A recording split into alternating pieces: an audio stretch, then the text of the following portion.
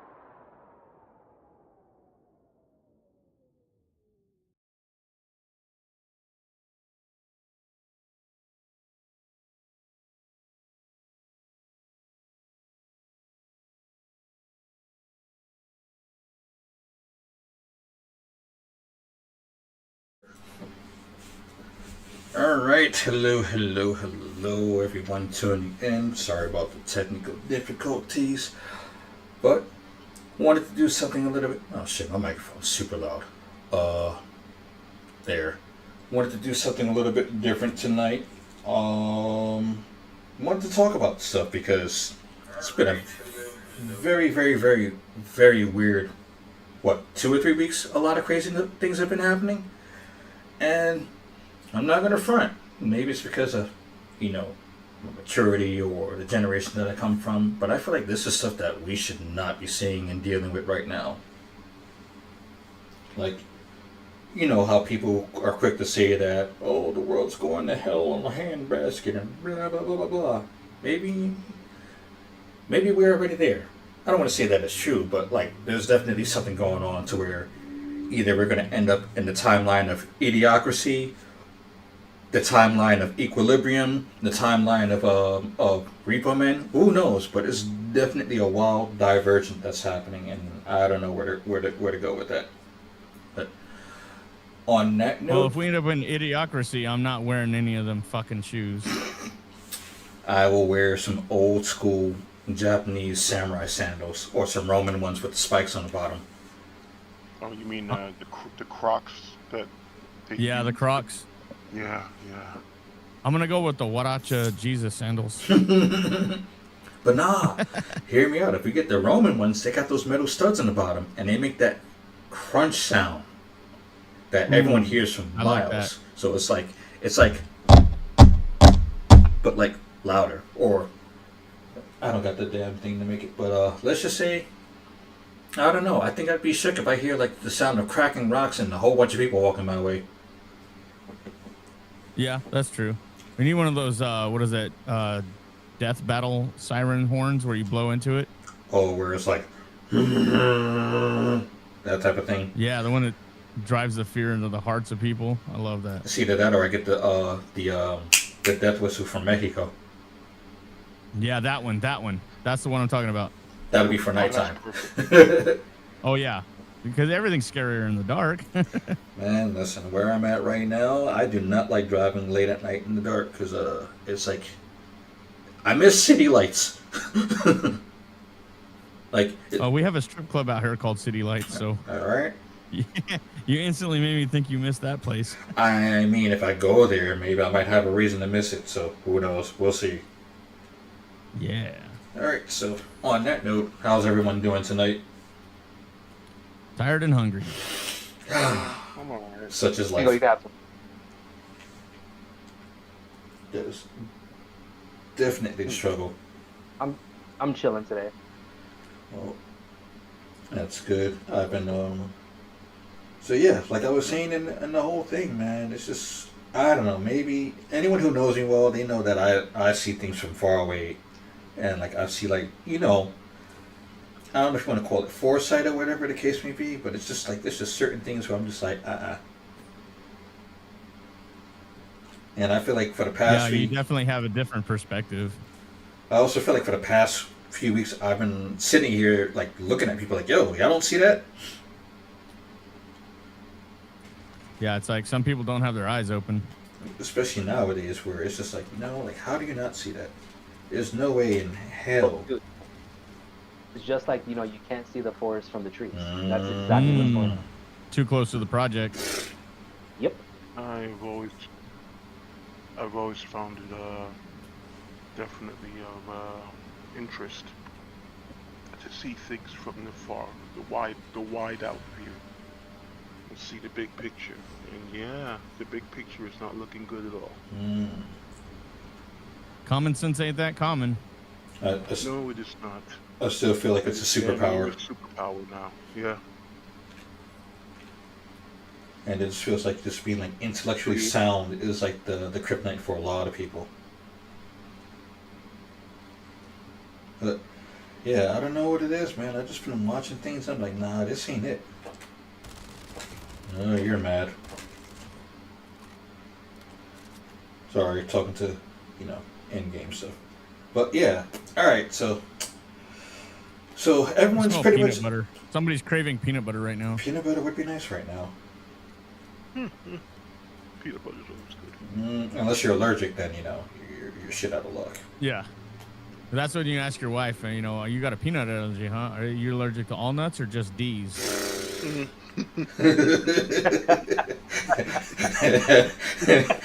Can never go wrong with that honesty. You know, sometimes you got to put it on the table. Mm-hmm. Like, well, bam, hold these. As long as it's not on a drum set. But You got your screen is only in the top left corner. I don't know if it's full screen. Oh, you might have to adjust in OBS. it's always something. I'll do that in between matches. But Yeah, no worries. Just letting you know. all right. But yeah, how's the sound? Gotta get that KD ratio up. Mm-hmm. How's the sound coming out over there? Like with us tabbing and. Ooh, why did this thing just jump like that? Here, I'll mute the It's sound. clear, I'm gonna listen to YouTube. I hear it just fine on my end. All right. Well, that's a good thing. I have it on my phone. So yeah, I just feel like there's just a lot of weird things going on. I don't want to see that. It's echoey over there. Sounds like you're in the background All right. or in a tunnel. It's probably because I got my head down. Could be the gain. All that too. So. I should probably look at your YouTube channel. All right. Feel free to subscribe. I'm gonna try to get into doing more shorts where, you know, if you see all the nice little words of wisdom that I post on, you know, on Farswick, I'm gonna try to do the same on YouTube. I just started doing the voiceovers for it, and so far they sound okay. All right, what's the link? For YouTube, Yeah. just look up my screen name, mecca6801. Same thing on everything except for All right. except for Blue Sky and TikTok, because we don't do those. I downloaded TikTok Studio recently. I'm thinking about it, but like for me to do that, I need to make sure I have a device set where I guess you could say I can isolate what can and can't be shared network wise. Because That's what you use the firewall for. You use your firewall and you configure it. when I get that Raspberry Pi device, I definitely will be doing that. And you know the one I'm talking about. Yeah, you can do it with any device. It doesn't have to be a specific laptop or anything like that. Yeah. As long as you have a proper firewall, even an older one will do it. Yeah. All Because right. all you're doing is controlling network traffic. Yeah, because the thing is, like, if you look at what things TikTok can look into, I want to make sure that the only thing it can do is just access camera and access microphone, nothing else. You do not need to be accessing my personal data on my device. Like, you can miss me with all of that. You don't need to be accessing my text messages and doing, like, key logging. No. Nope. I'm good. J5000 says, hi, Mecca. AJ5000, how you doing? How's Pickle doing? Because I haven't heard from him in a while. Hope he's doing better. Damn it, quit running. Yeah, J5000, we know it's only in a third of the screen. I let him know he's going to fix it between matches. I just got the audio working. Yeah, it's going to be like one of those trial and errors today. Yep, I mean, come here, you. You know what? You get the doof. Yep. Did you ever figure out how long it is into the stream before we can start talking like we want to talk? I already dropped the F-bomb earlier, so Oops. sorry about that. I got you demonetized already. Trial and error. And if anything, I could always be like, it's because I'm black. That's why you're doing this to me. Or I could start like acting like I'm from the 70s. Like, hey man, it's a black thing. I understand.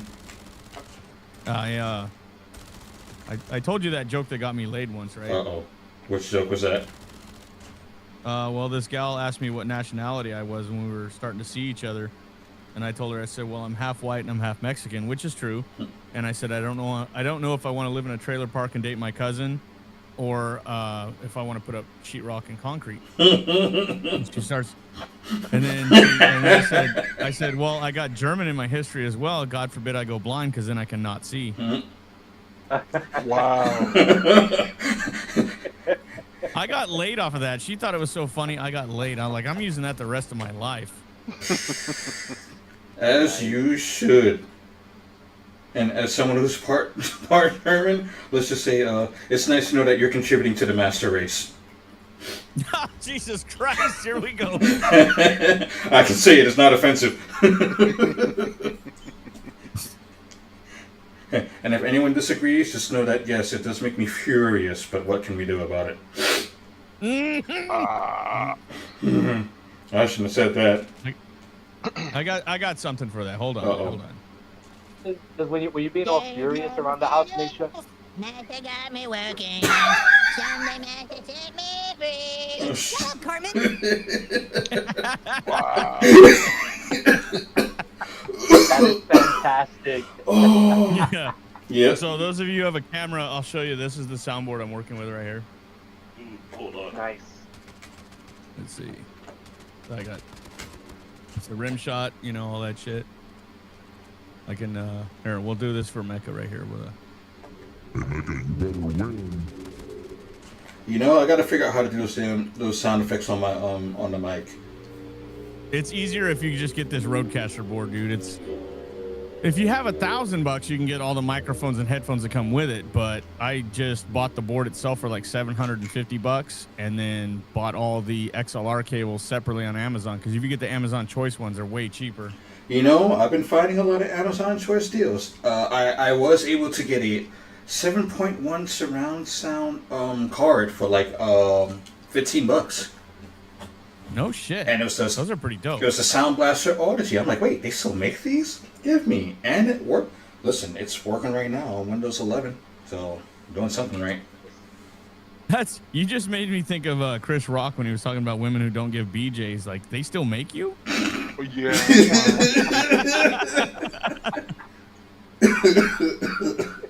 Oh, definitely an endangered species. I gotta do one more damn match. But yeah, man. So back to on your screen capture on OBS. Yeah. If you don't have it locked down, right click it, go to transmit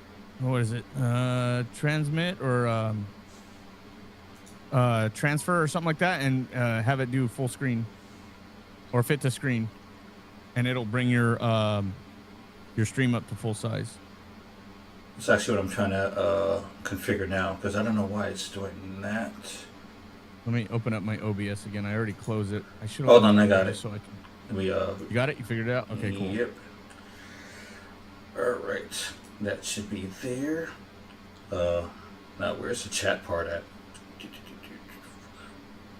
I had to go and set up Chat Ninja through a series of codecs, so that might be a little different. All right. It might capture automatically for you, but it didn't do that for me. All right, chat box. There we go.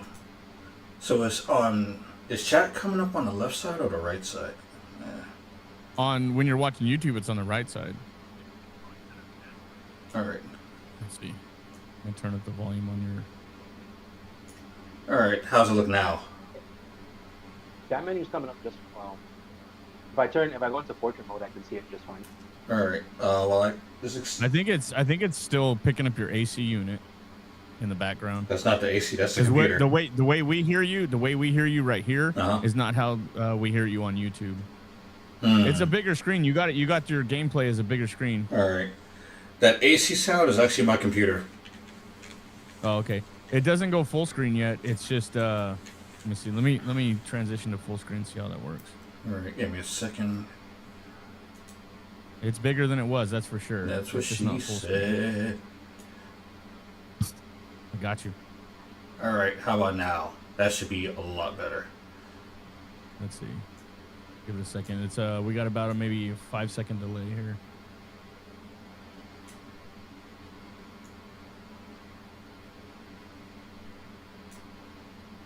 Oh, you go. Much better. It increased it, yeah. All right. There you go. There you go. You're shifting it to the left. This is how behind we are on the stream, so it's getting bigger. There you go. All right. And this should be where the chat should be coming on the side. We don't see the chat on screen. It's separate when you don't go full screen. So we'll have to do like a restream setup or something to where it throws it on screen, or I can set you up a Chat Ninja. All right. I do get chatbot working, so damn it. I don't even know how to set up chatbot. I got you. That's easy peasy lemon squeezy. I'll even give you some commands, like for example, let's see. Watch this. I use chatbot in Streamlabs. We're making a whole potluck of how to get things done over here. I hear. So like if you look in chat, if you put like for example, !like, things like that. Ah, I see that. And I think Oh, because you have Nightbots. Yeah, I got to learn how got to do you that. covered.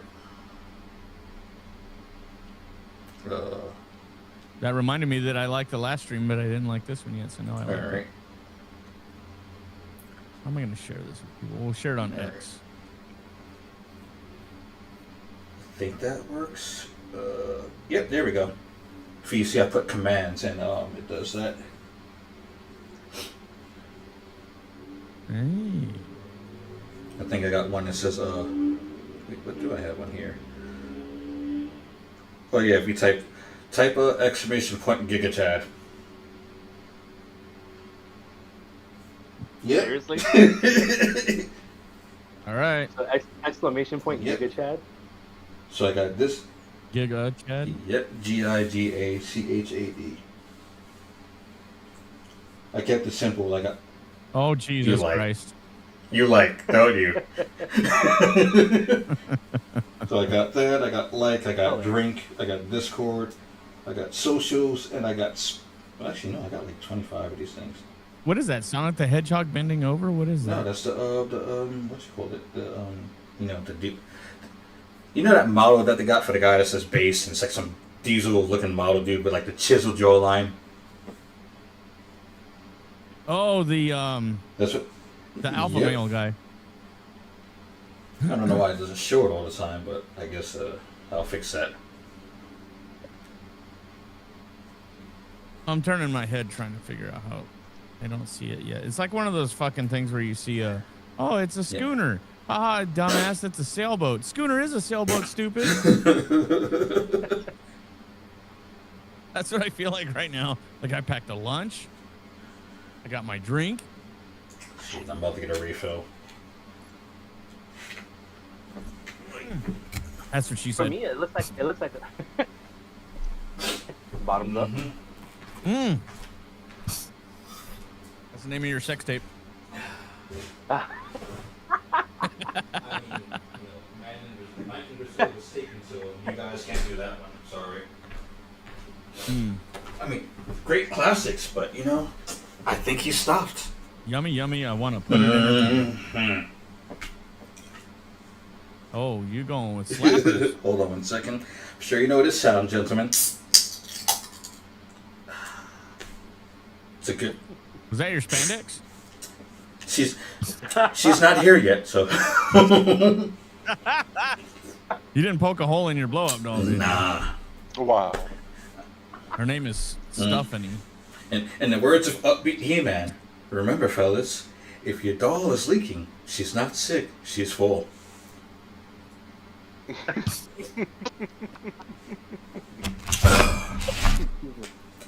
That is hilarious.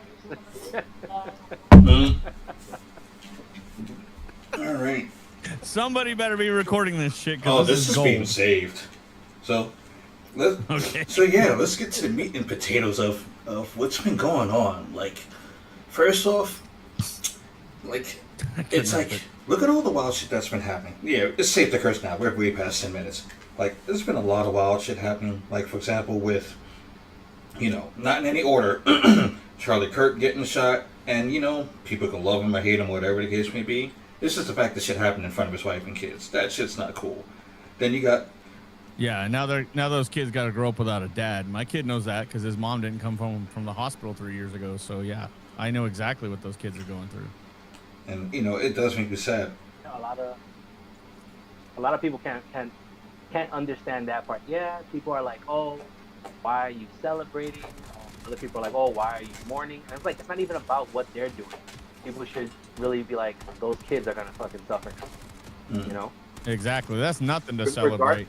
Yeah, exactly. Regardless of what other people feel about the dude, that family is now broken. Yep. Regardless. Exactly. Right? And people should be like, shit, I hope the mom can get through it. I hope the kids can get through it. Right? And like I was discussing with Mecca earlier, whether you celebrate him dying or whether you're mourning his death, it's all part of being human, right? Because everyone is a boogeyman to someone else in like the layman's terms. And and matter of fact, I think 3 of us here have definitely been the boogeyman to a lot of people. Because Mr. Service over here has definitely had to chin check some people, and it's like, here we are, just like, damn. We look back at it, it's like, why were people so damn soft? And yeah, I said it, soft. SAWFT. Soft. Yeah. I did. That's softer than soft. That's like not even the cool side of your pillow. Man, soft. that's like the Snugglesberry in that Robot Chicken episode, soft. Yeah. I mean, I personally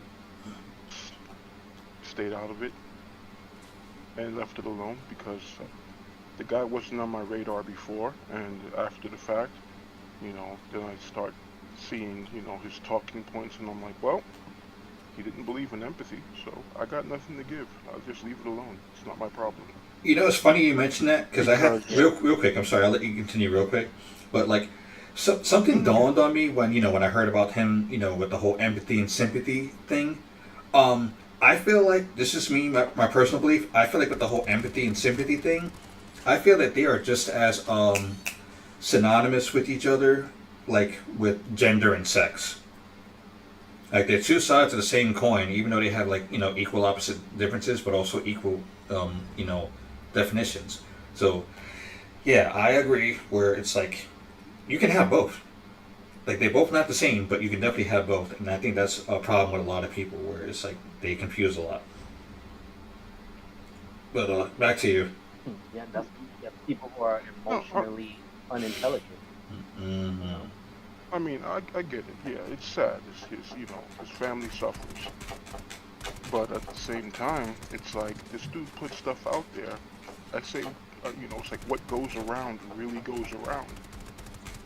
Yeah, but he put stuff out there to try, and his idea, because I've watched him for a long time, he always wanted, if you disagreed with him, to come to the front of the line so that you could have a discussion with you. Even if you left in disagreement, at least you could leave with an understanding. Like, you could understand where that person was coming from or the other, and you didn't have to fight about it. You could at least understand each other, and that's what he was trying to promote, is open communication, because society, a relationship, a best friendship, it doesn't matter. If you stop communicating for long enough, that relationship breaks down.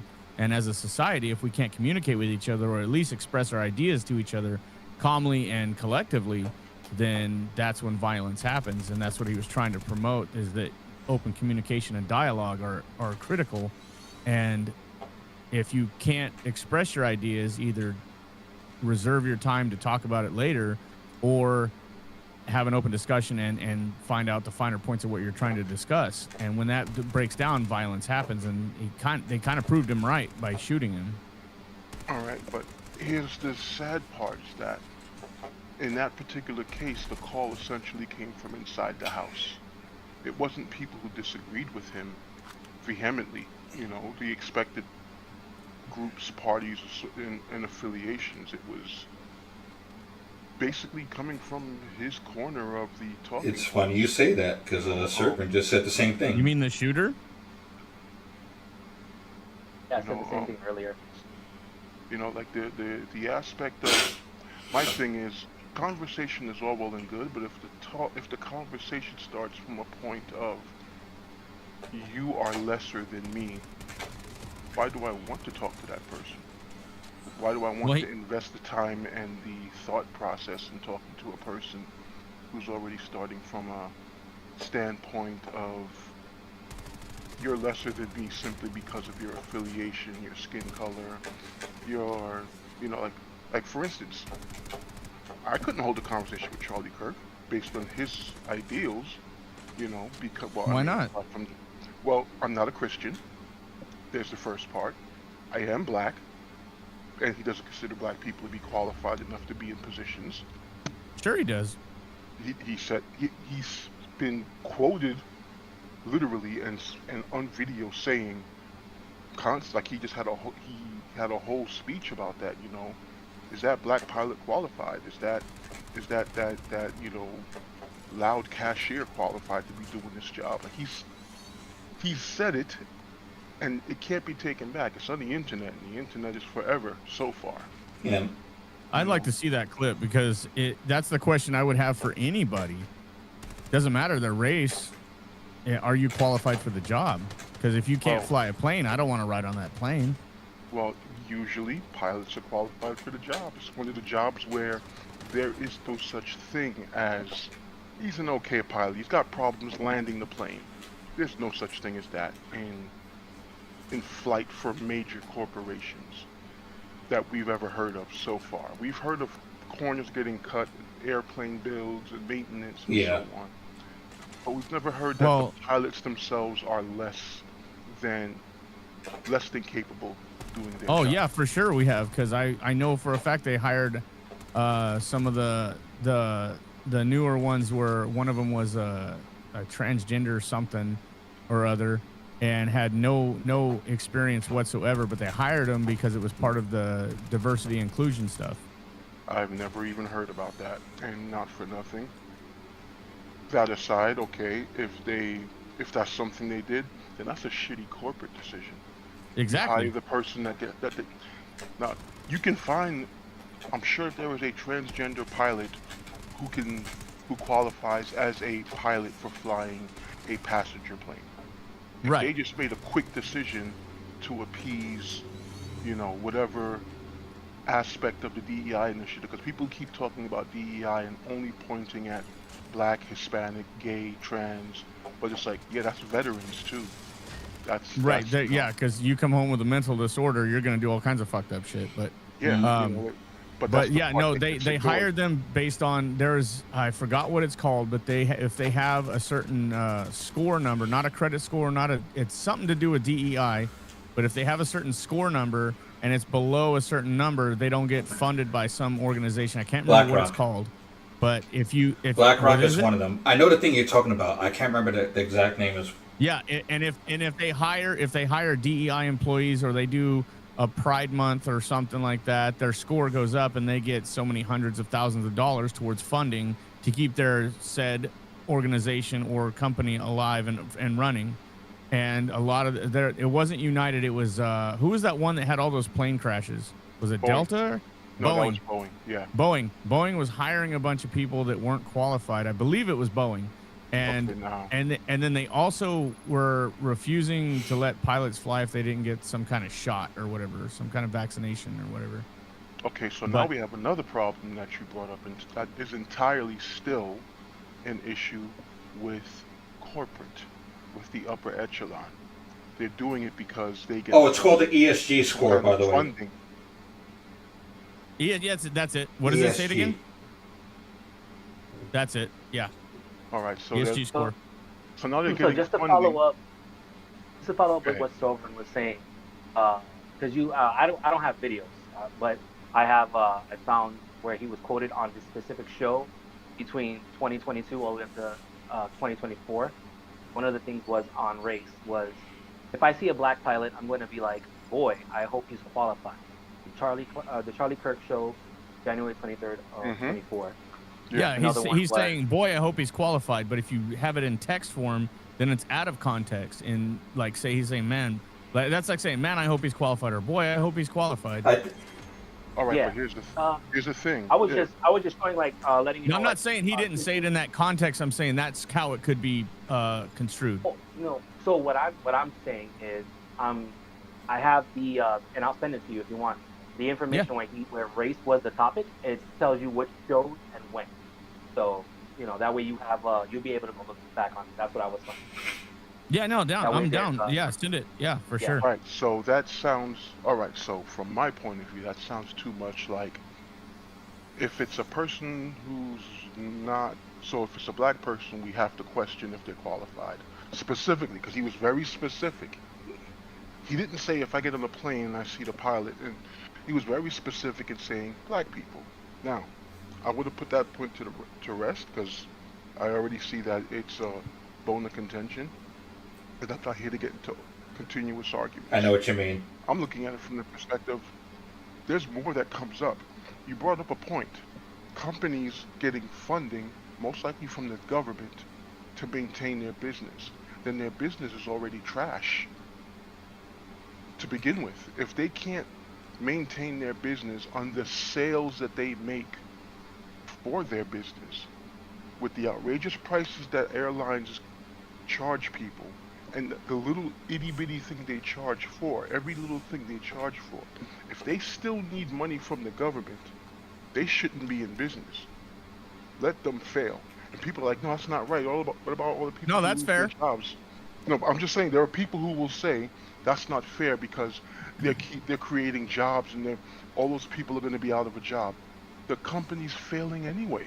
Hence that why, you know what? A business is, Sorry, real quick. That's like when they did the bailouts for GM and But all that. yeah. I will say this. This all boils down to the whole BlackRock thing and the ESG thing, where it's like you need to do this or else. Like we're at that timeline where corporations are really starting to take over more than what we think.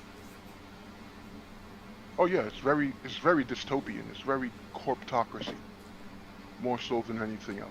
And It's very hard to be an anarchist. it's literally it's literally a mirror to living in an oligarchy. It's just CEOs, basically. 2024. I'm looking up. Does it have episode number? Because I'm looking up.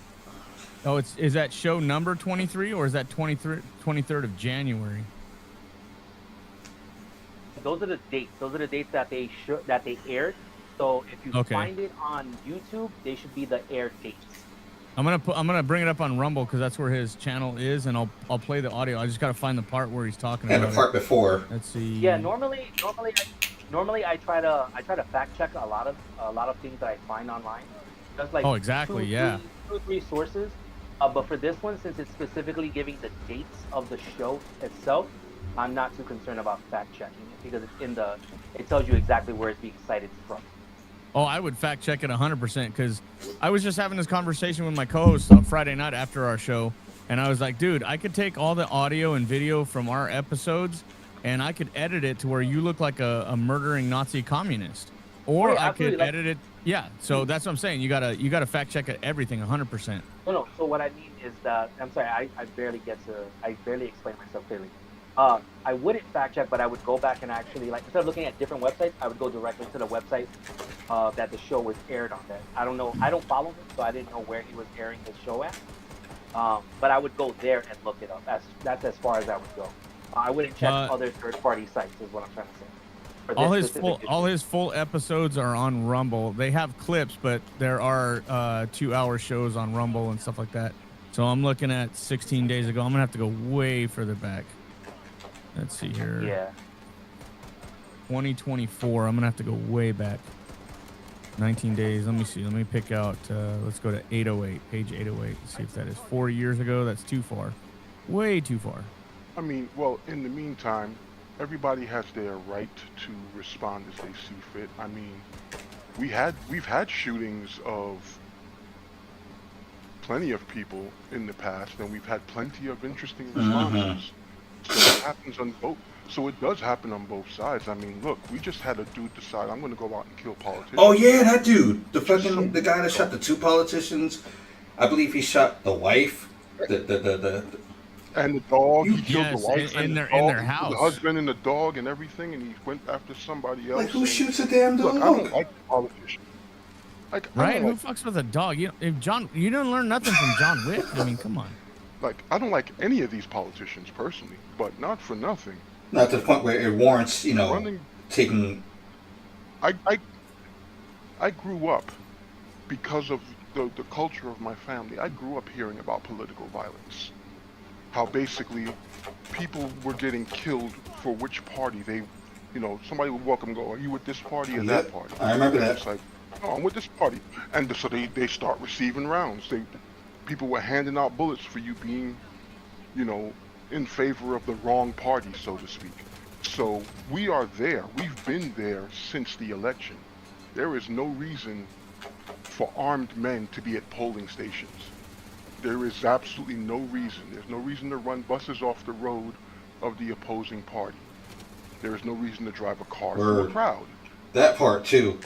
There is no reason to decide, I don't like that party, so I'm going to start killing off members of that party.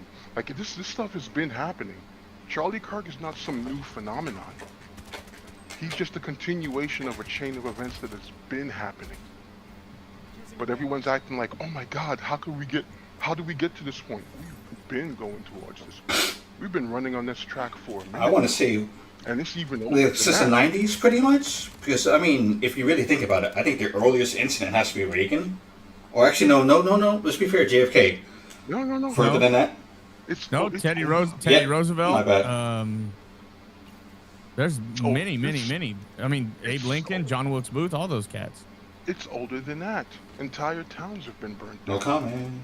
Oh yeah, there was a Chicago fire. You know, the blocks have been bombed, towns have been Philly. burnt down, they've been flooded. Like, things have happened historically in this country that point at people simply doing it because I don't like them folks. I don't like how they're doing better than me, or how they're surviving and getting and living life not on our terms. That's all it takes. And when I listen to Charlie Kirk, what I basically am hearing is, if you are not a white Christian male or a person who's non-white but is Christian and knows their place within the hierarchy, then you're not worth it. This is what I'm hearing from my point of view. And from my point of view, it's like, look, guess what? I have no interest in attending church services. I've known too many supposed very religious people who are the most judgmental, violent, and vile people I've ever met. Those are the worst examples you can have. And I've seen far too many of them, unfortunately. Well, that's just like anything else. If you keep having, not to simplify it, but if you keep having shitty cheeseburgers from a place, you're gonna quit eating Pretty them. much. But if you go to, and you're gonna quit eating cheeseburgers all over the place. But Right, if you that's have, if you get somebody that convinces you, come on, just give this other place a try, and you have a great cheeseburger, there's gonna be bad seeds in any walk of life. Bad pastors, bad cops, bad Christians, bad electricians. It doesn't matter. There's gonna be some that taint it for everybody else. Right. So now, from my perspective, and speaking for myself, I've made a decision. I'm not interested in religion.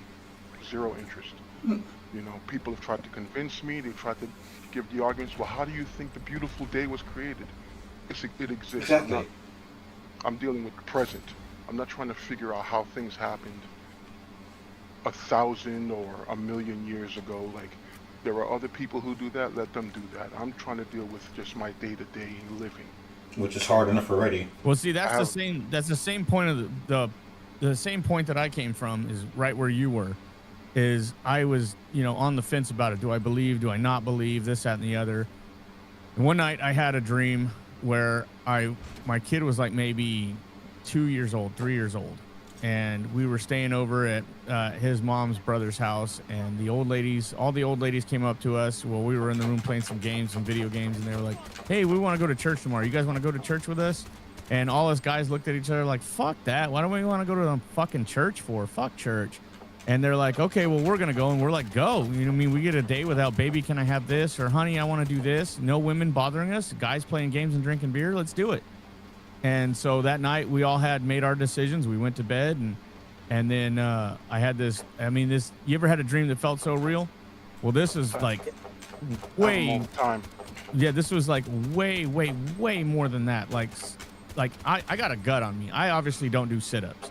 And that night I had this dream where I was walking up these concrete stairs going to the top of a building with my foreman, who was showing me what AC units because I'm an electrician, what AC units I'm going to bring power to so that we can get air going in the building and shit.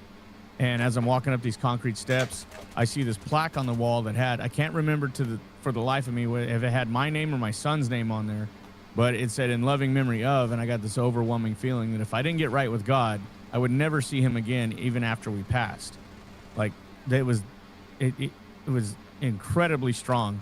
And I sat up in the middle of the night just crying like a bitch, just like you turned on a water faucet. And I was like, all right, that's it. I put my hands in the air. I was like, that's it. You win. I'm yours. That's it.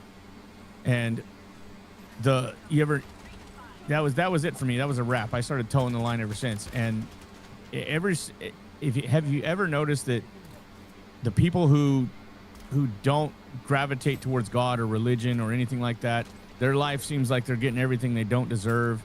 Like they're doing, like, they're getting money, they're finding the great things in life, they're getting a woman by their side, they're doing all this stuff. But the guys who are going through religion, that if you have friends that are Christian or not or whatever, and they trying to follow God, their life seems like it's getting tougher and tougher and tougher. Well, generally that's because the devil's not going to fuck with somebody who's doing what he wants him to do. He's going to tell the demons or whatever you want to call him, hey, no, leave this guy alone. He's doing exactly what I want. But the road of the righteous dude is usually going to have the roughest road, because the devil's going to keep fucking with him, trying to convince him that, hey, God's not all there is to it. Come on over here. You didn't have any problems when you were not dealing with God. I have plenty of problems, and that makes. I'm not saying you don't have problems. I didn't mean it like that. I mean, no. I have serious problems. So without getting into the detail, I don't see where my belief when I was a kid versus my non-belief, my wavering when I was in my teens to my non-belief from like my mid-30s on, I don't see any difference. It's always been a troubled life. It didn't matter which one. I think it's just getting worse. And not for nothing.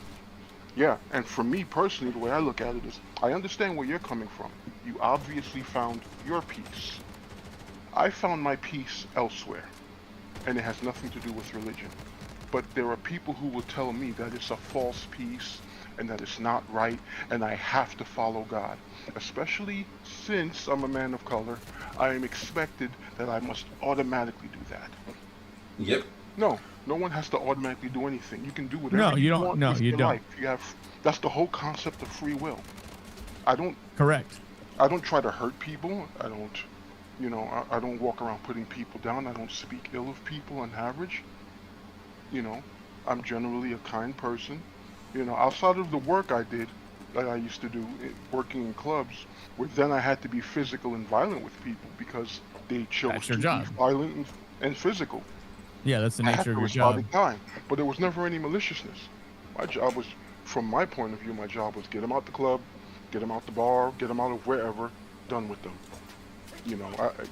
I knew guys who went to work with the intent of releasing all the day's rage on whoever they got a hand on.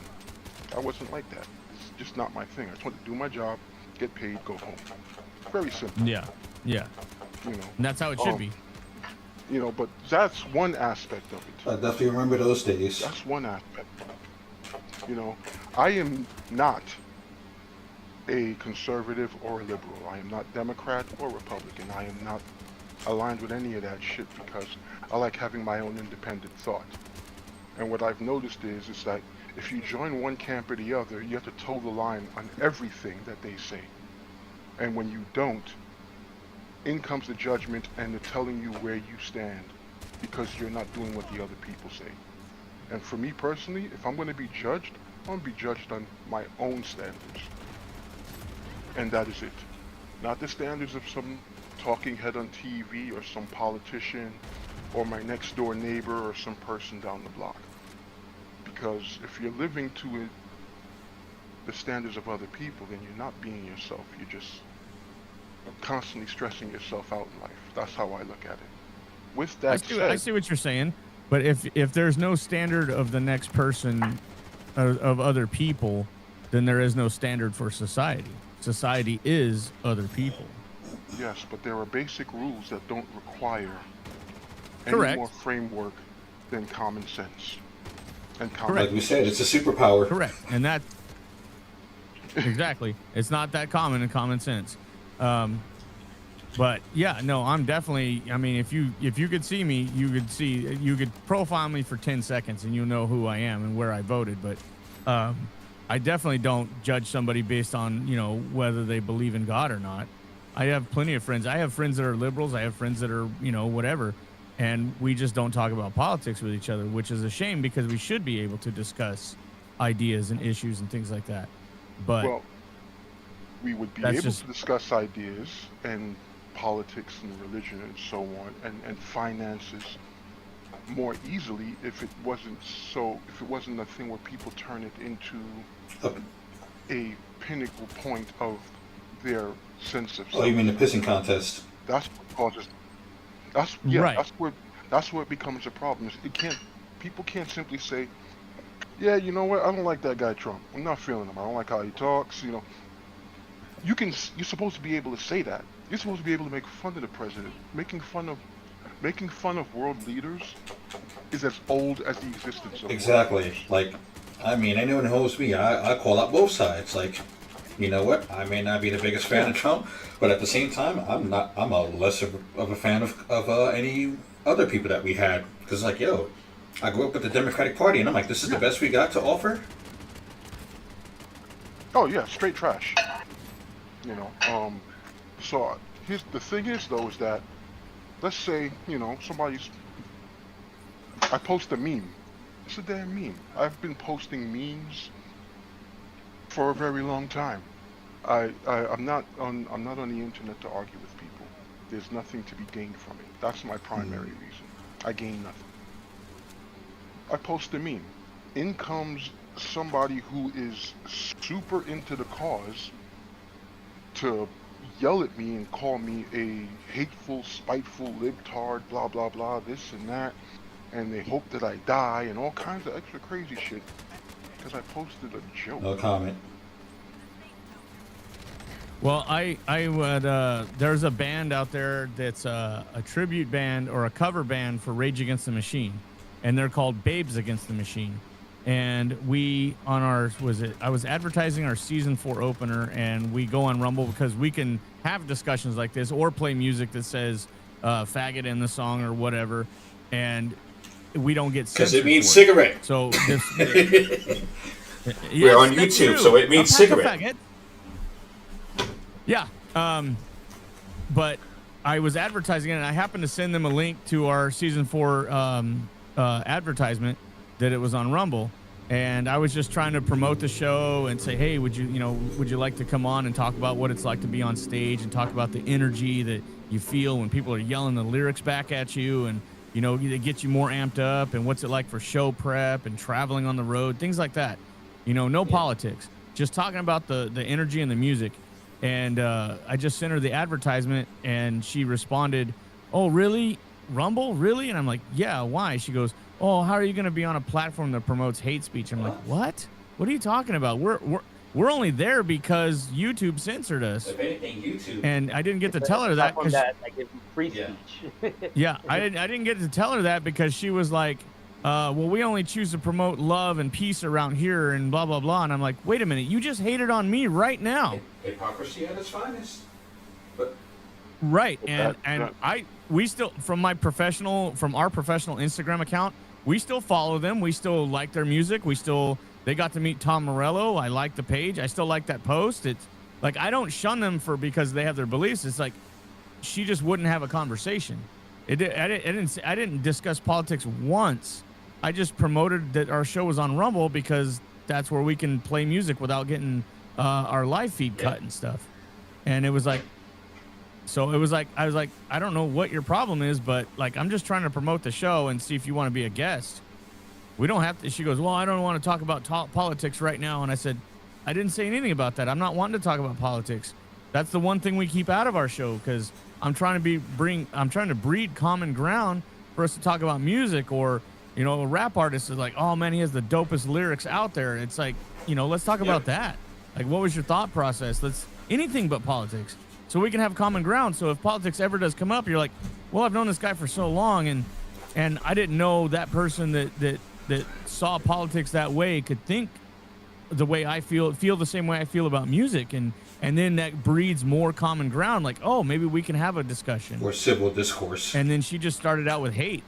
Yeah, discourse, build a rapport. Any of those $5 words that I can't even afford, but.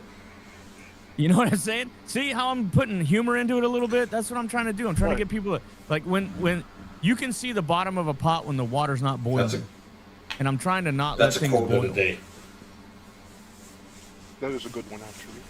I think that's all I'm trying to do. I think one of the problems is that people are so jaded with how conversations usually go when they're about any type of sensitive topic that other people deem too sensitive to talk about or too risque or anything like that, and that's where a lot of this hyperboil comes from. And people are like, well, I don't want to talk about it because it makes me feel some type of way. Okay, great, no problem. Yeah, I know why. Exactly. Change the channel. Don't. Yeah. You know, it's if you not don't like that what's big on of a TV, deal. change the Which channel. But you know, the other problem is, exactly, Yeah. and a lot of there's people another problem. People could be like, I don't want to talk about it because it makes you feel a certain way. And then when you say okay and try to move on, you're like, but I don't want to talk about it. But I just said okay. Oh, that's the worst. Yeah. People, I have literally. That's a clear people- sign that they actually do want to talk about it, but they don't want to talk about it. They want to argue about it. I've literally said to somebody, you know what? You win. I'm done with this Shit. subject. And they come back at me. It, And Oh, dude, I've had that happen a bunch of times because I found out the reason why they come back, and this is from my personal experience, is that by you just conceding, it feels like you're brushing them off to them. That's what goes through their mind, from what I've been told. I could see that. I mean, when you perspective is being able to see something from different points of view. If you put yourself in their shoes, like for instance, I know you're not religious or a Trump supporter, but pretend you're both of those for a while and try and argue for the points of the other side and see if you come away with a different perspective. I mean, you don't have to put it online or anything. You could do it on your own. Be like, all right, well, that liberal said this. I'm going to go prove it wrong and go look up the facts to try and prove it wrong. And if you can actually find those, you might discover, hey, they were wrong and I was right, even though you're on a neutral standpoint. right, and half the time, I've already gone through all of that. Remember what I said earlier about the extremism of it. What we effectively have is both sides, because for some reason we're the only country on the planet that doesn't believe in more than two political parties. and I got friends in England. They have only two England parties is over fucked. there, and I, They England used is to have fucked. more. They used to have more. yeah, Apparently. you had. I think we I did think too. England used to have, the UK used to have like, I think 4, maybe 5. I don't remember. Because you had like, We used to have 4 or 5. We used to have the Greenpeace. We used to have Democrat, Republican, and we still kind of have independent, but nobody really votes for anybody on that. But But what it is, it's all about money at the end of that. When it comes to what parties are visually available. because at the end of the day, Right. investments do come into those parties. It's all about money, and it is now a personality game. It is not about policy. true. And that's part of the problem. People are so focused on, oh, I like him, I like what he says. And this is not just for the current president, it's for the previous one, and the one before that, and the one before that. Back from the mentality of what do they talk about when they talk about Kennedy or Roosevelt? Their policies and the things that they were doing. The fact that they were trying to do things for the people. Well, I could say that part, if you're looking yes. at Roosevelt or Kennedy, and then you look at like what is it, the labor statistics for unemployment or the economy for taxes and things like that, you can look at the results of what their policies were after the fact, because their policies affected said, job work or unemployment or whatever. And then you can see the results of that president, because that's already been In established. other words, back to the whole Yes, fruits of but labor listen to thing. But listen to when people talk about these presidents from the past now. They're more focused on Teddy Roosevelt being a tough guy than what his actual policies were. Not taking anything Well, from I don't remember what his policies were, but I knew the motherfucker could take a bullet. No, he couldn't actually, because that was pretty much. Oh yeah, Roosevelt, yes. Yeah. And you see, but that's a prime example of what I'm talking about. His focus is more on vibes than what he actually did. We've had a decline in intellectual observation of how the country works. Say that again. We've had a decline, and yeah, we did. We really had, like, anti-intellectualism is really a thing that is running rampant through this country. We are heading towards one part idiocracy and one part several others, unfortunately. I know when damn it, that's years of smoking weed. I already forgot. Fuck my brain. Yeah, like we're definitely looking at certain things. Yeah, where yes. it's like, are we at the idiocracy moment? Are we at the equilibrium moment where we gotta just be like numb to everything, or is it like I think currently we're like in that movie Twister. We're in the middle of the tornado where it's the calm before the storm. Or we're in the middle of the storm and we just haven't hit the other side of the storm yet, or the tornado. We're unfortunately in a Venn diagram that consists of several dystopian futures. I think. Wait. KIS, welcome to the chat. I don't remember if you or Aaron posted that in the group about like how things are. Where it's like, you know, blah blah blah blah blah blah blah blah blah. You were here. Like we're literally in the middle of a roundabout. Yeah. Oh, you gotta be fucking kidding. I've seen it. I don't remember if I posted it, but I've definitely seen it, and it's fitting. You know, I look at it this way. I'm all for people having whatever their beliefs and their opinions are, whether it's on finance, on religion, on politics, whatever. You know, as long as it's not harming other people. When we get to the point where that's the big difference right there. Yes, exactly. When whatever a person chooses to do with their life is becoming imposed upon me, now I have a problem with it. Exactly. That's what I'm trying to say. Because I got a kid. So if you like licking cat butthole and rubbing crickets on your dick, do it at home. Keep it to yourself. Just pay your taxes. Do a good job and keep it to yourself. Because I don't give a fuck. But when you start, like I've seen, I know somebody who has their kid in a school where they had one of those teach 5-year-olds how to masturbate books at their school. And that ain't right. That ain't fucking right, dude. And I totally agree. That should not be there. Is somebody? There's no reason. Is somebody hang on? The word masturbate 5-year-old. I heard something. Yeah. I heard some. It must have been Discord. Somebody did a clapping soundboard a minute ago, and I don't know where it was coming from. So okay, so someone jumped into the stream, and then someone just left, and then the clap was me. Oh, okay, you got the clap. Okay, that's yeah. KIS. That sounded really bad. That sounded really bad there. You got the clap? Whoa, yeah. Clap. Go eat some moldy bread or get some penicillin, not penicillin, penicillin.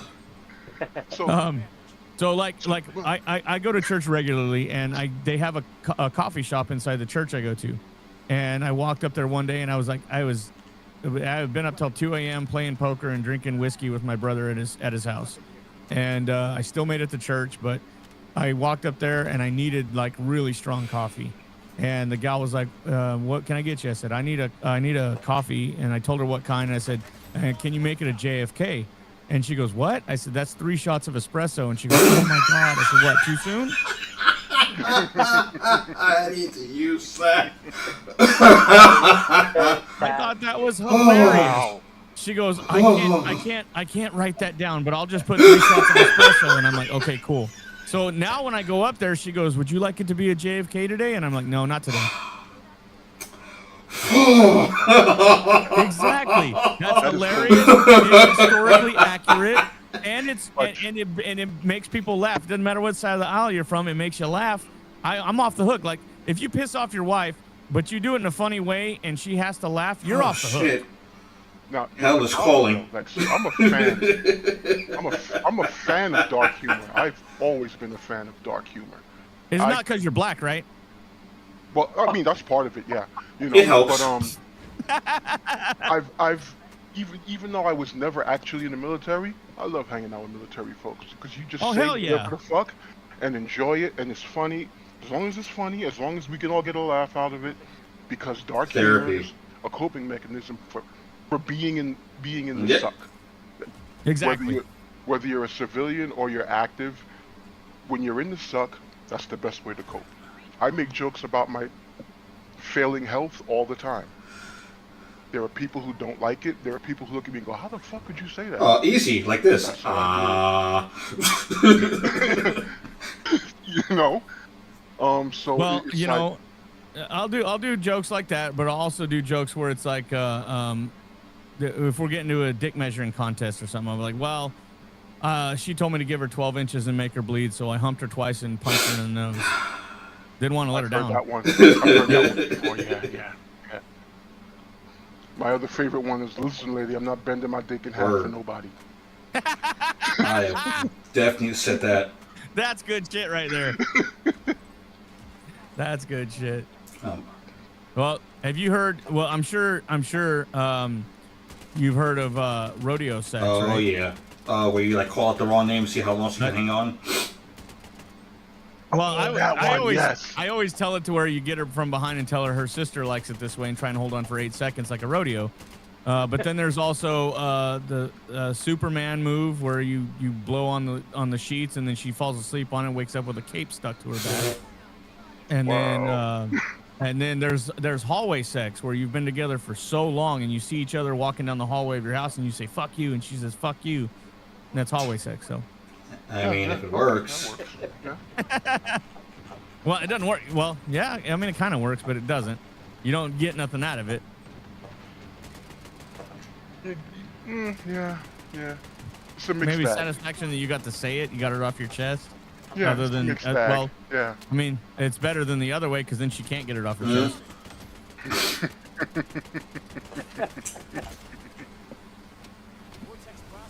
Oh, But yeah, man. I mean, that you brought up a point there, and like earlier, you know, the word masturbate should not be anywhere in use around 5-year-olds. I am absolutely in agreement on that concept. I can't see a reason why anybody would argue that that's the thing that needs to be discussed. Exactly. Now, Like they're 5. 5-year-olds Let them be kids. 5-year-olds don't need to know about sexuality and sex, but they do need to know what parts of their body adults cannot touch. Exactly. And- That's what the discussion me and my kid's mom had with our son when he was very little. We're like, the only people who can help you, teach you how to wash there or check if something's wrong there, like say you fell and hit his crotch riding his bike or something, is mom and dad or your doctor that we take you to. Yes, exactly. You know, that there's a sensible approach to it. You know, like kids are gonna ask questions no matter what when they see things, and I don't stress that. You know, why are those two women kissing? Because they're a couple, whatever. And kids tend to just brush the shit off. They don't think about it after that because they got their answer and they're done. The biggest mistake you can make is, do you have any other questions? Because then you'll be there all fucking night. That is definitely a problem, you know. Unless you have one of the super inquisitive ones who just keep asking questions. Like, ooh, what does that button do? You keep getting the why. If you got the why kid, why? Oh, well, why? Yeah, And you keep giving these elaborate responses to try and satisfy their intellect, and they're defeating you with one word. You're like, I'm tired. Dinner time is Can we go back to the time and day where we had, okay, lady, I love you, bye-bye. Yep. Exactly. Yeah. Animaniacs, man. Mindy. That's buttons. I loved it when she would call out buttons. Buttons. I'm like, oh, the fucking dog's coming. I need to get a dog named Buttons just so that way they can know the struggle. You gotta when you have a Y kid, you gotta have distractions on hand. Yes. Marshmallows, cookies, candy, noisy toy. I can't wait till I'm a grandparent so I can sugar that little motherfucker up and send him home to mom and dad. Because damn it, I earned that shit. Absolutely. Oh yeah. That's Serpent. That's definitely going to be you as a grandpa. Fucking send that kid wired the fuck up. Like, what'd you give him? Dipsticks. Why? Oh, I gave him pixie sticks and the noisiest fucking toy I could find at Walmart. He's got a DJ. Oh, you know, the best is to give them the squeaky shoes, especially if they live in a house with dogs. Oh yes. Can we bring back LA Gears? Or give them a toy that makes noise that doesn't need batteries. Yes, exactly. See, that's the type of grandparent shit that needs to be coming back because that is the best humor ever. Like the delayed burn. Mm-hmm. So there are toys. I forgot. I think it's like Kate and Jack or something like that. They're all old school wooden toys. They have cymbals and pieces of wood that clack. I'm like, I'm gonna give your kid something that you used to hurt the clackers. It literally falls on a string. But you do like this. Oh wow! Click clack. House. Yeah. I can't remember what birthday it was that we were holding for my kid here at the house, but one of the other parents came by. I forgot how old he was, like 7 or 8 or something like that, and they gave him a BB gun for his birthday. And I'm a huge gun guy, and every parent was looking around like, "Oh my God, they got your son a gun." And I'm like, "That's kind of fucking cool, because he's gonna fuck around and find out if he doesn't pay attention to the safety. All right, now here's an example. He'll learn real Red fucking Right. quick." Yeah, now, and this goes back to an example of having Why is it fucking views that don't align with any of the parties or the extreme sides. I think everybody should be able to have guns. Oh, exactly. You know, No, as long I as, agree. but then with that also comes mandatory training and understanding Exactly. from early school years. You know, it's not just left. You know, I mean, Exactly. Like I have my CCW. I don't know if you can see this over here on the only other guy that has a camera. Yeah, I can see it. Like, I can see it. I have my CCW. I carry everywhere, all day, every day, no matter what. And So it's like- I go through all my training and all that stuff, and I renew and I do all that stuff. So you absolutely have. It's just like having a knife or a tool Right. or a shovel. It's just another Yes. tool. yes, but you Oh, see, for it me, has I to be think- taught. It has to be taught to respect it as such. Yes, And part of the exactly. problem we have is that it's not taught. You know, it's that line Exactly. from that movie Shoot 'Em Up. Are you a pussy with a gun, or are you a man with a gun? That was a great movie. Is that yeah? You know, it's like, you know, I have a gun now. Now I'm the big bad man. Like, no. You're still. If you didn't have the ability to stand up and stand on your own without the gun, then with the gun there's no difference. I've definitely had to do that without the gun, and I almost had to do that with the gun about a year ago. I almost had to pull it out and use it on somebody who was going to stab my kid or me right in front of each other.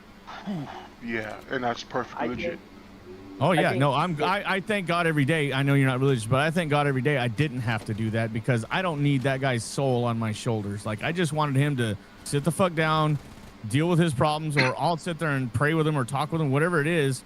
But, you know, just don't fucking hurt nobody, dude. There's a better way to deal with it than that. Go cut a hole in a grapefruit and fuck the shit out of it or something. I don't give a fuck, but don't hurt people. You want to hurt somebody, put some citrus in your dick, and that'll smarten you up real fucking quick. Like, I bet you won't do it again. I think.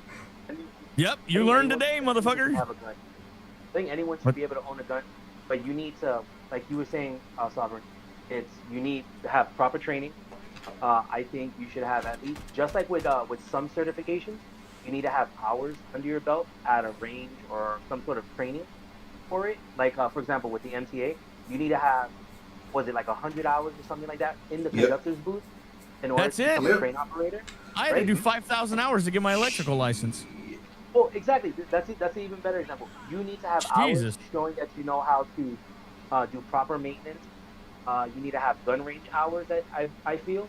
And then while we're allowing everyone to have a weapon, I personally, and I know a lot of people are going to be against it, but I personally feel that just getting a psyche eval, an annual or biannual Oh psyche yes, eval. Right, yes. because you don't know if this person within this 12-month time frame went through some traumatic shit and they are not mentally stable enough to continue to own that weapon.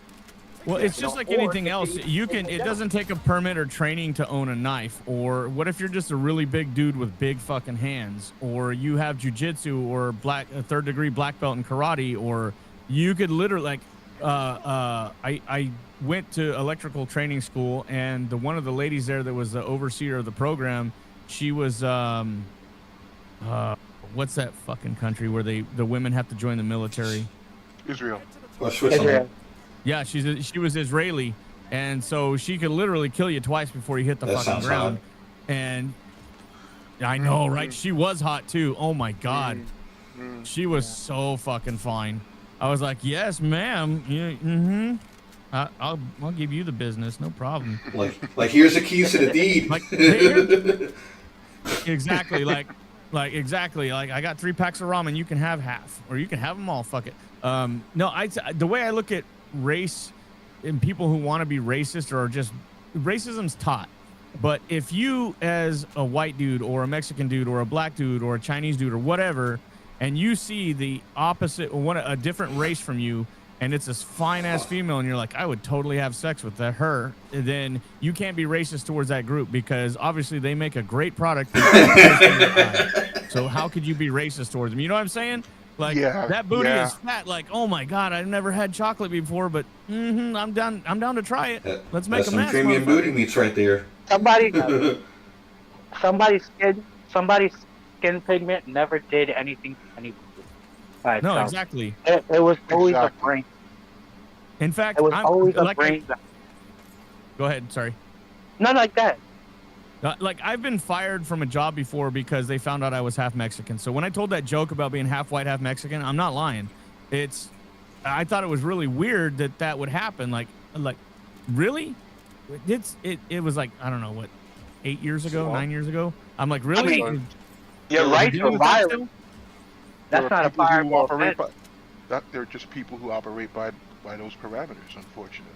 It's a judgment based on skin color or culture, you know, and that is it, beginning and end, because there is a preset notion in their head about other people, about themselves, and where they stand, you know, where everybody stands under hierarchy, a non-existent hierarchy. But you guys don't notice nowadays that we're using race as like a substitute for like intellectual honesty. Like if somebody's making a good point, or maybe a point, even any point you don't agree with, you know, all of a sudden they're racist, they're Nazis, and then you know, if you do your due diligence, you do your own research, you know, and you'll find out that it's just ridiculous. Like you can't, like, for instance, like, you know, not to get political, say I am a right wing, by the way. You're what? Like, I'm right wing. I'm right wing. Okay. I am too. We already went down the trenches, so go for it. There's no. You can talk freely here. We're all good. But like, for instance, like Trump, right? You know, we all say let's call him racist. But I mean, it looks like all of us are about that age where we kind of remember the 80s/90s, you know, and I remember him featuring a lot of black people at the time. And you gotta remember that era. It wasn't cool at the country club to be running around with prime Mike Tyson, or for a billionaire that could have did anything he wanted. Because you could always tell a racist by the company they keep. And for a racist, Trump kept a lot of black company. That's true. Al Sharpton and Rosa Parks, and everybody loved him before he became a Republican. But there's a flip side to that. There's a flip side to that coin. Well, I gotta hear this. Mecca just called it money. Oh. Money matters more than skin color in America. Well, he had money before that, too. That's what I mean. So he's going to associate with, he would, of course, easily associate with people who have money, power, and influence. So Absolutely. It didn't. So that, like, I've heard some stories about a certain demographic of people who, no matter what else happens, the business deal still has to go on. I'm not going to get into I haven't heard that in a while, but yeah. Well, you can almost apply that to anything. True. Yeah. That's no. true.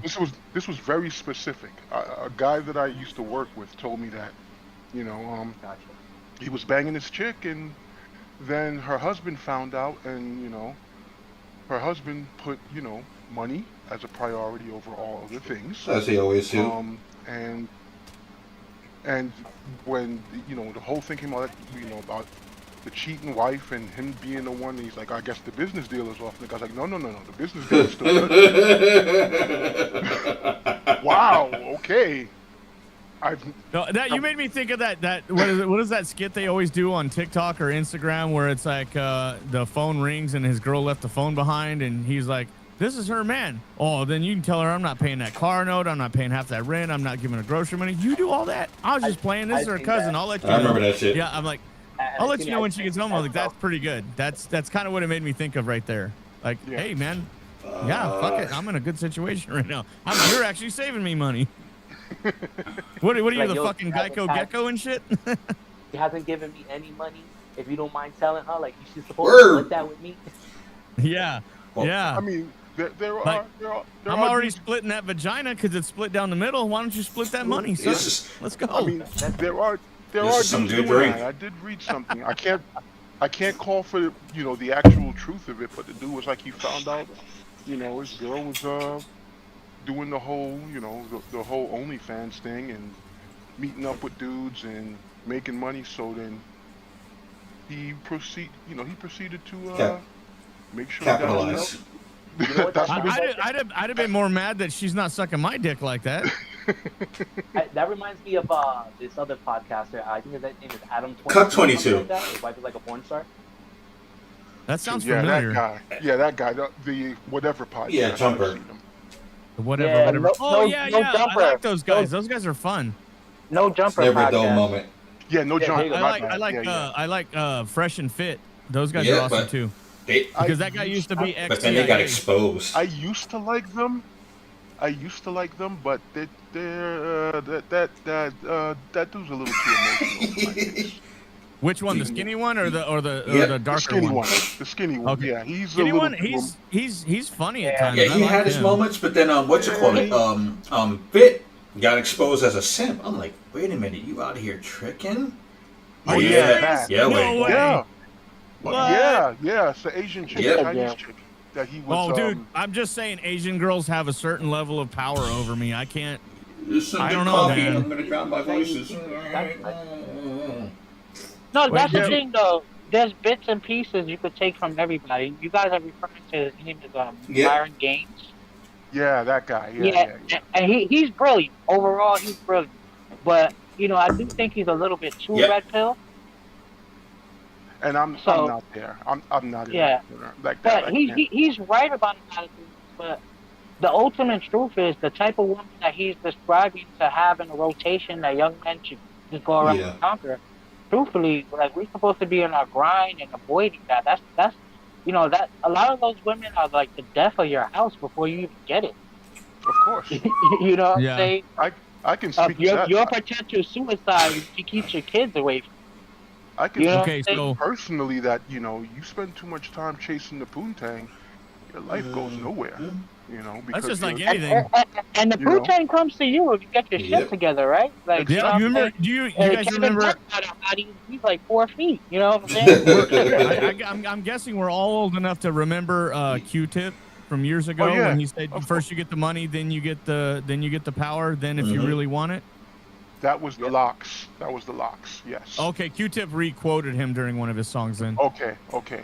Speaking of yeah. Q-Tip, he's another that one. was when Q-Tip was doing West Side Till I Die and Q-Tip's stuff like another that. one where like he always Wow. chased the bag and he That was- always got baddies. Hell, I even know some of his exes.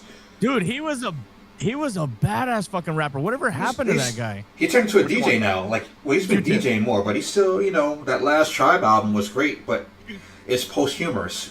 Q-Tip Dude, has been him- focusing him, most- he's been fucking focusing mostly Genuine, on behind. You don't hear nothing. Because after they did their in front of the mic thing, they went behind the mic. They went into production. They went into investing in artists, opening labels. Hey, That's aren't the two kind of us stuff here they named do. Mike?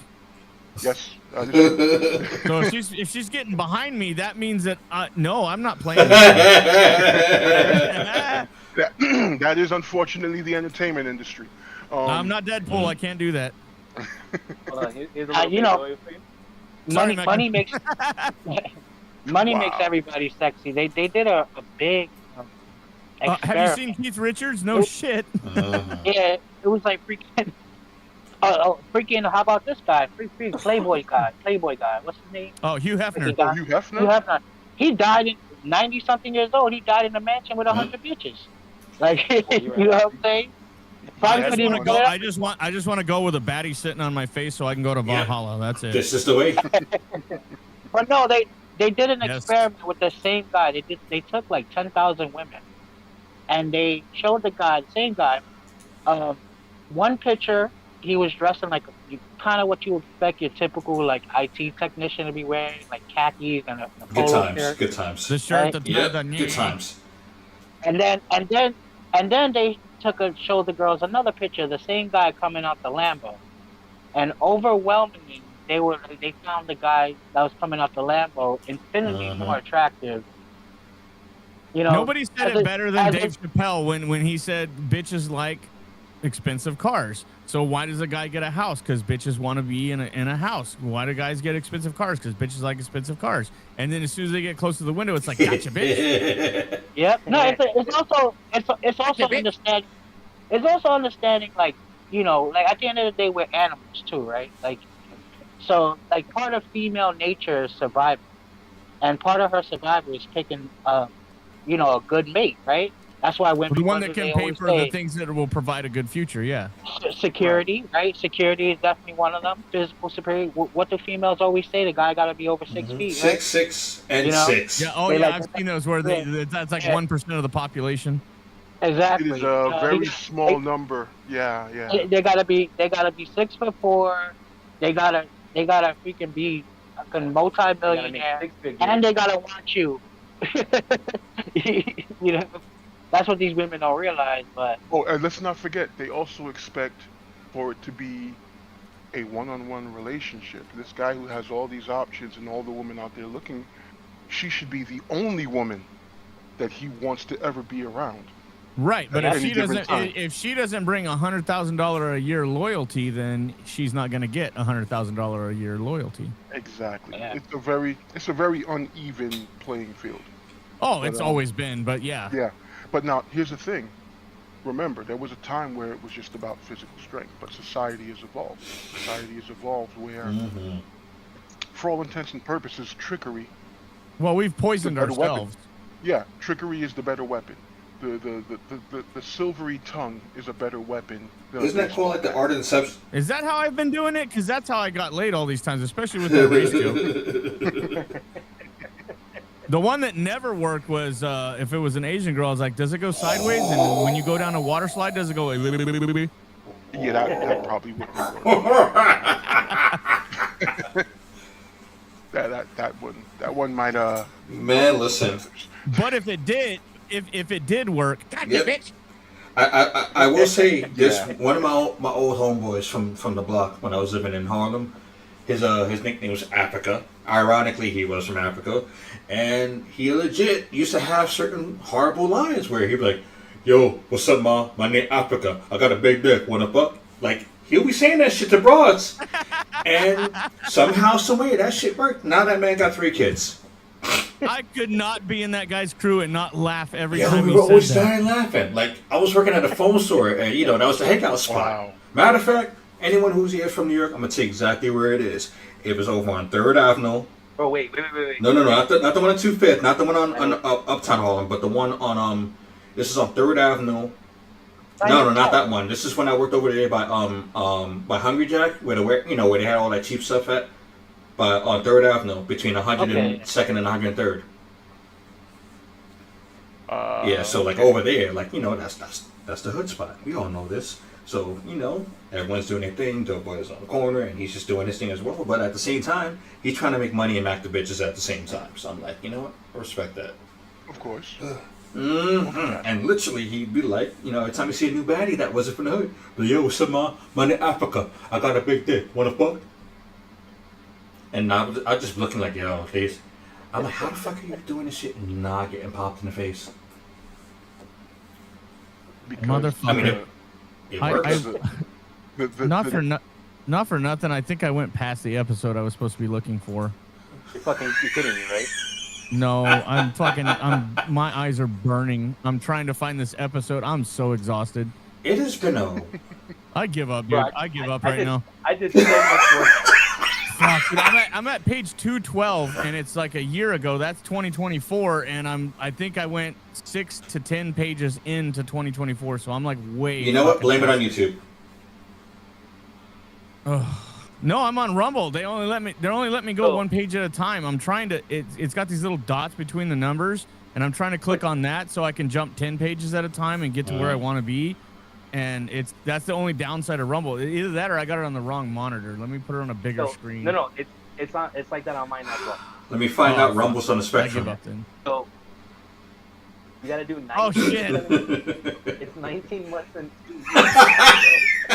wow. Yeah, I'm fucking exhausted. I'm Well, so I tired. definitely want to debunk those episodes because I always feel like, you know what? Let's find out what happened before that was said, and then look at what was said, and then look at after. Yeah. Because it's just like certain quotes. People like, for example, the customer's always right. People only see that part, but like, where's the long part?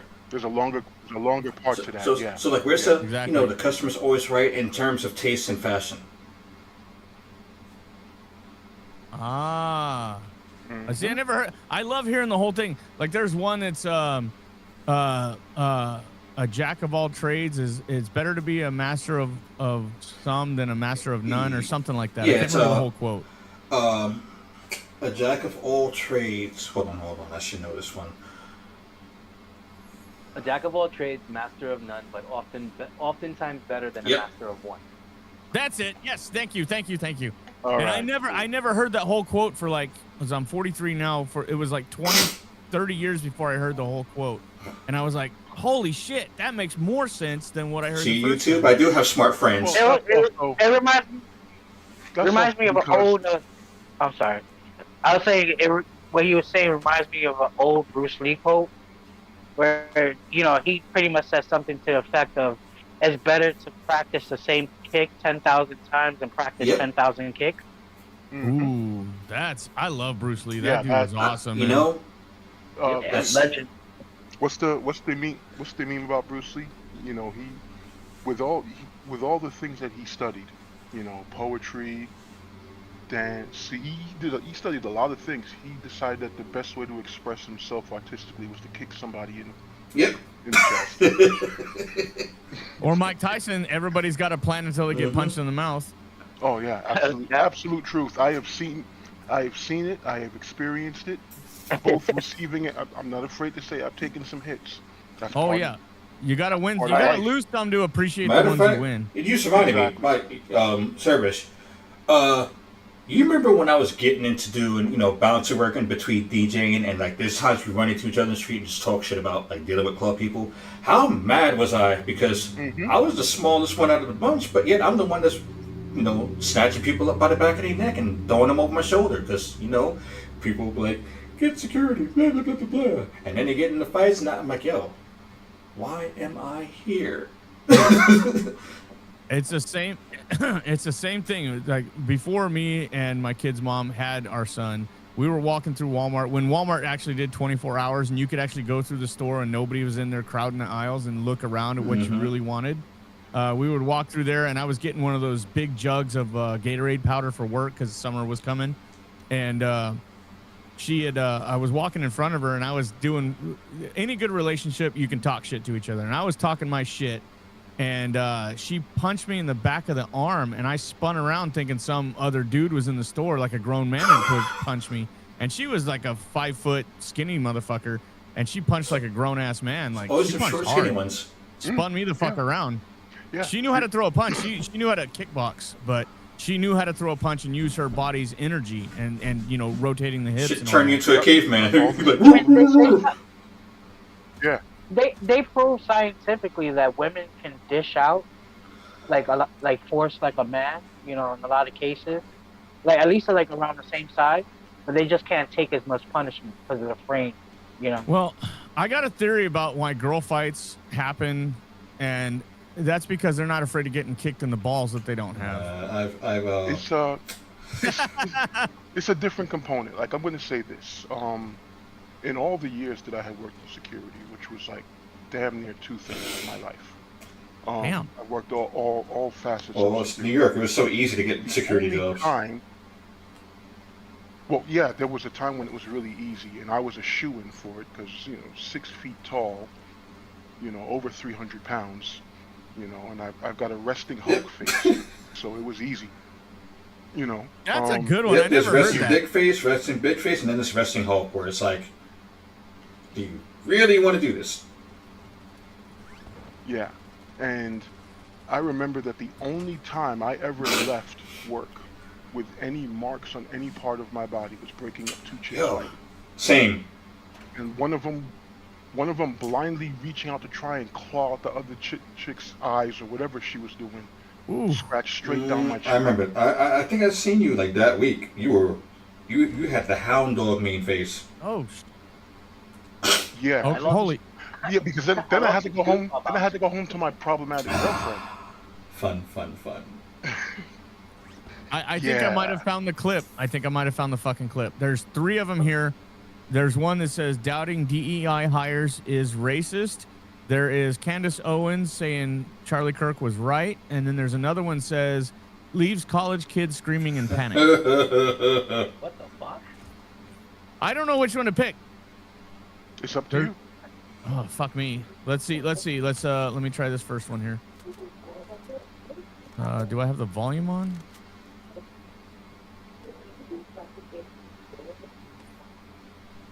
I can hear like rumbling in the background. I can't hear it through the mic or anything, or like through the headset.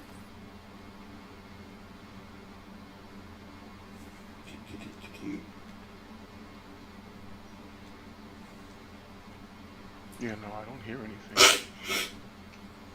Sorry for the sniffles. I made a chicken finger and it's been a while.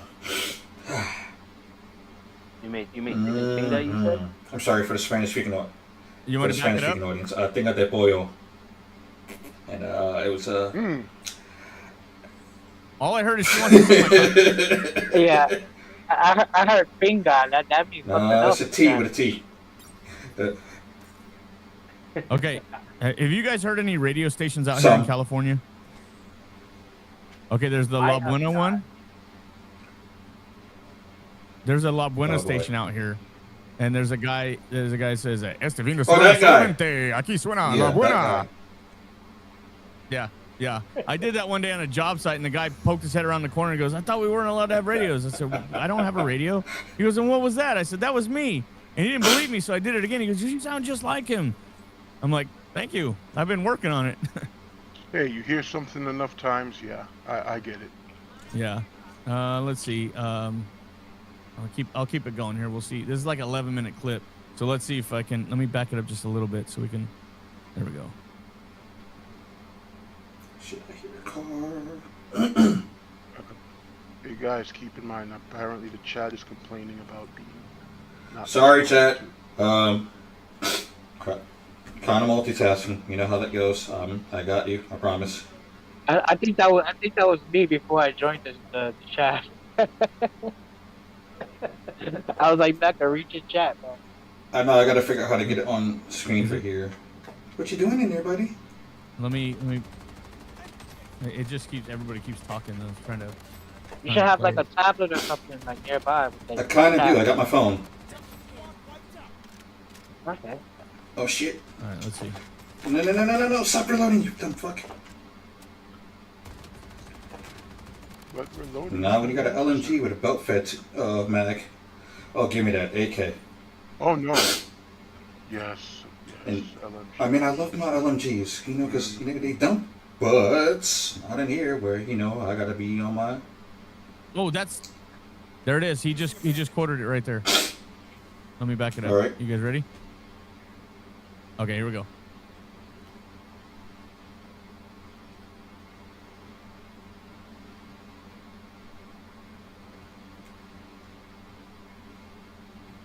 I'm not hearing Yeah, anything, I but don't hear much.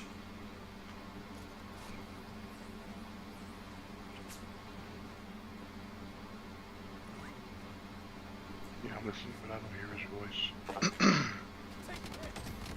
Get the fuck out. Sorry. Don't rage. USA. You fucking dropped me, man. Where the hell are you?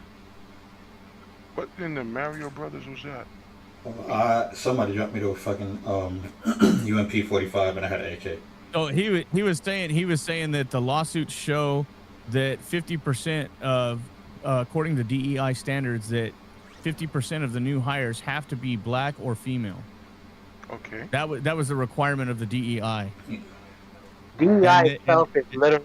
It is. Now, here's another side of it that no one's discussing. Okay, I'm not in full agreement with DEI, but I do understand some merits up to it. The fact that positions will get filled with unqualified guys who are the cousin or the son or the nephew of somebody in high authority who's completely incapable of doing the job. So it's before. I mean, I think that happens without DEI already.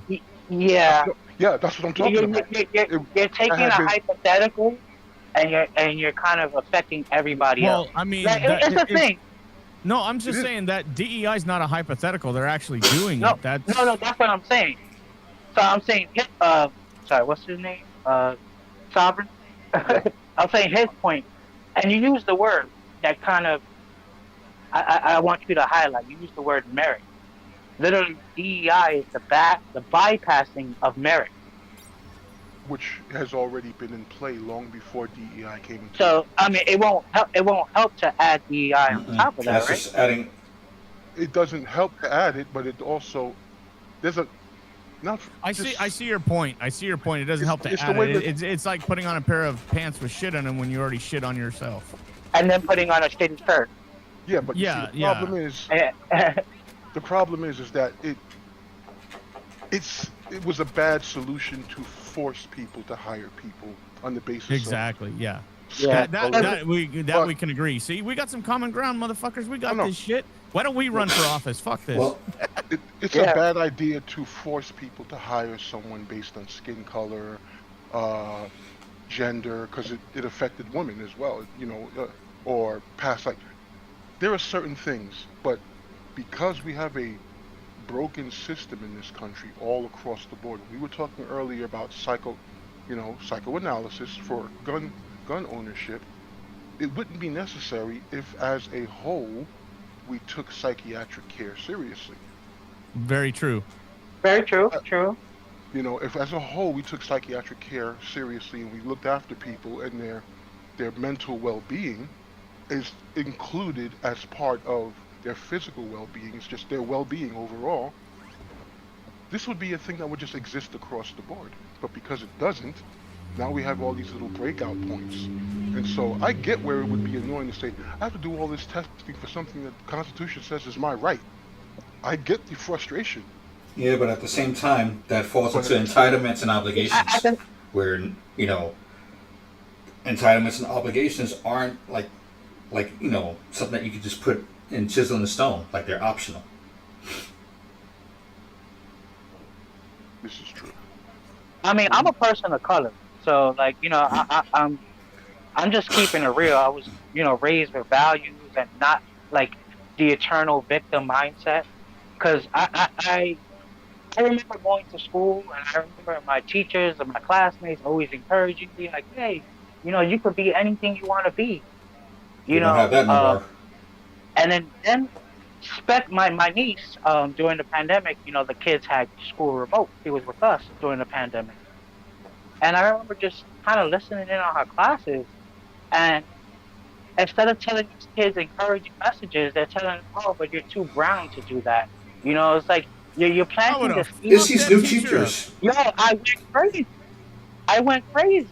You're putting this shit in people's heads. It's like, no, mommy, I have to tell her. I told her, like, you could be anything you want to be. At the end of the day, there's black, white, green, whatever.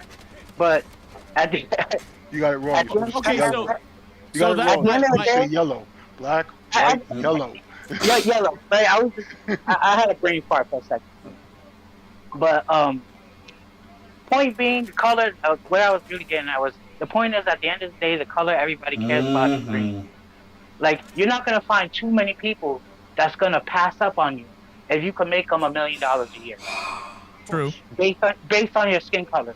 So I always encourage people, hey, my niece, starting with my niece, start early, work on a skill, come, bring value to this world. Value that people will literally lose out by not utilizing. Right. I mean, I'm going to be honest. But we can't be just stuck on this eternal victim mindset. It's not, at the end of the day, we all we all blessed to live in America. As imperfect as it is, nobody wants to leave, and everybody wants to come for a reason, right or wrong. Correct. America's a country that's so great. Even the people who hate her won't leave. Won't leave. And obviously everybody wants to come. By your own definition, isn't everybody a person of color? White's a color. Asian, Absolutely. Yellow is a color. I mean, we're all people of color. At the end of the day, We should stop using that. It depends on who you ask. No comment. Unfortunately. yeah. Yeah, have you ever seen that interview with Morgan Freeman where Mike Wallace, he's Jewish guy, and he says, "Do you think we I've should seen it. have Black History Mhm. Month?" And he says, Hey. "No." And he goes, "Do you think you should have White History Month?" He goes, "Well, I'm Jewish." He goes, "Do you think we should have Jewish History Month?" And he goes, Oh, "Well, that'd be nice." And he goes, "How do we stop racism? Stop Yep. talking about it." talking about it. Now, Yeah. Now, here's And- the other and- side of it. Here's the other side of that question, and I agree with that. It shouldn't be the main point. But what happens when history starts getting erased? It tends to only repeat the- itself. That's why we got to teach it. But we don't Yeah, but- teach racism. We teach why it happened. But that's not. Which But we're not that's the teaching pro- why it happened. But that's the problem we're facing right now. Is that Exactly. Like things are being scrubbed out and said, don't talk about that. exactly Just the because simple- I don't think things are being scrubbed out per se. I can think prove it's that more they like have. I can prove that they have right here. All right. When I was growing up in school, they would teach us about Hitler and the Nazis and how it's Right. so bad and so wrong. But did you know that swastika symbol used to be a Native American symbol of peace? absolutely. Actually, it goes It back was to actually. It was. Hey, It's They Before a that, never Hindu- taught us it- that in school. It's it- a it Hindu. was- It's a Hindu was a- symbol yep. of peace. I know, but it was it also goes back reversed. before AD. It was you know. reversed. Yeah, it was a That's what it Z. is. So Oh, yeah. It goes back before AD. It was like Yeah. in the, it's And- been and around that Very long. old symbol. It's a very There- old symbol that they took and repurposed. They changed Exactly. it up a little bit and they repurposed it.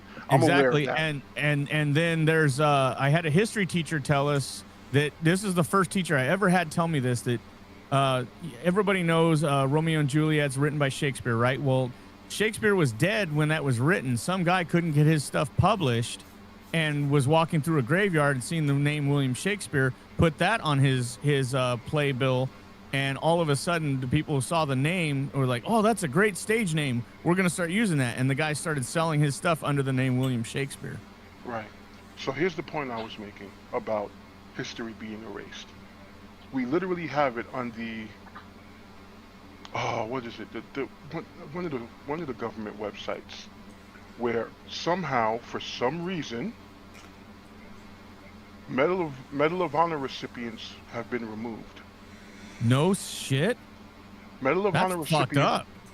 Medal of Honor recipients who were black, who were just not white, got removed, and the link has the letters DEI inserted to make that particular link for their information invalid. Wow, that's fucked up. is it really That's fucked up, or crazy. is anyone really It's surprised? been done. Well, It's no, been done. because that's pretty history is outward. written by the victor. Yeah, Yeah. but here's the History, But listen here's to the the word problem. history. It's his story. But here's the problem. That's part of American history. That's a Medal of Honor Exactly. recipient. It has nothing to do Exactly. with skin color. It has nothing to do with cultural background. No, but when they served did in the that United and States put military. When they did that and put DEI in there, they made it about color. That's what's fucked up. Exactly. So therein lies the problem. There is an erasure of history. There is a desire to get rid of the certain elements in the museums.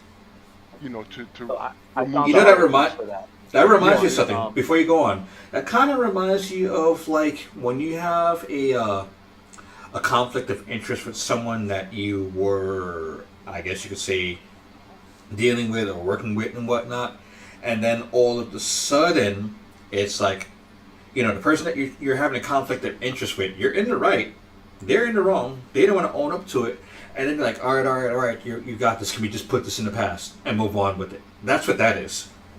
Mm-hmm. Exactly. But they didn't learn anything because they're just agreeing so that they'll stop. Yeah. I wonder what the I mean, could you post that link in the chat or something? Yeah, go ahead. I'll allow links in the chat. I mean, right here in the Discord chat. It doesn't Put have on to- there too. Yeah, hold on. Let's see if I can do that in this chat. Yeah, if you do it on YouTube too, I don't got to figure out how to go back to the chat that we're in because it's a video run right now. Oh, okay. All right, hold on. I'll drop it in the chat. And then I always get fucked up going back from the video side to the I- text side. I don't know I mean, how to do that. I was talking about the jacked up DEI. No. yeah, The so one with the Medal of Honor recipients. here it is. So what's Oh. going on is that the Pentagon website removes, then restored a page honoring Black Medal of Honor recipient Army Major General Charles T. Rogers. He was the highest-ranking Black service member to receive the Medal of Honor during because of his actions in the Vietnam War.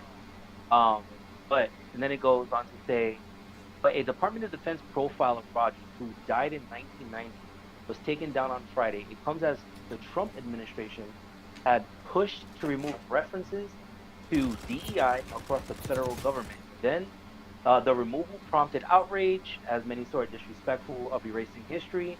And as of Monday afternoon, the page had been returned to the website. This was as of March 17th of this year. But weren't they trying to erase the DEI part so it would be reinstated as just a service member who earned the medal? Correct. But it was never DEI to begin with. He was just a Medal of Honor winner. Yeah, that's what it should be. It's just a Medal of Honor winner. But that's what it was the entire time. And then those particular individuals, because he's one of at least 3, I think, were removed, and the link was modified to read DEI. I know what you mean. Yeah. So what's going on? It said the Defense Secretary Pete Hegseth said in a January memo that DEI policies are incompatible with the values of the DoD. Which he said will strive to provide equal opportunities, but would not guarantee or strive equal outcomes. You know what that means in layman's terms, right? They don't go into detail. I mean, yeah. Do you want Yeah, but the Medal of Honor recipient. Right. I'm going to say it again. I agree. The Medal of Honor recipients weren't there because of DEI. They were No, there absolutely. because I agree. they served, and they exemplary service in the field of combat. That's why they were there. So then to remove them, relabel the link, the website link as something DEI. Disgusting. It's despicable. I'm gonna try to get the link to be posted in here. It's not letting me put it in the chat for this for some reason. Well, I don't know how to do it personally. You know what? Here. I think somebody made a mistake, and things pulled astray a little bit. I don't know, but that's crazy to me. What this is saying is that under the Obama administration, they were trying to include, because after the DoD profiles of Rogers were taken down, its URL returned to 404, page not found message, and as noted by social media users like Brandon Friedman, an Army veteran and former Obama administration official, the page's URL in the Medal of Honor Monday series was modified to add DEI as part of its URL. DEI Medal of Honor Monday Army, that it has all these hyphens in between everything. So when you're making the link, you hyphen everything so that way it's searchable. When they were trying to remove the DEI portion of it, it made the page unavailable. And so they. You're gonna laugh, but I'm assuming they had. You're gonna laugh, but the reporting I read previously was the opposite way. You got to also consider the sources of your reporting, because we are living through a time where things are kind of served up in the most extreme way possible. Well, first off, and there's a lot of offenders of that. Now, maybe I blame reality TV and what is that one where it had Sookie? Jersey Shore. And what's that show? Not that episode. I know. The Real World. Yeah, I never watched it. Because there could have been a time where they were pausing to think about what they were going to say, but then they put dramatic music and they stretch it out, and it makes it look like they were getting angry or something. That reality TV shit infiltrated society, and then they found out how much people watch that shit, because they experiment on us, not just with just TV, but they found out how many people were like, oh, I got to watch this next episode. The drama's so good. And they use that to throw it at, TV stations that are going to project the news out there and sensationalize it to where, fear is a powerful tool and they're going to use it. Well, first off, the media problem is that we now have 24-hour news channels. That's a problem. Exactly. That's been a problem. And I don't care which channel. I look at all of them the same way. The 24-hour news channels, that means you're your own channel. You have to generate revenue, so you need commercials, you need sponsors. This means you're no longer telling news as news. we all are old enough to remember growing up with the news being dry and boring Eh, as shit. Yeah. Oh Yep. yeah. And Oh yeah. Oh now yeah. now Now now it's it's entertaining. now it's sensationalized so much. It's like you're watching a movie. You know. I don't watch the news. I pick up bits and pieces here and there online. I listen to some of the news, usually to, Be you in the know, know. when I listen, when I listen, via the internet, I listen to stuff that's more outside of the standard, the standard torchbearers of media and news, because I'm not interested in hearing what they have to say. I don't want, I don't want whipped cream on my news. I Give just me the, want whipped cream on her titties. that's where it should go, exactly. You No, know. it's more activism than it is partisan activism than it is actually about informing people. Well, Right. you know who to So You blame know, that on, right? I treat Blame it on Reagan. the people Reagan. who own. Yeah, he's one of them.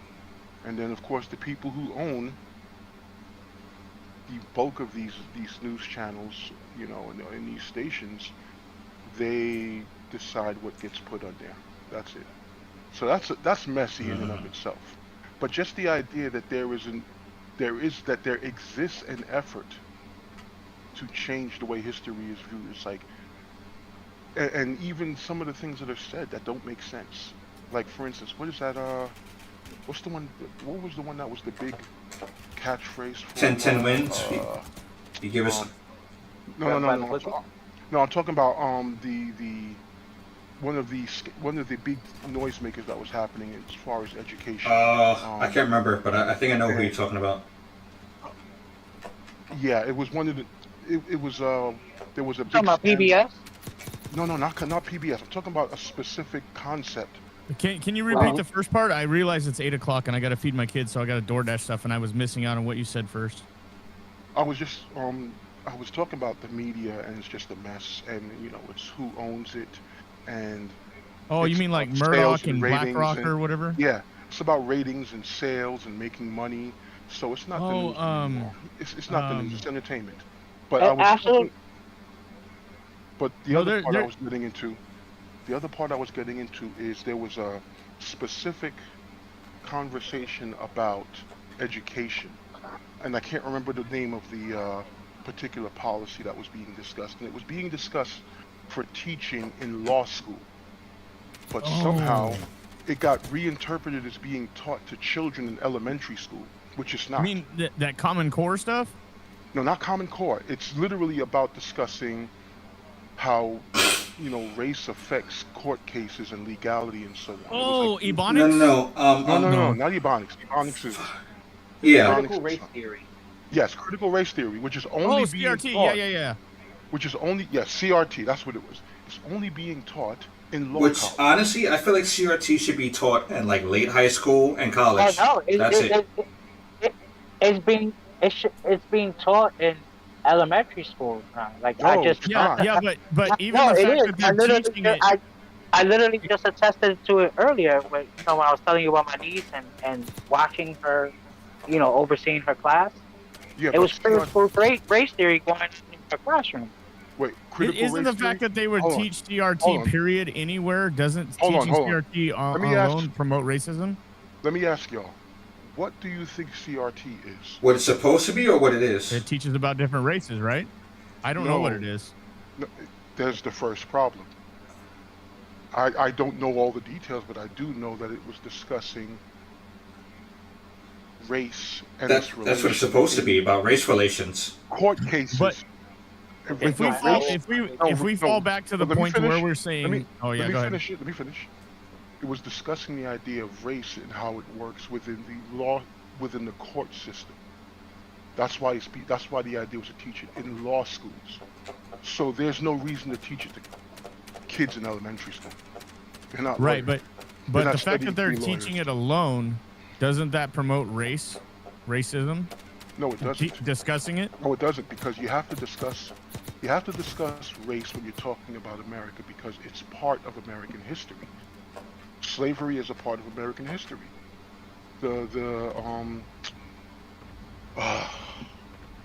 You know, the laws that were brought up post-slavery that limited people's ability to work and got them arrested under vagrancy accusations when all they were trying to do was just make their way through the day, simply to put them back in their place.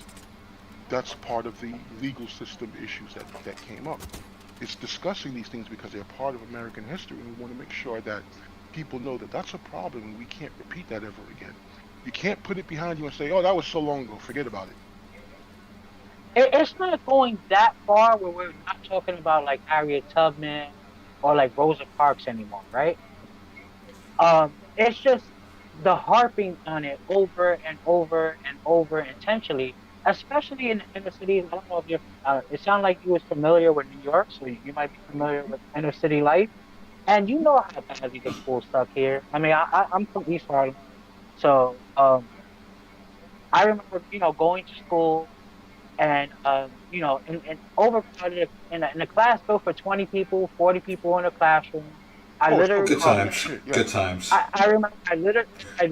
I literally remember. Um, you know, uh, 6 desks pushed together, and Yeah. we're all sharing a textbook, and then the textbook is not even the same edition. Yep. So the teacher's talking about something. If you have this edition, it's page 42. If you have that edition, it's page 87, right? And I always was unlucky to get the one that not to get the one that the teacher was covering. Damn.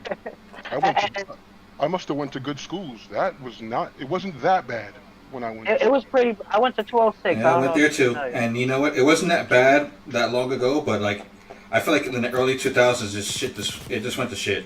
Like, No, Hmm. they still don't have a proper gymnasium, and that was like when I went there, like 20. I'm 37. Probably like 25 years ago. Ah, okay, okay. They still don't even have that wow. gymnasium there. Well, funding got cut to public education in the inner city and New York schools around that time frame. So it's not a Yeah, surprise. I mean it's been cut like for 25 years. Yeah. The thing is, the money's being spent. The problem is, if we follow the books, we see a lot of it going to administrative fees. Well, A popular one, consulting fees, and we're like dedicating all this money for specific things. And when you follow the money, first of all, a lot of these things don't even get started on because the money's gone before it can even hit the ground right. because Yeah. all the bureaucracy in the middle took everything. And Yeah, I remember as of the 2000s, I started noticing that they were putting basically trailers in the schoolyards as extra classrooms and parking for the teachers, for the staff. Not even the teachers really, for the staff, the administrative staff. I noticed that over the years, and it's like, so where did the kids go out and play during you know, it, the there, was- spring and fall? there Hey, was a I hate to couple. bail on There this, was, guys. I gotta go get the food. It's gonna charge double to go have them door dash it, so I gotta go pick this stuff up. Do what you got to do, All right, man. brother. Have a good All one. right, Take appreciate you care. guys, man. Too. Thanks for chatting All with right. us. Thanks for keeping it cool, man. Love you guys. All right. No problem, brother. Take All care. right, later. All right. I remember. So yeah, man, I definitely remember there was like a big. I remember hearing about the big changes with the, you know, from. I feel like, you remember like it was like Board of Ed, and then it turned into the Department of Ed. Mm-hmm. I remember. I feel like there was definitely a big, massive change when that happened, and I kind of feel like when they went to the Department of Ed, it's like they were trying to go back to how things were before it became the Board of Ed, and it really wasn't it. No, it wasn't. They made a lot of bit. I mean, I knew a dude. You know, I'm a role player. I played. I've been role playing since high school, and one of the guys from my block, was interested. A bunch of the guys from my block got interested. You know, just after I got out of high school, and I was, random Right. games and so on. And one of them, he couldn't read at all. He got pushed forward. Oh, that shit happened recently with in Connecticut. Oh yeah. Yeah. No, it happened here in the Bronx. There was a girl that there was I heard about that. she just Yeah. yeah, remember she freaking graduated high school, so she made it from kindergarten to 12th grade, and they finally realized she was illiterate because she couldn't read her college application. Yeah, that's just wild. How like, you know, So how do you get failed that much? Like what's that, 13 grades? Mm-hmm. But I think And that's those are outlier cases though, because like I went to 143, and I went to the Briggs Academy Mm. of the Arts and Science. I went to Walton, and then I went to Kennedy in the Bronx. And each school, like for example, the high schools were yep. completely different. One was no better than the other, but the teaching was different.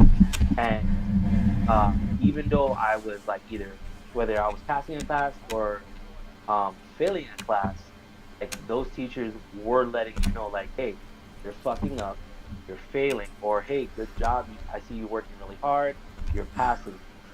The teachers are the ones who failed that student, yeah, and it's not absolutely. a widespread item where it's happening to everyone. It's But literally but hmm Oh No, no, it's no, I'm not. sorry, college. guys. I was Right. I was agreeing with you. It's like, Yeah, it's Yeah, it, it's no, it's it's it's just not a one of those things widespread thing, where but yeah, it's it's a lot of happenstance. it's cracks, maybe. And when but it's cracks in the system that are endemic of a bigger problem. The Yeah. money mismanagement, focus on I the mean, wrong yeah, I things mean, so in you can education. Like so in I live in Tucson, right? So I learned that in Tucson, it has probably one of the worst fucking education systems Which is in the wild United States. because usually the South and the Um, Southwest is good for which is education, but here we are. it's pretty bad, right? Like we just they were I think last year doing something called I, Red for Ed, I think I know what you're talking and about. like to get donations for money for teachers to be able to buy supplies for students. Um, Now, and these are public schools. These aren't charter schools. These aren't Catholic schools or private schools or anything like that. That's a whole nother ball And game right there. hmm it's not even about the mismanagement of money here. It's the fact that the state doesn't get enough revenue spread out evenly enough, and it goes way beyond.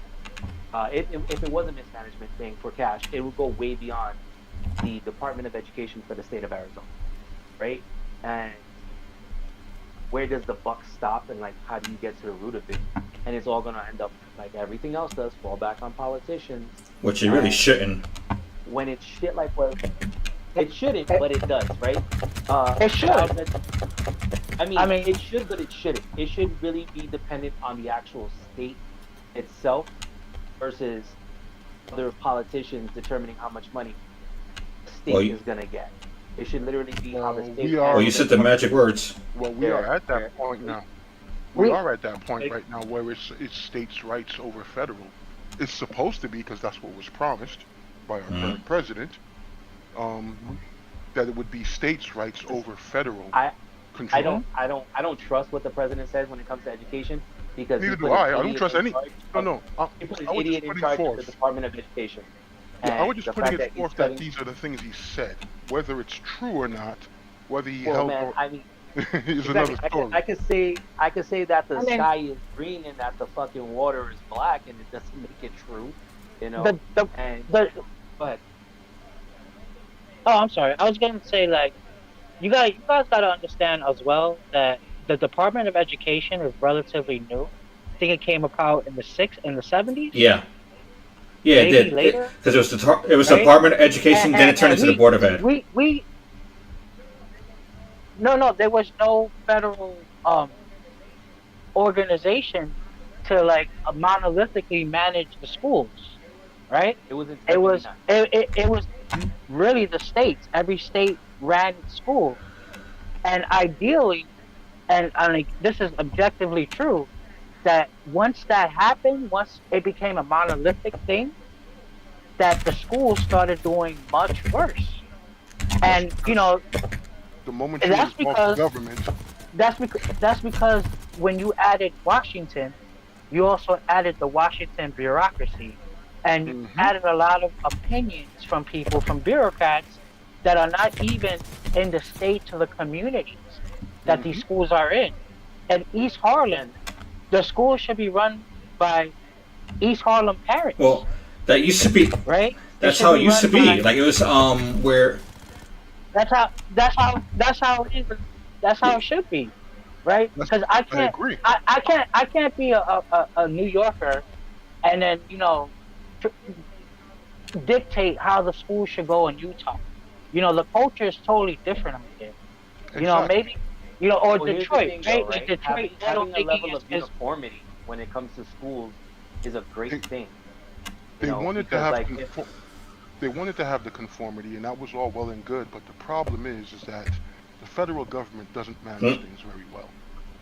yeah. Let's just call facts exactly, for what but they here's are. here's the problem, right? When the government got involved in the school stuff, right, and how the schools are running, the funding for schools, right? Now you went and took away the ability for these schools to operate independently, and now they became dependent on the funds that you provide them. Now with Trump saying, "Hey, I'm going to cut all these fundings for the Department of Education or whatever it is," what's happening? A lot of schools are losing funding. A lot of after-school programs are getting cut. A The, lot of the, students like the state it's level all it's funding all it didn't necessarily get cut. What got cut was the Washington middleman. So what he did was he rerouted stuff to be more direct. So instead of huge middleman, the states are directly getting the funding without a million Washington bureaucrats adding their consulting and administrative fees to it. Or their 2 cents, like you was alluding to earlier, like the guy in New York shouldn't be dictating, what so goes are you on in a sure? Are you Utah sure? Are you school. sure about that? Are you sure about that? Because I mean, in that's what this it's year supposed alone, to be. this That's what. but this year alone, there was grants that were are being either withheld or being terminated. As an example, for schools, you're Well, not there's just cutting out the middleman at that part. You're cutting out the entire deal. but there's also other things in play as far as oligarchical ideas and the loyalty test and all that other BS that's being brought into play, and it is a thing that's happening when states are being told, You can't do you know, this. if you say something if you say something negative about a certain country, you're No not getting your comment. funding. Oh, speaking of which, did you hear about the bullshit that happened in New York? Or not just New York, but like certain politics are trying to what's the word I want to use? Say that if you say anything about a certain country, you're gonna get fined now. Like you're gonna fine me? What? Yeah, like if you're like a Her? business or whatever the case may Yeah, be, like you can get Yeah. fined for speaking your piece. I heard about That's that. Yeah, the yeah, definition of Wait, character like and citizen? slander. Yeah, yes, Oh, wow. yeah. I mean, This wow. is In this New is York, this is an issue that we're having overall across that this that country. that can't happen in America. And yeah, well, it is the happening. attempt the Well, I mean, attempt that's is New being York. made. The attempt is being Hmm. made, and it's being pushed very hard By who? Because New York Somebody, is, somebody in the by pocket. the United by the United by the United States government, by elements within the United States government. like, It's not even about party politics Money. anymore. It's Yep. about power. that's Here, crazy. tactical. I'm gonna post just 3 of the items that were cut Uh, uh, by the government to general education funding, which and all 3 of them specifically entail educators. How they're gonna improve, what they're gonna do, and how like where the funding is going for educators, which in then turn trickles down to how students are being taught or what materials are available, or if the teachers are getting the updated metrics or whatever the case may be. But these are just Okay, 3 items that are that it's were funny you that were mentioned cut, that that's right? that because famous. That's that famous phrase thing. Trickle down. hmm Yeah, trickle economics, Mr. Reagan, right? it's like we. Um, but yeah, so those are 3 items, right? And to go back to what you were saying about that girl who went from K through 12 while being illiterate, while it may not be her fault, right? Cutting this type of funding. Now it didn't have to be this much. It could have been, less, or do something where money is not necessarily a substantial amount of money is necessarily needed to provide even better training for the teachers. But this was a lack of training and or care on the teachers' parts, right? Now you could have a fresh faced teacher coming in straight out of teachers college, or just got their degree in teaching youth education or something, if they don't have the materials needed or the additional training to help supplement what they learned while they're continuing to teach whatever grade it is, right? Part of the issue, because not the entirety, but part of it comes from from these major cuts, right? Because teachers are what going to dictate outside of, outside of the home, what type of education your student or your child is going to get. And yeah, you could do homeschooling and it may not be as good or it may be better depending on the parent, but you can't depend on that. It's like, okay, let me close my eyes and pick a school and hope that it's the best. But Right. at this point, if it's a public school and it was at the top, how long would it continue to be at the top without the financial support that the school is dependent on because the government stepped in and was providing those funds? Right. know? The government, the federal government stepped in, changed the framework of how schools work, and Exactly. those that were doing well suffered, and those that weren't doing as well, maybe they evened out, or maybe they suffer even more. There was It's schools. Sovereign, you're from the Bronx or no? Yes, I am. Okay, and Tactical, you're from the Bronx, right? East Harlem. East Harlem. Okay, so you're from New York. I'm close. I, I'm right pretty by the sure, Third Avenue Bridge. I'm pretty sure all four of us who are from New York can count on one hand how many schools have closed within, Closed or changed? say, from like the 90s to the middle 2000s, closed or changed, or had to split. My school was split in the 90s. Walton, when I was in there, one school. Walton High School then became the Celia Cruz School of Arts and Science or something like that, where now there's 4 campuses inside of. And now that I'm older and wiser, I realize how much money was involved with that. Yeah, and that's also because they had to go and split the burden, essentially. So now, like, the core school has less students and needs less money to operate, and the third through, second through fourth add-ons now all have just a little bit less that they need to worry about when it comes to that type of funding. That's what the schools were doing. When I grew up, I was going to single school names. Then after that, everything started changing. They started branching and merging more schools into one. Kennedy did the same thing in my final year, and it's because they needed the private sector money. People who were, turning the campus into a private school or to a charter school where the parents have to pay out of their pockets. And it's because of things like this that were already happening. This was just the most visible and biggest cuts because Trump is very audacious and very wants to, hey, look at me, I'm pretty, with every move he makes. Which I get. Not gonna hate on it. I get it. No, I agree. So like there's and just for clarity, I was like in a house full of Democrats and I vote Democrat, but if I see a Republican doing shit that I think is right, I'm gonna vote for the Republican. That's how I handle things. That's how you're supposed to be. You don't vote for party, you vote for the person. Yeah. And or the policy. This I think was one of the things that he fucked up on the most. Instead of doing a cold cut, if he wanted to take away the funding, he should have done it in sections. I've seen a lot of cases where they'll claim that the cut was made, but then you kind of do your due diligence research. Like, for instance, grants for schools, right? Oh, Trump cut the grants. Trump the grants. That's the headline. And then you do your due diligence research, and you realize the grants weren't necessarily cut, like in the sense of removed, but transferred to our existing Department of Treasury. And then they did the same thing with the meal. They said, oh, Trump cut the thing for school lunch. Trump cut the funding for school lunch. And then you see, okay, technically, right, it was correct. But then you do your due diligence research, and you see that it was transferred to the Department of Agriculture. So, like, what he did was he kind of made things more efficient. You know what I'm saying? Like, have, I mean, how in all actuality, how would transferring meals for kids, right? The funding that provides meals for low income, for students who can't afford to pay for their lunch or their breakfast or anything, or they depend on the school to eat. How is it transferring from going directly to the school to the Department of Agriculture? Those funds can easily get mismanaged. Definitely, it's burden sharing. Not burden sharing. What's it called when like you dump a burden onto something else? or to someone else? Risk transfers. Thank you. Risk Yeah, transference. well, Risk transference. I'm sorry, Yeah. what was that? I can't. I was saying, what was it called when you dump a burden onto something or someone else, and that was like it's a risk transferring. Risk transfer. Okay.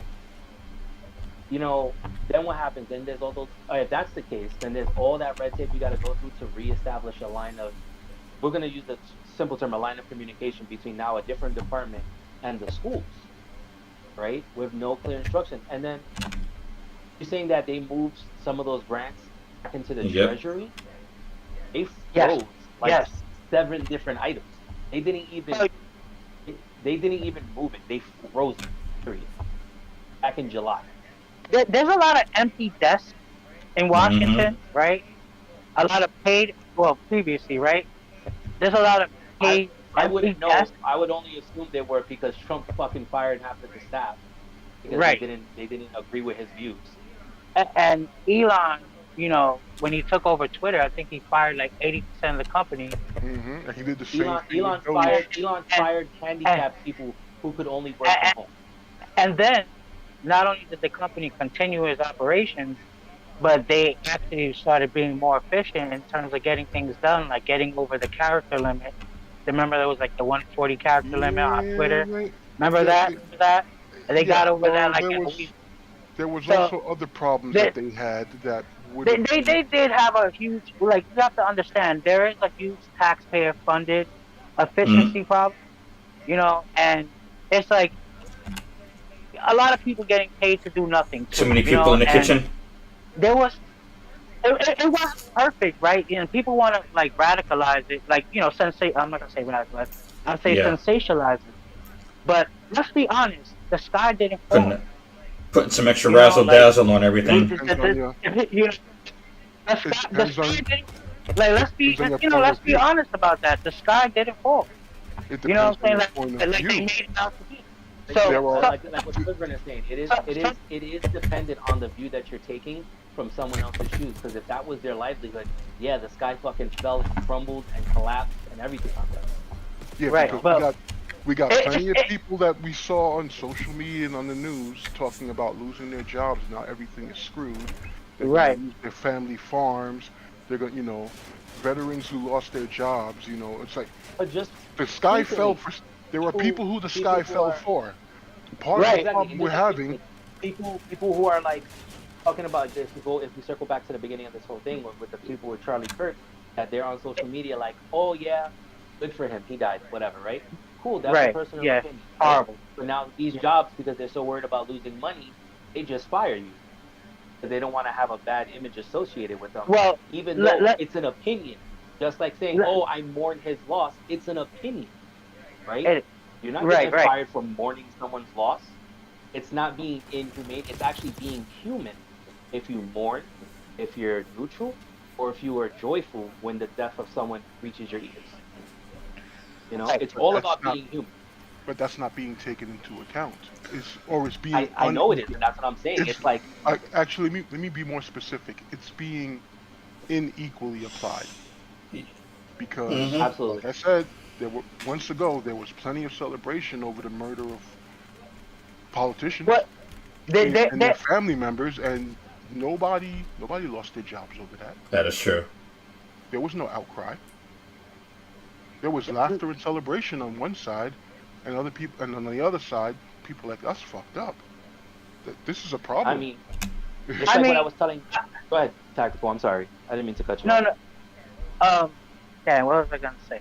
I lost train of thought. I'm sorry. No. You could go ahead. So it's like what I was telling Mecca, right? Or in a separate conversation we had, and again we'll circle back to how like it's okay for some groups to freedom of speech rocks with you in your company, and sometimes it doesn't, where it should be treated equally on both fronts. If you work in a job and your job says, hey, this is what our policy, this is our beliefs, or whatever, a fucking color guard or whatever the fucking word is, I forget what it's called, our code of conduct and our standard or whatever. Policy, So, company policy. yeah, your policy, right? There's a code of If conduct. if you're gonna say again, they should follow everything. If you're gonna start posting about things that are Right. politically motivated, we don't abide by that. We want to stay neutral as best. We want to be Switzerland as best as we can, because the same way someone who's like, "Fuck it, he died. Who cares?" If they get fired, the person who says, "Oh my God, I can't believe he's dead. I can't believe all these people are being so heartless," you need to get fired as well because you're taking a stand on something just like someone else did on very equal I footing. think it's safe to say that's something that's No, happened, right. that's been And happening for maybe, I would say like It, like that's 2015, maybe.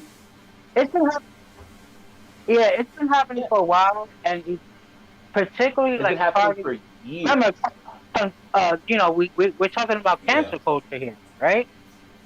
So Yeah, and this is it's been something happening that since, is like, for example, weaponized. Vietnam, when they called I, everyone baby killers. I don't agree. I actually don't agree with the firings, but in some cases I do understand.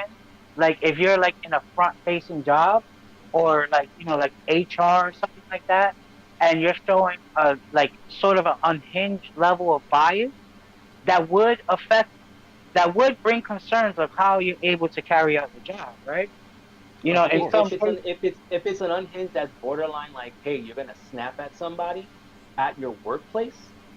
But here's what other people don't understand. For example, me, who I am outside of my job is completely different than who I am at my job, Yeah. right? They get, hi, my name is Hector. How are you? When I'm at my job, and when I'm Hmm. in face, yo, what up? My name is Hector. It's two completely different personalities, and people know code how to. Some switching. people do know, and some people don't. No, yeah, exactly. It's Hmm. code switching. They don't know how to turn that on or turn it off. I get that, but you have to give people the benefit of the doubt. You know, fucking DC, and then I think there was some other companies. A news anchor or a commentator for a football team or something like that got fired because of his personal views. Like, He, okay, he great, was he was PR. there you go. And So it's like, who gives that a is, fuck what they think personally? It's their but personal that's the thing opinion. that he was PR though. You know what I'm saying? Like he was a front facing. All But it right. shouldn't matter. It But shouldn't matter. now see, here's In the thing. some Here's the cases, it thing. should matter. Here's the thing It's though. You know what? and You know what? That was equal because what happened to Colin Kaepernick when he expressed his views silently? He didn't say anything inflammatory. He did a gesture, which was not actually even disrespectful, to be honest. He got blacklisted from the NFL, basically. So somebody else putting their view out there verbally as someone who is front facing, as an announcer, getting in trouble, it was applied equally as far as I'm concerned. Oh no, that's what I'm saying. Like, if you're gonna do it, but see, these are the only people who are getting fired or reprimanded or anything are people who are approving of the death of this individual, right? And those are the only ones. On the other coin, all the people who are mourning and sad and all this shit, nothing is happening to them, and that's the Oh yes, bullshit part of it. yes it is. Not, Yeah, no, not that they're I've getting seen. no. It's a out lot there. of people are being demonized, like No. for Some people did openly lose their supporting. jobs for. There are people who did lose. I've seen it in passing. I haven't looked into it, but I did see it in passing that there was a group of people who did get fired from their jobs for making those celebratory comments on Oh social yeah, there's been media. a lot of people. No, that's what I'm saying. The ones who are celebrating his death, yes. The ones who are out there all and they're mourning. I'm talking about you, the people who are sad and the people who Oh, are I see happy what you mean. Yeah, yeah, need yeah. to be Yeah. treated the same exact way. Either But they stay How, weren't. quiet, right? But they're not, how do you right? punish somebody for mourning? How do you punish But someone? Everybody's someone else's Eh, boogeyman, right? And yeah, right. everyone else is someone else's villain. How do you punish someone who's like, I'm glad he's dead because now that's one less person who's against a person of color, who's against a person from the alphabet mafia. You know, Uh, how do you, nah, he wasn't again. See, I watch Charlie Kirk regularly, and his message was more about bringing people together. Now, he did have tough, controversial conversations, and I've seen a lot of those taken out of context. You see, his goal wasn't like to hate. His goal was to bring people together. Was to right. We was talking. I overheard you guys talking about it earlier. that we're getting to the point as as a society that we're not even talking civilly amongst ourselves anymore. You know, people are crossing their arms and they're being Yeah. very tribal, and that's happening Hmm. to an And I've extent on learned that both lesson sides, long ago. When you're having a right? talk with people, don't cross your arms. It's the most disrespectful shit you can do to people. Well, it's a Yeah. defensive posture. So I It's a mean, highly defensive posture. I would say that Charlie Kirk, like, you know, whether or not you agree with his, you know, his views, and I think he was one of the good ones in the sense that he was about people having open, honest conversations amongst themselves, right? Like you have people like Alex Stein. I could see the problem with him. He's right. He's very far right. And you know, Alex Stein, he goes around and it's Yeah, funny enough sometimes because it's a little bit too it, much. you know, it's too much. The big booty Latinas and all that shit. You're going around fucking trying to purposely Yeah. antagonize people. No, Charlie Kirk was like, yo, shit is getting out of control. Let's sit down and have a chat. Everybody's in their own pride thinking they're too Mm. good to talk to each other. Let's sit down and have an intellectually honest conversation. And the guy was very brilliant and he knew his stuff. He knew his facts. So you couldn't really get away with being intellectually dishonest. I feel like a lot of the liberal argument is very emotional based, not so much fact based.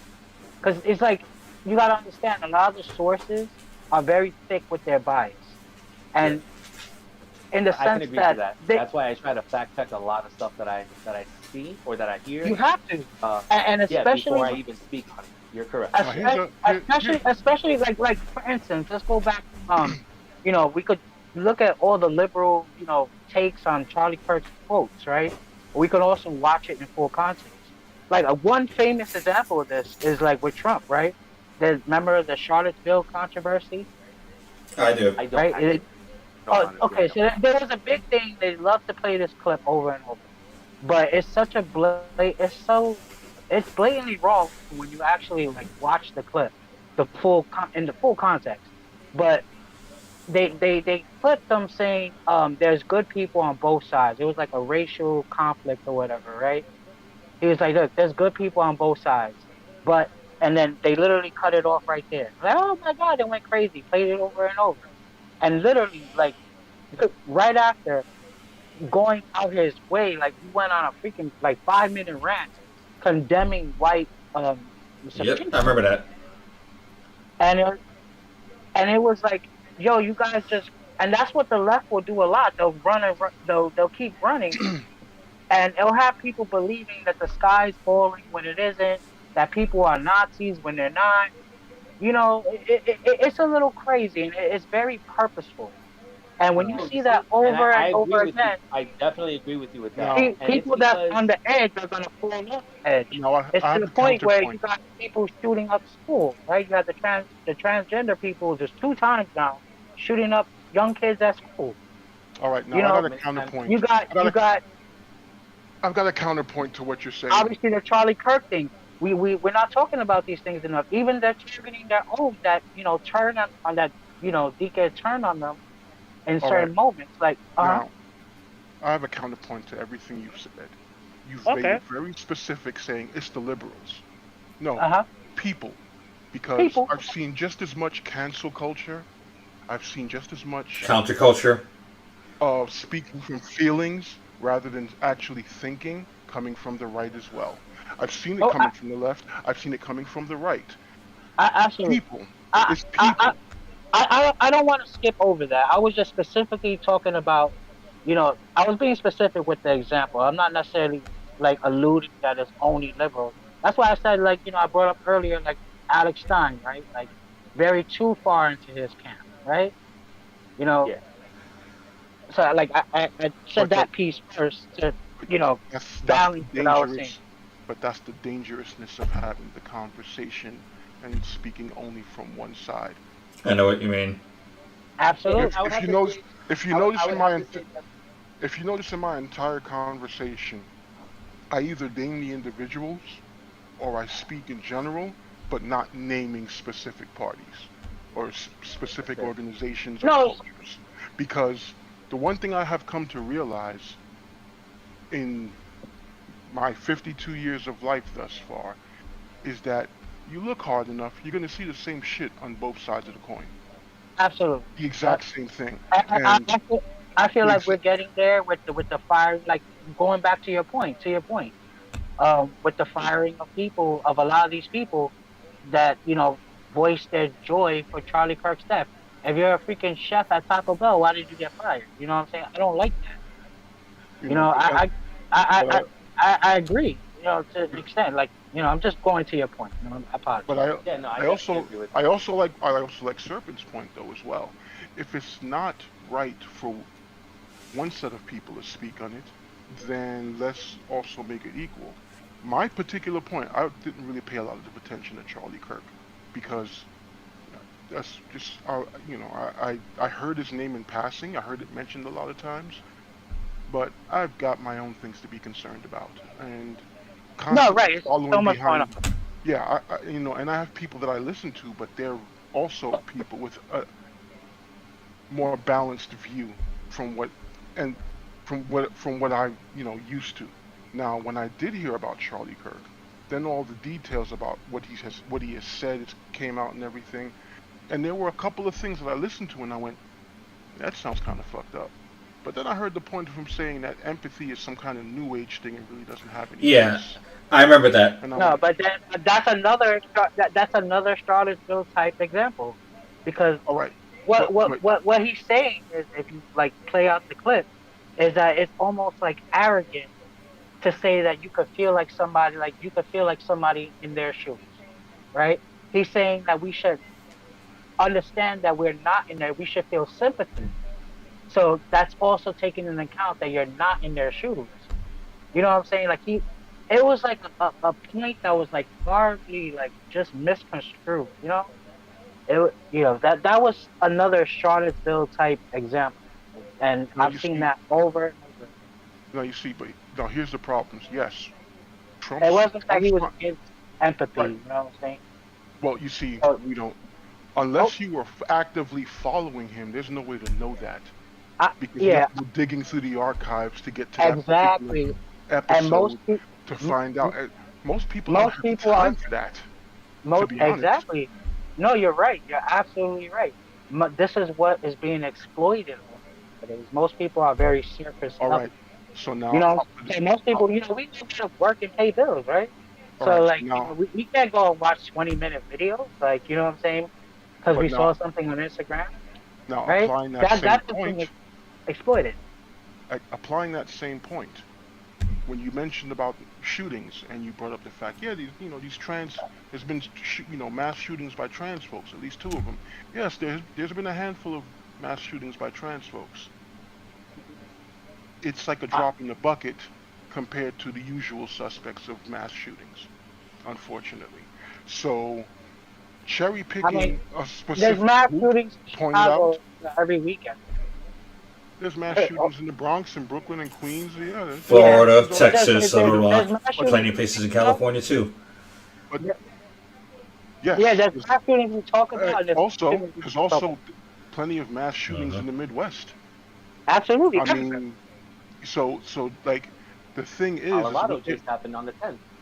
yeah, so what they're talking about specifically is like the school shootings in particular, school shootings.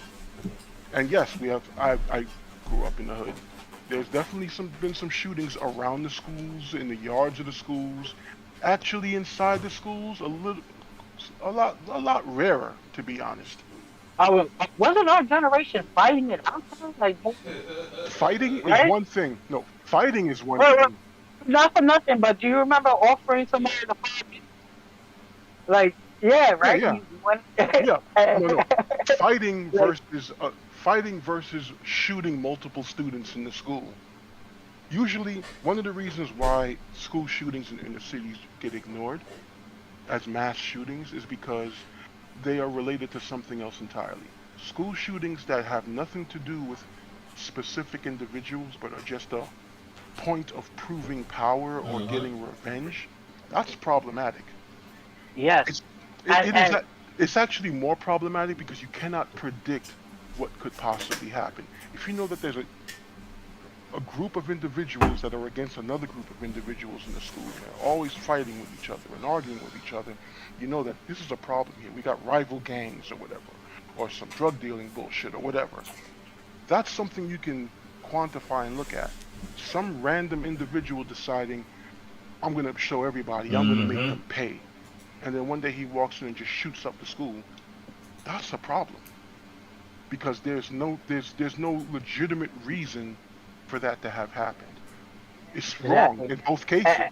It is wrong in both cases. We're starting to see a trend, like like recently, like with the the 2 attempts on Trump's life, right? Where you go, nobody talks about this, but even I'll defend the liberals. Like there was 2 against the liberals. Um, what was that? That Minnesota senator? She voted, pretty much, in my opinion, for the best interest of her state. Her state was, struggling with funds, and she voted to help her state, fund allocate the funds to the people instead of other agendas they had going on there. Right. And she literally left the halls knowing that she was going to die for it, and she went home and died for it. Which is wild. And then Josh Shapiro, which is wild. You can look that up. Literally, she voted. She walked out with the cameras in her face, crying, knowing what was going to happen to her, and it actually happened to her. But that was crazy, and I cried for her. Like, you know what I'm saying? That broke my heart, because she was, doing the. Well, she was standing. It's hard to go against the grain and do what you feel is right. And even if, normally she's, in that one moment she felt like she gave what she could.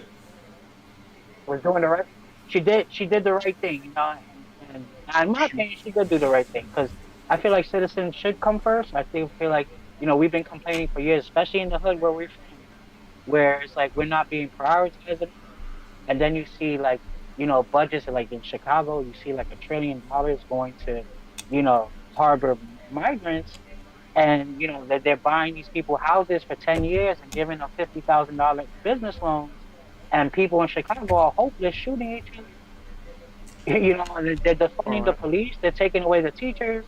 So it's she wasn't going to let that happen in her state. Like, they were just at a crossroads where the budget was getting low. And she voted, in favor of the citizens, Right. And anyway, getting to that, like, there was more. There was, the Josh Shapiro thing. He's a Democrat mayor of what was it, Pennsylvania? Not mayor, governor. They ran up in his house too, because he's a Jewish American, and a lot of people that are radicalized have a problem with the Jewish government, Israeli government. No, not Jewish, but Israeli government, specifically Benjamin Netanyahu, what he's doing. And we saw for years that a lot of the raids, the backlash, to the point where Jewish students were scared to go on campus because they had to walk, through angry men. And it's like, you're punishing people here. You know what the shit reminds me of with the BB? You're gonna laugh, but yeah, I remember that movie Euro Trip. Remember? Yeah. All right, everything I'll put it this way. This is just me speaking off the record. It's like everything that man is doing. Talking about like oh blah blah blah blah blah. It's like. He posts the whole, scusi, it's okay. That's what he's doing. Yes. It's like, we just accidentally dropped MOAB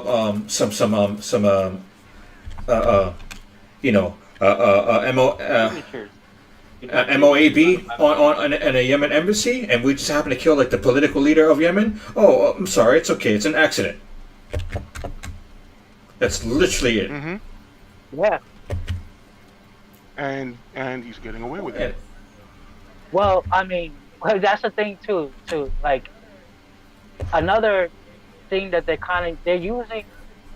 They're not reporting things as much as they should, right? They're telling you all this again. The sky's falling. He's doing this. He's doing that. But essentially, what they're doing is they're making it illegal, like in your head, to not pull it out, but they're trying to say that we could breathe air, but he can't. So like Obama was notorious for for He was instance, a bomber too. He was a mad bomber too. Yeah. And Yeah, of Obama course. killed hundreds of innocent people.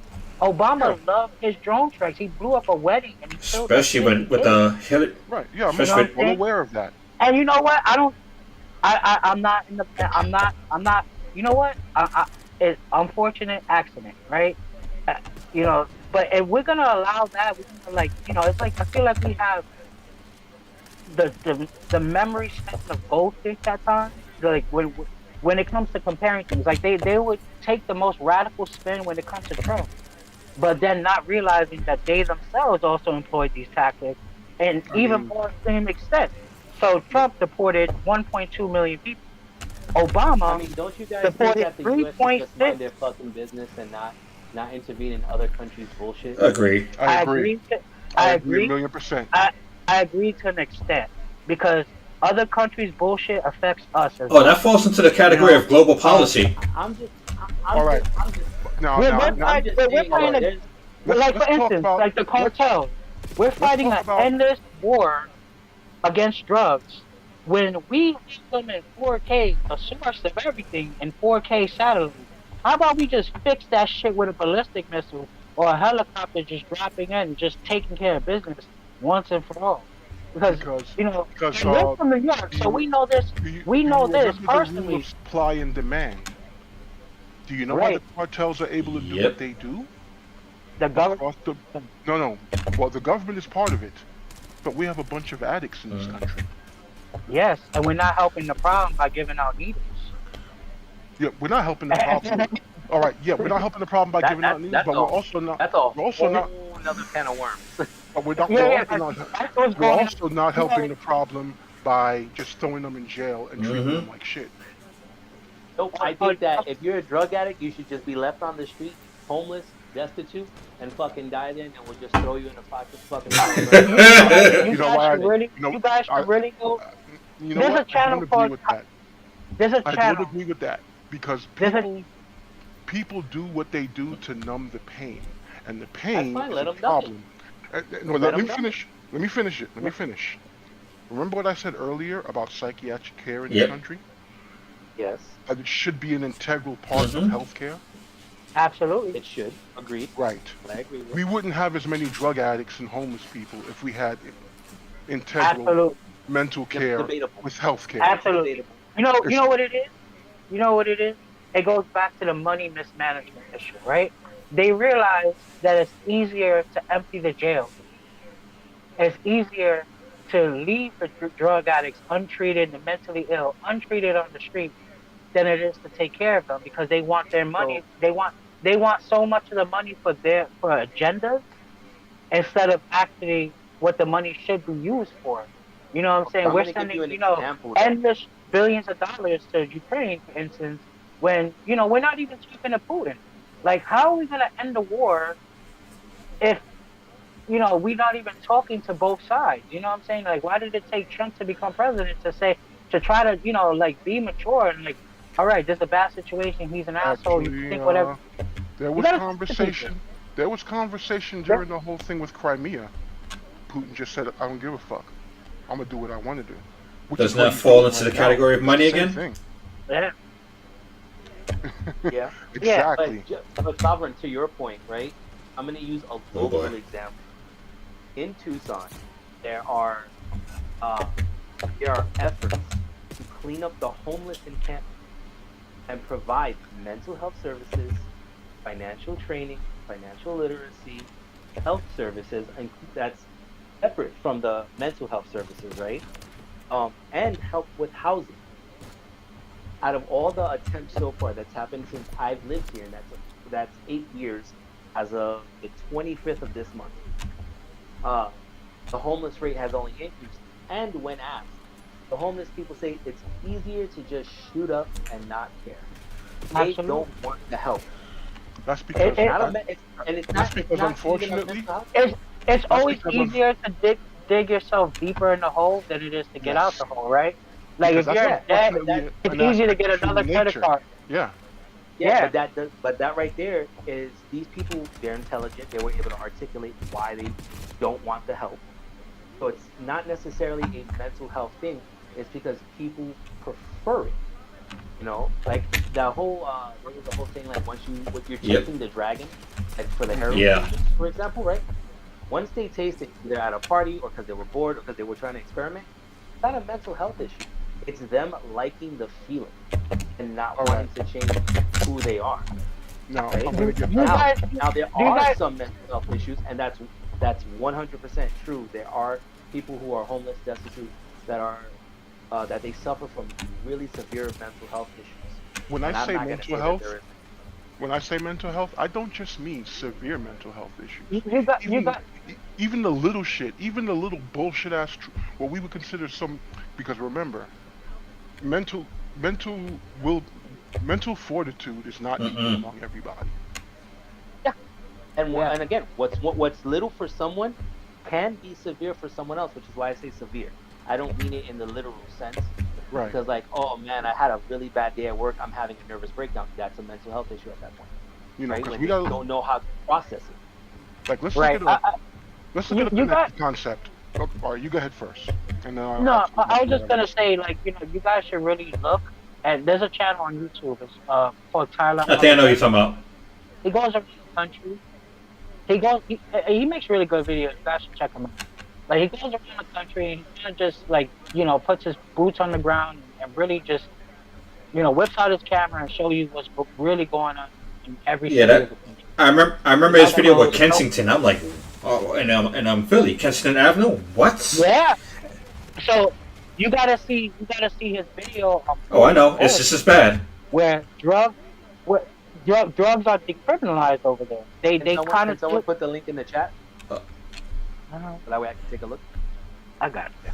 Yeah, I definitely. Yeah, want like- to take a look myself. I make the jokes. Here's I the may point make the I was jokes about the making. West Coast being. Here's Sorry, the go point I ahead. was making. But anyway, I was just gonna finish off by saying, Okay. there's a particular video in Portland, Oregon. I don't know if you guys are aware, but they decriminalized Yeah. drug use over there. I heard about that. And if you guys are familiar with the city, they pretty much turned it into prime crackhead 125th Street, but comment. everywhere. That's what I've heard. Yeah. So to the point where kids literally have to step over, passed out, drug addicts to get to school. Like, you have to step over 5 drug addicts to get to school. You can't, no, literally, you cannot go to a park. These people have taken over the parks. There's no parks to play in. There's like, there's like hard, like, literally no sidewalks to walk.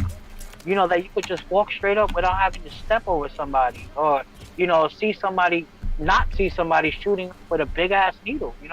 And this is like just so out in the Yeah, it's like going back to the '80s again. And it's really Yes, it is. That's what I was going to say. It's going back to the 80s. I'm gonna listen But- to what your point was, and then All I'll right. call it a night, guys. what was that movie? What was that movie?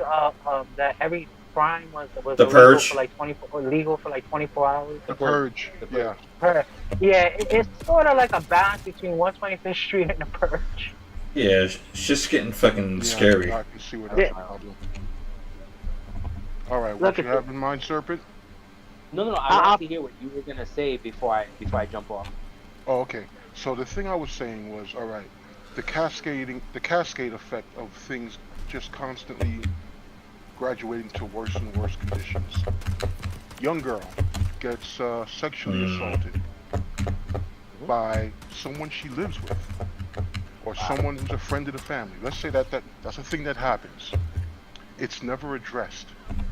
It continues on for years and years. She gets out of the house. She runs away. Now, she runs away in her teens. She ain't got no money. She's got to do whatever she has to do to survive. Chances are the easiest thing to do is Yep. get on them streets. And it's not like it's the first time we've seen this shit, because I think at least 3 of us know a couple that have had to go that route, and it really fucking sucks. I'm sorry, So guys. Are you guys able to see the Discord chat? The Discord chat, yeah, definitely. Give me- Okay, give so me a I'm sec. Sorry, I just to let you guys know. I'm gonna about update Discord to have more inclusive stuff, if you know what I mean. So things are a little bit more kosher. Oh, this is the Pentagon link.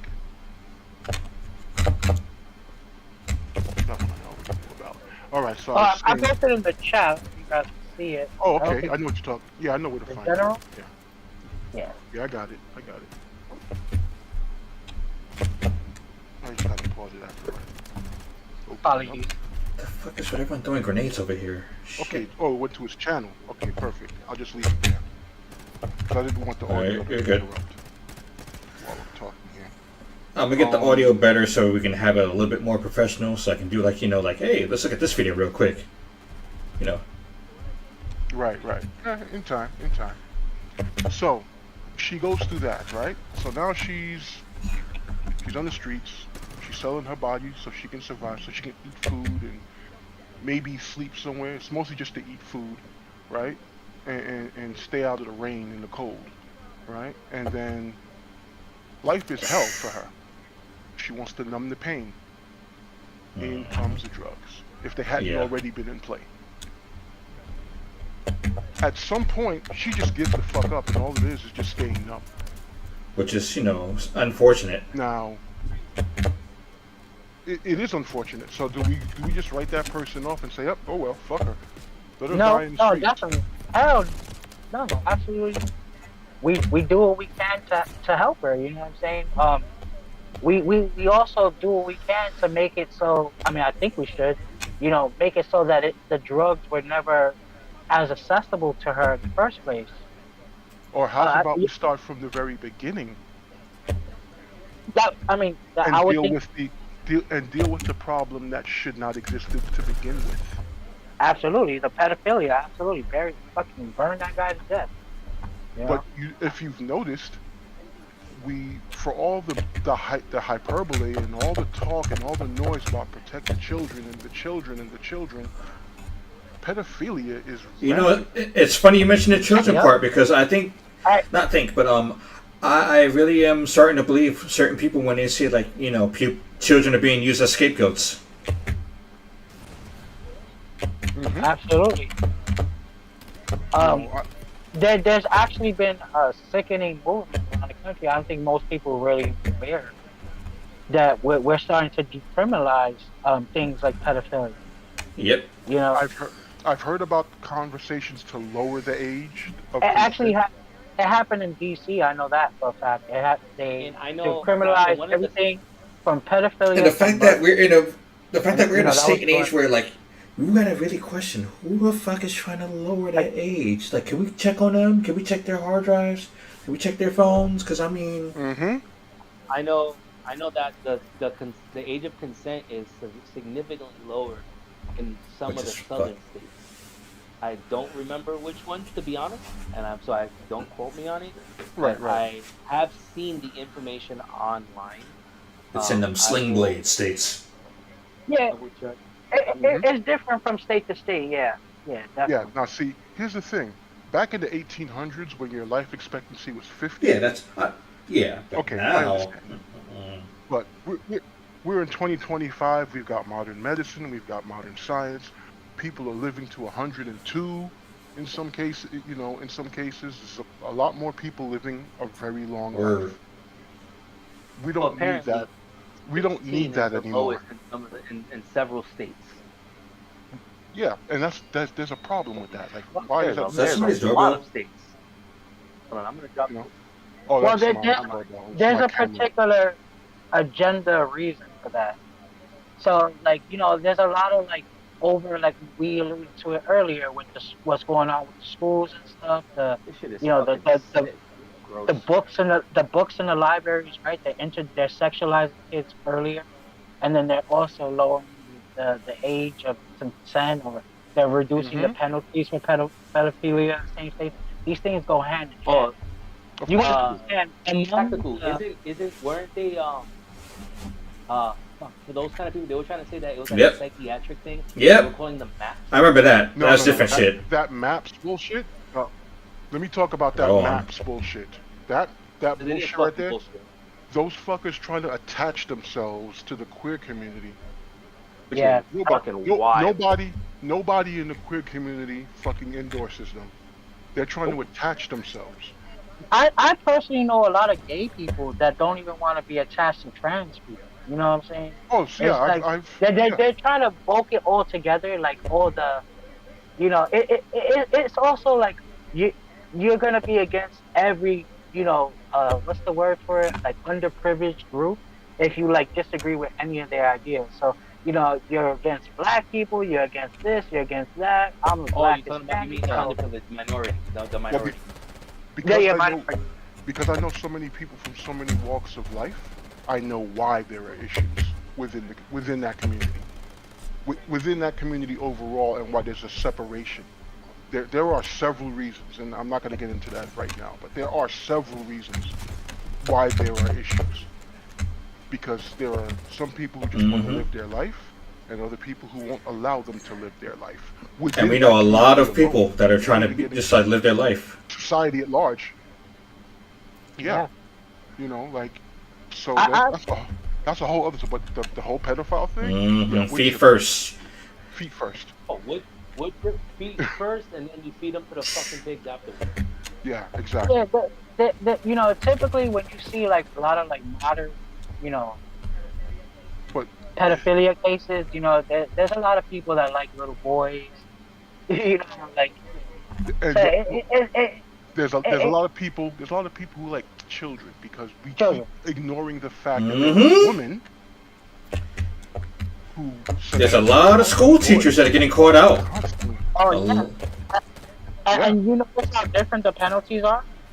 Like Oh, I noticed. a female teacher will get Mhm. caught with a boy, and she'll Slap on the probably just wrist. get fired. You know what I'm Yeah. saying? And she'll Hmm. get fired and maybe Yeah, what probation. I mean, we And, have one of and the most I'm not saying prolific it's right. cases of that happen within like the last 20 years or some shit. Teacher got It's pregnant, not. went to jail, got out, got back with the same teenager, Yes, and that went to jail case. Yeah, Yes. again. yeah. Yep. And then they got married when she got out for the second time. There's another. I don't know if it's that same case or if it's another one where the boy is being Yeah, hit for that's child a different support. case. That's a different Oh case. I no, think. But Yeah. even with that shit, I'm like, Yeah. no no. Then way. there's That's great. then there's another one. Then there was another one with Who even pays the child support? Like if it's a minor, like the Mm. parents? bro, I For have all no intents and purposes, yes. I've heard Yeah, some right. weird.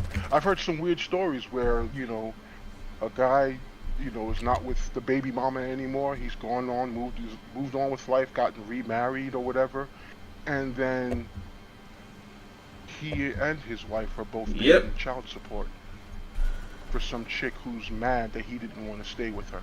Oh yeah, we see that. Sure. Yeah, We see that all the time. ruffle you But know. where relationships. from? That's like yeah. Are you from New York, Cypern, or? Yeah, yeah. Yeah. You, ne- Oh, I'm sorry. I meant to yeah. ask We, us. we all are. This Yeah. has been a New York moment with chat.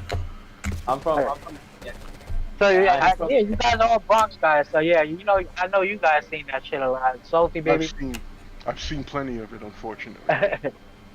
That's like unfortunately, that's like a lot of too much of our community. It's like we don't have husbands and Listen, wives. I'm We just have, glad it didn't we happen mu- as prevalent in my day as it does now, because all my female teachers look like. I had Same. hot, I had hot I mean- teachers. I was lucky. I actually in junior high, I did have Same some here, teachers in junior high. but it was, Yeah. but they didn't do no Bro, crazy shit like they do now. But there were also some other teachers, in the school or around, and it's like, ugh. Listen, I had two teachers. I had a dean and a seventh grade teacher who looked like Wow. Man, that sounds Bro, painful. I had another teacher whoever seen Scary Movie? Yep. This man, the gym teacher. Yeah. Yeah. Looking like Dog the Bounty Hunter. I've had teachers that look like that. Holy shit. Or they look like Roseanne Barr from but when she was young. Oh, that's That's funny. yeah, difference there. I had it rough. I was so glad I was taken. Yeah, well, now it's a whole different story, obviously. Yep. But the teachers are getting like, younger. and also there are those who don't want to get Yeah. older, so they play the young games. That's a nice way of putting it. There was something you were saying. Yeah, I know. But gentlemen, I'm sorry to cut you guys off, but I am falling into night. I have work in the morning, so and Yeah, the kid is Oh already yeah, asleep. hell yeah. For Yeah, me, so I got. it's after midnight. It's. I know it's like midnight for you guys, but for me, it's only 9 o'clock. So I'm gonna No, take the I advantage get of it. it being Well, early I want to try podcast. to do stuff like this. All right, I want man. to try to do It's stuff over, like this man. like every week, Pleasure you talking know, to you. because I mean, or at least Every every week, other week. I know, I bro. know. Listen, listen. I am an introvert with Mm-hmm. extrovert tendencies, and group therapy, as I would call this, is painful.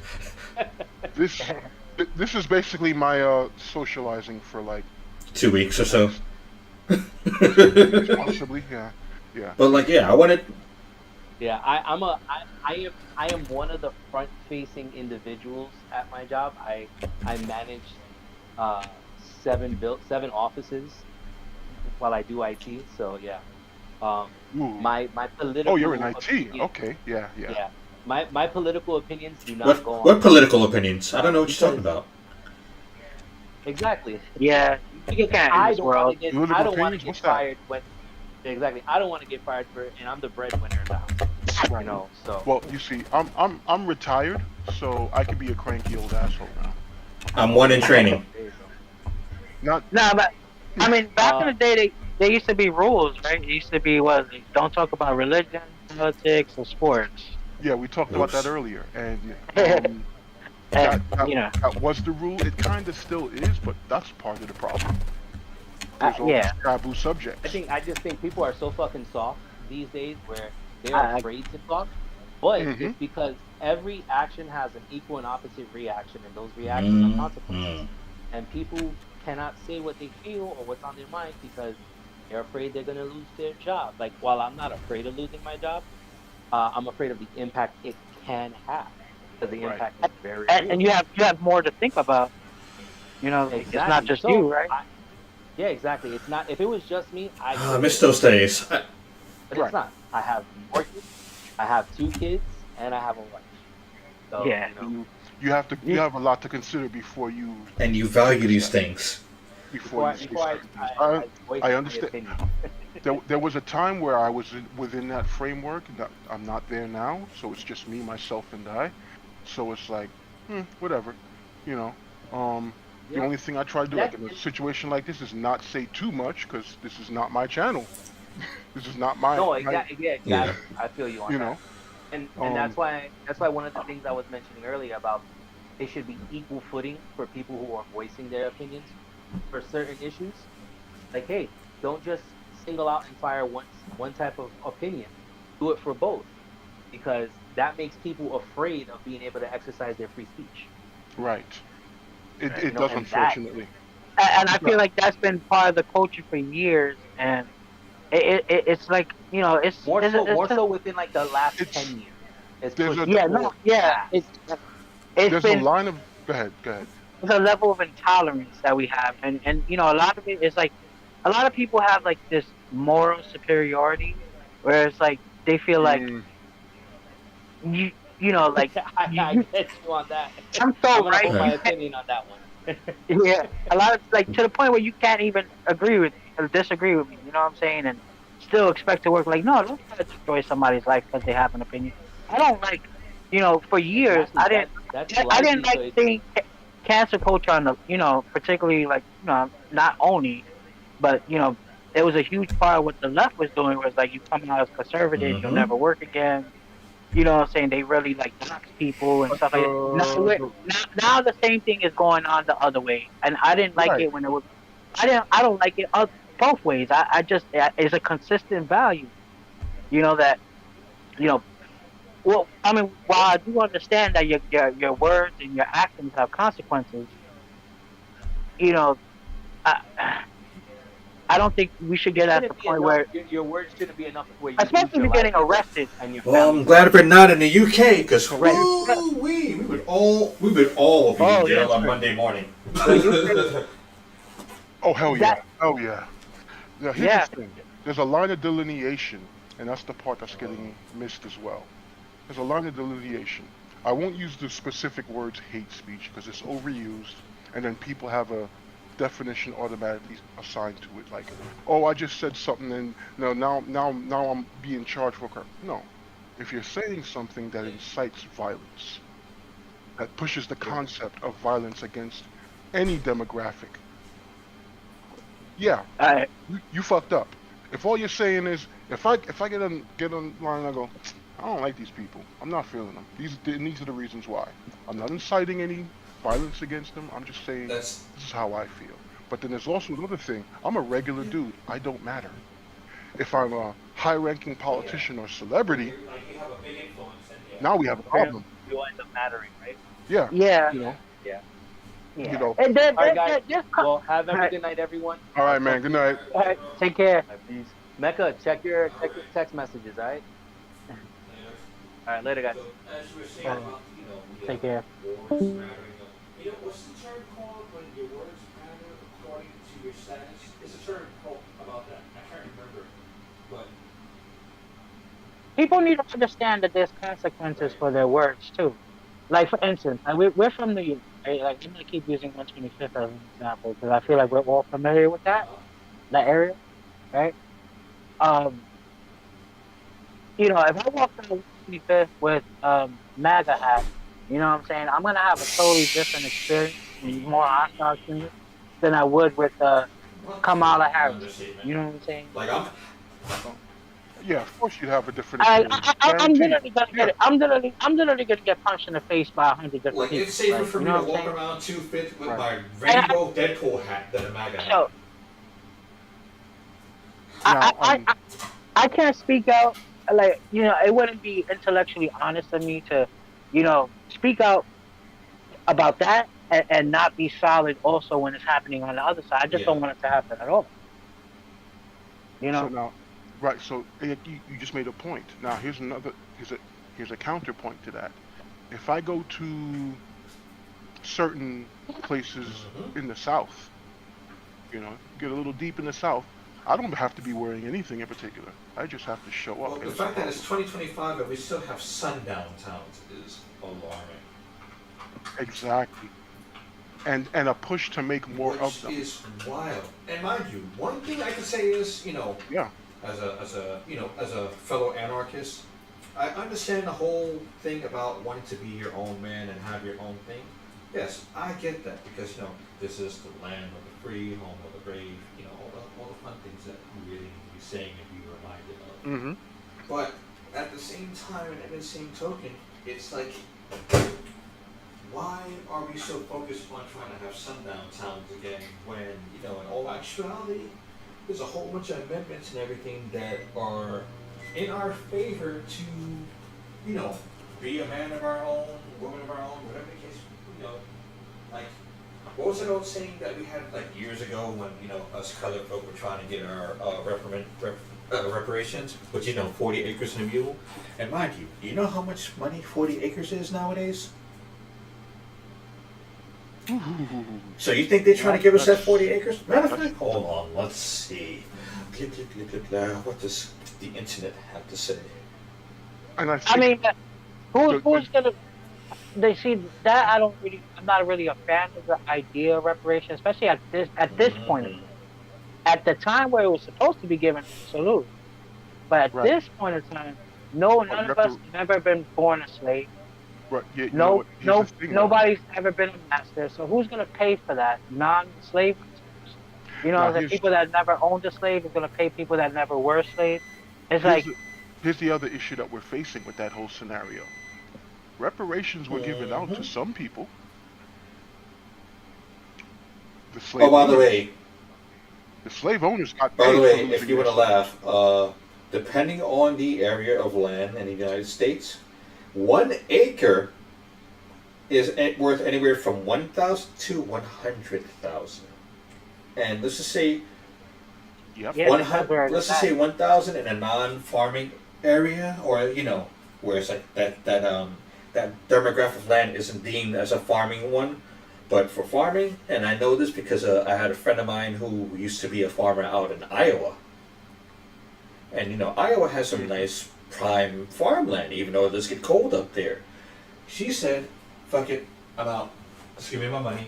And I think she got paid like $600,000 for the small amount of land that she had, and I think that was roughly around like 10 acres. And she took her I money and went to the And Southwest. And even more interesting is that elements of our government, the vice president in particular, is actively involved with a company that is involved in buying up land from farmers. And these farmers are going to lose their land because the government programs they were counting on Yeah, are and now also the fact gone. that a lot of these farmers. I think a bigger issue concerning farmland is hostile nations getting control of it. And there's been a big push by China to You were. control our farmland, Yeah, of and course. particularly land next to Did you know? military bases. It's Yeah, that is an issue. So they can set up all kinds of surveillance All equipment. right, that is an issue, but it's not so much. It's a bigger. I mean, it's definitely a national security issue. That goes without saying. But the other side of this issue is fucking hedge funds buying up land that used to belong to farmers who've had it all for of these umbrella generations, companies. so they can pimp it out. So they can That pimp it out and have people work on.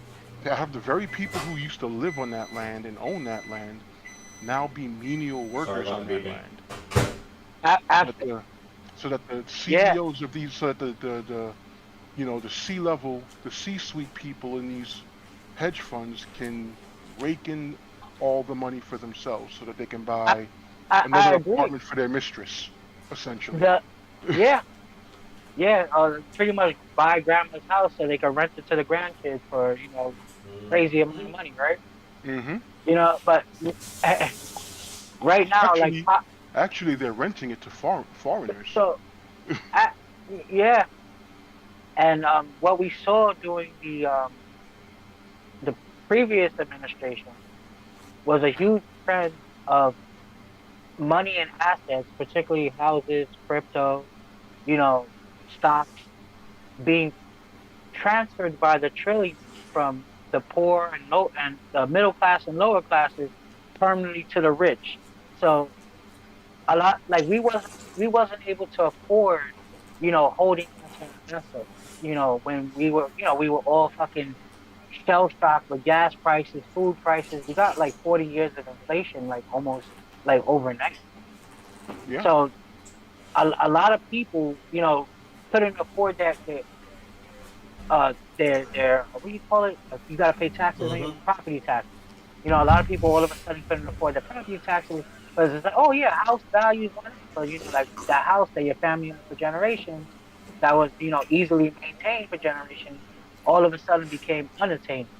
It's like, damn, I can't pay this $100,000 property tax like I hate to use for this the house old my family joke, gave me. but The- they were forced to sell it to BlackRock at pretty much, Mm-hmm. and they're not getting it back. Because the Yeah. BlackRock, they put it up for 5 times the mm-hmm. amount they bought it Yeah. I mean, there's several businesses there are several chain businesses that have crashed because of that. for. But we have to to combat that. We have to try to make things more affordable again, so people can hold on to their Yeah. Well, assets. the people who argue that the free market will rein itself in and control itself and be fair convinced the powers that be that that's a good idea to let corporations and hedge funds and so on just do whatever they want Mm-hmm. because they get paid. Those Yeah, politicians get paid by these companies to let them do what absolutely. they want. And that's why a lot of things also don't get done too, because typically, like, we vote for politicians to confront these companies on a lot of things, but then you look at the campaigns that these politicians Mm-hmm. ran, and you look at where the money came from. They got $500 billion from Boeing, and or whatever company we could hypothetically just throw in there. Mm-hmm. And we can't expect those same politicians to address those things, particularly big pharma. It's a big problem. It's like, oh, we haven't addressed, like how things are like Mm-hmm. overly expensive, Yep. where in like other countries they're like, pennies for the dollar. And that's why, because you just look no further than many politicians' campaign donations. See where they came from. I And remember hearing something a while back. you They said you politicians should have patches on their jackets like race car drivers. that would be cool. I also remember something along the lines of like, if politicians were making minimum wage Like according to their job field, then they would be most likely to raise the minimum wage for people in their respective states. We have to like curb things like inflation so that money goes farther, you know? Because you have to understand. All right, let's think Mm-hmm. about McDonald's, right?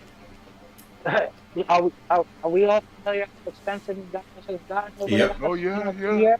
yeah. Remember, I'm aware. I'm aware. remember something called the dollar menu? I remember You know that. Yep. Yeah. that's long gone, right? Yep. So we have to understand something too, is that while there's a greater good to certain things, right? Like I sound fucked up saying this, but if hear me out long enough. But I'm against just indiscriminately increasing the minimum wage, right? Because places like McDonald's, they have to stay affordable for everybody else. So what happens when you start paying everybody $25 an hour? Well, now that Big Mac meal, that number one, is fucking $20. You know what I'm saying? I, Like it's like what the fuck? I used to come in here and I get it want for to add fucking on to what you just 6.89. said. Right. I got something for You you. know? So I remember I want to add on locally to what with you my just said. Hear me out real quick. It's one thing to have that I guess you could say point of view of like saying not every place should have X amount of wage increase, but it's another thing if these companies actually are being legit, where it's like, okay, if we're making this much profit, then we can afford to make that wage increase. Hey, what's up, Pickle Gamer? All right, go ahead. I think I think we should do more to address the skill problem. See, places like McDonald's is not what you're supposed to raise a family with, right? Where Mecca, you remember my job used to Mm-hmm. come and see me all this. Good Remember times. Dunkin' Donuts? Being it, coming out like 3 in the Remember that morning, time? stone or drunk as hell. Now, now, so here's a question. Here's a I question. I was making $6 an Yep. hour with that, right? But That's what that, here's a right. question that now I want you to give some thought to this. Right? These jobs are. I've heard the argument before. Unskilled labor. They're not really worth anything. They're for kids to work at. You know. Stepping stone kind of job. All right. So now here's a question. Why were they considered essential workers then? No, they are essential. No. It- You can't be Ma- ma- an unskilled essential worker. You absolutely can be. No, you Uh, cannot. You Because absolutely can be. Yeah, you because can. the idea of an unskilled worker is You that ab- they're not. What they're doing is not that important.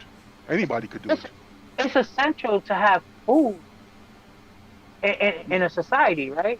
So, Yeah, like, you can just cook at home. your cashier is essential. Like, you Yeah. need someone to go and buy the food from, actually pay, I right? don't know. I mean, But you can cook the at home. job, the cashier itself, isn't necessarily a skilled job, right? But So you have warehouse jobs. That's like that's just a labor job. You're just picking up boxes and moving them back and forth, putting them in the right shape. That's not necessarily a skilled job, but that's a job It that is has and it to get isn't. done. That's it. Right? Hold on. You know what I'm saying? Technically, So I warehouse think, jobs are yeah, that kind of was skilled, but then a again, little. they're kind of not because it's more along common sense. There, the, Yeah. there are a lot of jobs that are considered unskilled, which actually are skilled because not everybody can do them. People always Oh, assume, okay. from my own personal experience, people always assume being a security guard, you don't have to do anything. You don't have Bullshit. to become security guard. This job The is first easy. time I did Anybody corporate could do it. security, I had no idea it was that crazy. Well, Exactly.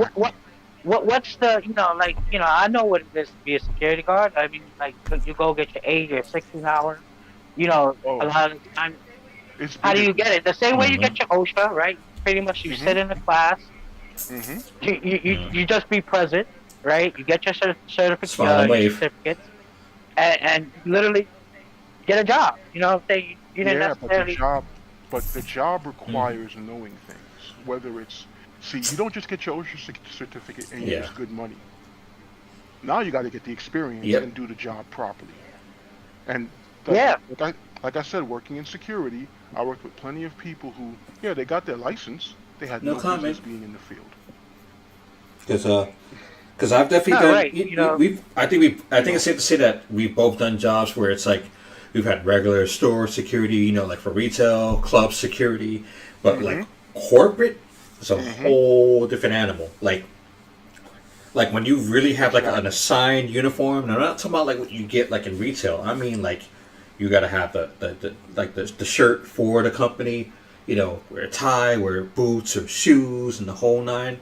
And you got like, for example, one of my first big security guards. I worked for Coca-Cola. This is like long time ago, and like I had to check in with trucks. I had to do a couple of laps around the plant. Like legit the plant. As in I came there overnight. I got there like around 10. And I mean the one great thing is that in the break room I was getting like free kick and surge because that was the only thing keeping me awake. But like I had a lot of things to do where again I had to watch out for idiots, watch the camera like on some Five Nights at Freddy's shit. Had to do my laps. Had to take logs of all the trucks that were coming in and out, like for my shift, even though it was more coming during the daytime. It was just wild. Yeah, it's there is knowledge behind it. There is literally skill behind it, but people look at it and say that's not a skill job. I mean, I transitioned from security to IT, and I always knew that IT, you had to have, you had to know what you were doing. Mind you, the headaches were lesser in IT for me than they were in security.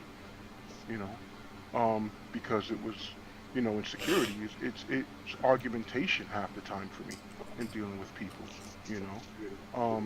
Being underestimated constantly, being told I don't really do anything.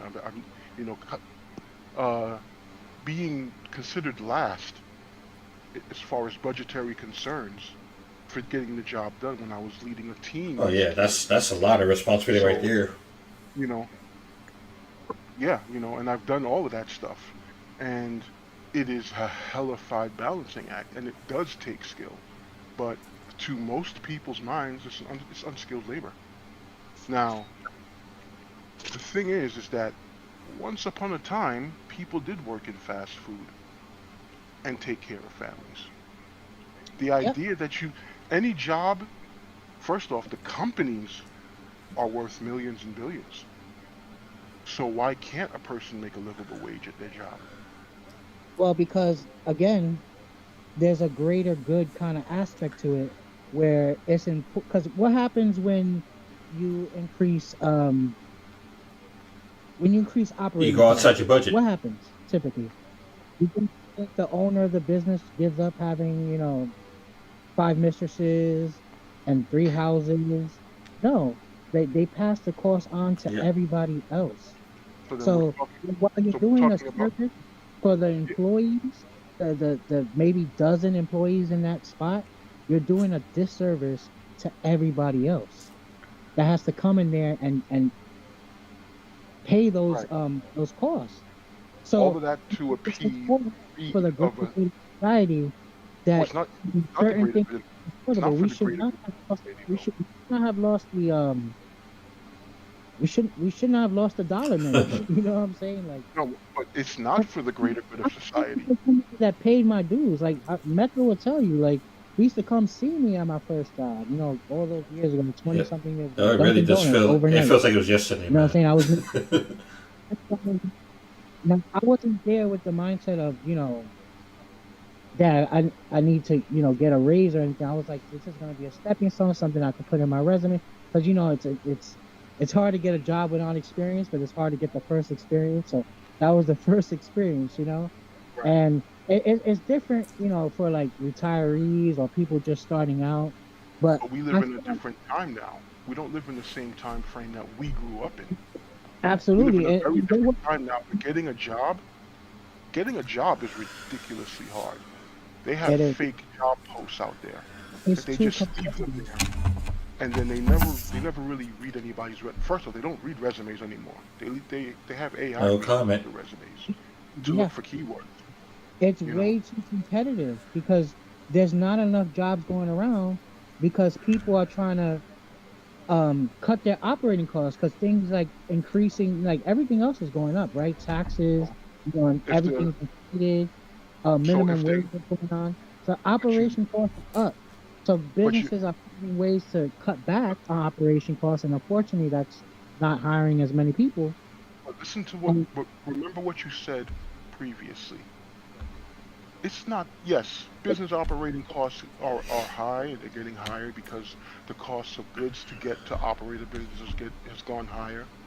But why does one person see? It's not for the greater good. You already called it out. It's some CEO who wants to get his next boat and his next car and the next apartment for his mistress. That's where the problem is. I mean If, that, but the thing is though, I'm for capitalism, right? so So am I. you got to think I'm not, about it. but I'm not for Yep. greed. No one needs. I'm pretty sure that any one of us would be just fine at 100,000 a year. Yeah. Anything more than that is just excess for the sake of it. I mean, Who really you gotta needs a Who really look needs a kind of yacht the size of a football social, field? because what you're gonna end up doing with that, if that comes to fruition, that's more like the socialist line of ideology. That's not what And I'm what talking happens about. I'm in not those talking about cases, socialism. I'm talking about what why happens? can't. You end up curbing innovation. You end No, up you don't. like, No, yeah, you you don't. do. If you don't have the No, incentive to there's always innovation because if the people government's always gonna want to do things better. if you're gonna snatch away somebody's money after they make a certain point, they're not gonna work hard or past a certain point. Like for instance, let's say I know this guy's pretty controversial, but let's say Elon Musk, right? No, He's I'll go. working he's E- working on a couple things, right? He got Starlink going on. He got obviously Tesla, where he's done great things for the entire electric car industry. Well, whether you like him or not, but there was no feasible electric cars before him. Typically, an electric car will go like 25 miles before you have to recharge it at best. Actually, And there were he good electric cars. he The he he petroleum re industry in America has been he trying to keep electric cars from existing. right. So what he had to do was essentially reinvent the battery. And what he did was he actually reinvented the battery and No, he didn't open because sourced it it was already being done outside the United States. and open sourced it so even his competitors could use it. So now you see like all these companies coming out with electric cars using, Elon what Tesla's open source battery tech. Yeah, and then he put Well, out the Cybertruck, right, yeah, which that is universally known as a piece of trash. yeah, yeah, battery tech, yeah. Such a disappointment. Remember how the unveiling went? He was trying to Yeah. show how indestructible the window was, Hmm. and he ended up Yeah, crack busting exactly. one. So quality control went down. Meanwhile, Elon Musk is was until recently the richest man in the world. Right. Now, So it, he's working now on other honestly, things. when he wasn't the richest man in the world, theoretically he was still innovating. I already have a problem with that. Him, Steve Jobs, anybody that you know the name of in these companies is usually not the one doing all the work. Absolutely not. All right. There's I that mean, aspect. I They will might say this though. they might come up with Elon is ideas. They're not doing all the Elon work. is probably like out of all those type of guys, Elon is the most hands-on of all of them. Like he would sit with the engineering staff and work with them. Like I've seen live videos of him talking engineering with like interviewers and actually like understanding what's going on to the point where it's like that's a good idea. Let me implement that. And I think that was like it was like a famous example. It helped them um make the first rocket that can be reused Right. and it And he happened was in doing that. the 50s. He was Huh? doing that before he was considered the richest man in the world. So obviously, the No, no, money it he just was happened making was. recently. Wait, listen. That's what I'm saying. The money he was making was not the drive to innovate. The drive to innovate was his desire to make things better.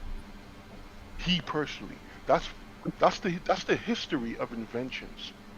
That is the history of innovation. People wanted to make things better because they saw that the way that this has been working, it's not that good. We could do better. It was never about the money. It became about the money at a certain point, but innovation doesn't stop I because feel people like it get money. becomes about the money when a lot of outside Seriously, interference is None of involved. us are putting in the none yes. of us are none of us are putting in the extra hours of work if we're not Mm-mm. getting paid for it, right? So we're gonna get paid the same thing every week, whether we do Well, 30 hours or 60 hours. I'm right. doing Well, 30. our jobs are any jobs that we're doing are cogs in the wheel of the machine. Doesn't matter. We're just we're just basically selling our bodies and our time to earn Sadly. At, meager paychecks. at, at, at some point, right? Everybody was where we started at. Maybe it wasn't Elon, or in this case, I'm tired of using him as an It but wasn't Elon. It wasn't some Bezos. It point, wasn't. It wasn't somebody, Gates. Well, None of them. somebody was. It wasn't. Yeah, it was.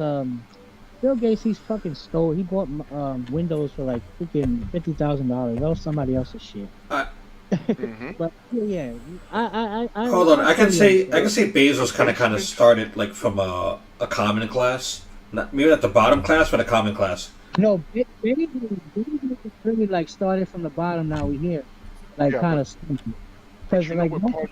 I remember Amazon like in the 90s, and there's a viral picture of him going around. I think it was like from like 96 of him sitting in his office, and Amazon written on like on a canvas by hand, and it's just People desk people and a love to put people love to put that image out of I started in my garage or I started in a room in my house and then I built up to this. Do you know how much government is involved in building up More big than business? it, more than we care to admit. I'm sure you're aware. well, I mean, yes, big business. Amazon, I know for a fact, didn't start off as a big business. And, especially at the time where right. like pretty much the birth of what we know as the internet now. I mean, the internet has been around for a I mean, while. I worked for a startup where the owner of the startup told me about it. He's like he was approached People. by some interesting Hmm. individuals in suits who basically said, "We want to pay you money so that we can be part of we'll invest in your company. You'll have a great budget." And he was like, "No, I'm not giving my product." He wasn't feeling them. It's like, "No, I'm not giving just handing over my work to you." They said, "We're gonna get it Which one is way or the wild other." that we're literally in that kind of day and age where it's like, wait a minute, like, why is it that again, this falls back into the whole anarchy thing that I'm all for, where it's like, how is it that we're Hmm. not allowed to have the American dream? It's like, we have way too many corporations getting involved and too many other outside businesses getting involved. So, like, again, why is it that we're living in a day and age where we can't have the American dream, or someone's quick to try to buy it out? I mean, if hard work really led to riches, the three of us sitting here right now, and the people who Hmm. were on previously, we'd be the Or the villains, billionaires. depending on how you look. Uh, it's not just If it hard was work. based on Yeah. hard work alone, Yeah, a lot of people who are being deported would be Hmm. millionaires themselves. at, at, If it was at the just end of based on the hard day, work alone. at the end of the day, every millionaire, billionaire you could think of, right? They don't have a money printer. At least they're not supposed to. Like they're generating wealth by putting out a product that obviously people believe in and want to actually spend money on by the masses, like Amazon, right? Like them or not, they provide a fucking awesome service. You know what I'm saying? Like They Yep. provide a convenience, is a what they convenience, provide. they They prov- provide the value, and they get paid for that value. You know what I'm saying? So it's like it's not also working hard; it's also finding your niche and excelling at it's not it. excelling, it's exploiting. Because how did Jeff Bezos get his money? How much do the average warehouse workers get paid? Drivers are actually tracked every hour of their work shift to see how much time they're not actually working. It goes back to like sort of what we were saying It earlier become about operating costs, right? So Amazon, like, has to be price competitive. It has to right. be, it has to come fast shipping. You do get like now No, less of no, I get a how it works. I'm I'm not doubting that, but in the meantime, what we have well, is sorry, we you have got Jeff it. Bezos, we have Jeff Bezos in a ship so big he couldn't get it under a bridge and was telling the people, "You have to let me get past." And when they said no, Little he fit. essentially, yeah, he like it's like there's something wrong. See, I'm not talking about making it a socialism. I'm talking about making it make common sense. There is no reason for people to be working and receiving state and government and federal benefits in supplement to their job or having to work 2 or 3 jobs when the person in charge of the company that they work for makes 6 figures an hour, 5 figures an hour, That is true. and all they're really doing is just hanging out and chilling at this point. Well, they work to get to that point as well. Like God willing, for all of us, you know what I'm saying? We get to that point where, you know, we could build something and be able to sit back. That's kind of like the goal in life, right? Like it should Right, be. but You're not supposed to just work till you die. You know, yeah, but you're supposed to so work, find a way to put that money to work for you, and then hopefully be successful at it to the point where you can chill. You're supposed to give yourself a retirement because if you wait for the world to retire you, you're gonna work Yep. till you die, right? of So course. So now here's the thing though. There is comfort and there is excess. 100,000 in a theoretic, because my situation is already not that great, and there's nothing I can do about it at this point, unfortunately. Because going out to work 40, 60 hours a week is not going to happen. My body can't actually take that. I've been down that road. I've done that. It didn't work out. Now, do, do, do that you mind? aside, What's your field of profession? I first was in security for a chunk of my life, and then I moved into IT. You got a remote job? Can Remote job, depending on what the hours are. I can't work a full-time job because I have medical commitments okay, that come okay, okay. first, that I have to adhere to. I'm in a similar situation. So it's Yeah, funny. like, like, it's really serious. Like, I sound healthy. I even look like I'm in pretty good shape. It's not that. No, it's really not. I could not wake up tomorrow for all intents Oh, and purposes. It's that Yeah. serious. And the fact that I've known Um, you since you were like, healthy as a so damn ox, and yeah, yeah. I used to be a juggernaut. Like it was just like I could pick up 2 grown men and throw them at will. That has changed.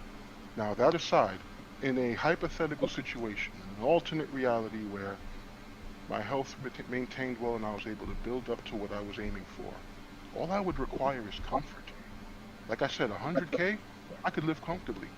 I don't need a mega yacht. I don't need a luxury vehicle to stunt on the block or show off in front of people. I don't need a private jet.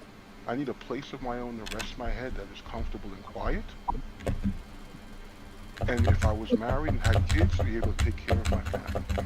It's very simple. If my business made as much money, if I had a business that made as much money as Amazon, I set up my comfort and my security, because that's going to obviously be needed, unfortunately, but true, that's just the way things are. I can invest the rest in the company, and if I'm investing it in the company itself to build the then yeah. company, rather than just stocking it up in my bank account, here and overseas, the company is going to be successful. I can pay people more. People who are paid more are happy and will stay with the job. This has already been proven. It's been done. Right. The owner of a company did decide to pay and cap his salary at 70K and pay his people, I forgot how much it was, but he paid them a really good salary. He's retained all those workers. He's lost very few. The turnover rate is so low in his company. People are happy. They've bought their houses while working at this job. They've gotten married. They've had kids. They've done all kinds of things. They're happy. They love their jobs. They get paid well. They show up. Isn't it almost similar to how Bloomberg operated, And where he got into politics? He's like, you know what? I don't need the politic money. I got money already. yeah, well, Bloomberg has the fuck ton of money. He didn't need a civil servant's check, and he didn't need to take money Exactly. from donors. Like, I can respect it for what he did, you know, but at the same time, I'm not going to be the biggest fan. Yeah, Because again, at the end of the day, it's politics. yeah, exactly. But the idea is it can be done. It's not about because the moment you talk about things need to be balanced out more, the first response is socialism. No, it's not socialism. Companies are Yep. supposed to be successful. They're not supposed to be relying on federal government money, which is essentially money from us, the people. So we're paying these companies to buy stuff from them, and we're paying to keep them propped up so we can continue to buy stuff from them. There's something wrong with that. That doesn't make sense. And these companies are worth millions, Understatement. tens of millions. No, Why? You know. It's the job availability too. So it's also kind of compounding the problem if you increase businesses' operating costs to the point where they have to, find ways to downsize employment, right? So now that makes jobs more scarce, and that makes it more of an employer's market. Right. Whereas A problem we wouldn't have. A problem we wouldn't have if we didn't have greedy C-suite people. dollars, now you're like throwing money at people. It's a different negotiation where you're competing with, like, say, Target or everybody else, but the same workforce. Now the businesses more have to compete with you. But when you make jobs scarce, you're also compounding the problem of it being more of an employer's market. Look at these fucking job listings nowadays. They want like fucking like 10 years experience for like entry level jobs. The shit is crazy. I know this is going to sound crazy, but that's And control. you know how many? Yes, it is. That- That's exactly what it is. You have to make it so it's like a company, right? You make it so there's a booming economy. You make whatever moves you have to do. Bringing in jobs from the outside. Pulling some people by their fucking tail, like, not to bring it up, but tariffs. That's forcing a lot of foreign businesses or a lot of our own businesses that shipped out millions of jobs to come back. That you can come here and get a tax break, or you can stay over there and get tariffs. So Yeah, a lot but- of these people are letting No, you but- come back. So But now here's the you- other side of it. Here's the other side of that. Businesses don't like the idea of coming back to the States because it's too expensive to operate in the States, because what they pay people overseas is pennies on the dollar to And what they pay us here. Because we're not going to go for those same salaries that they And give also, us. those pennies on a dollar are, That's how- money over there. Like, for example, let's say, I don't know, like, Trinidad. Like that's definitely a pennies on a dollar place. What was that Charlie? What's that? Pablo Escobar. No, no. That's the- Plata Right. or plomo, right? He used to tell people, silver or lead. Yep. You know what I'm saying? So that's the kind of approach that is taking with these tariffs. In terms of silver, in this case, in this context, would be like the massive tax breaks. So, he's telling companies, hey, not only will that give you, you'll be able to bypass the tariffs, so you'll save money that way, but you'll also get, if you hire 100,000 people, I'll give you tax breaks. I'll pay for half of them. With the tax breaks, I'll give you a lot. I know what you mean. And you have more working Americans that's spending money, so everybody else's business starts going crazy, or people become business owners. You lower the cost of entry, and that way you have competition. And then, not only good things start to happen. When you have Yeah. 3 people selling apples, right? Those 3 people can always conspire and inflate the market of apples. It's harder to do that when there's 300 people selling apples.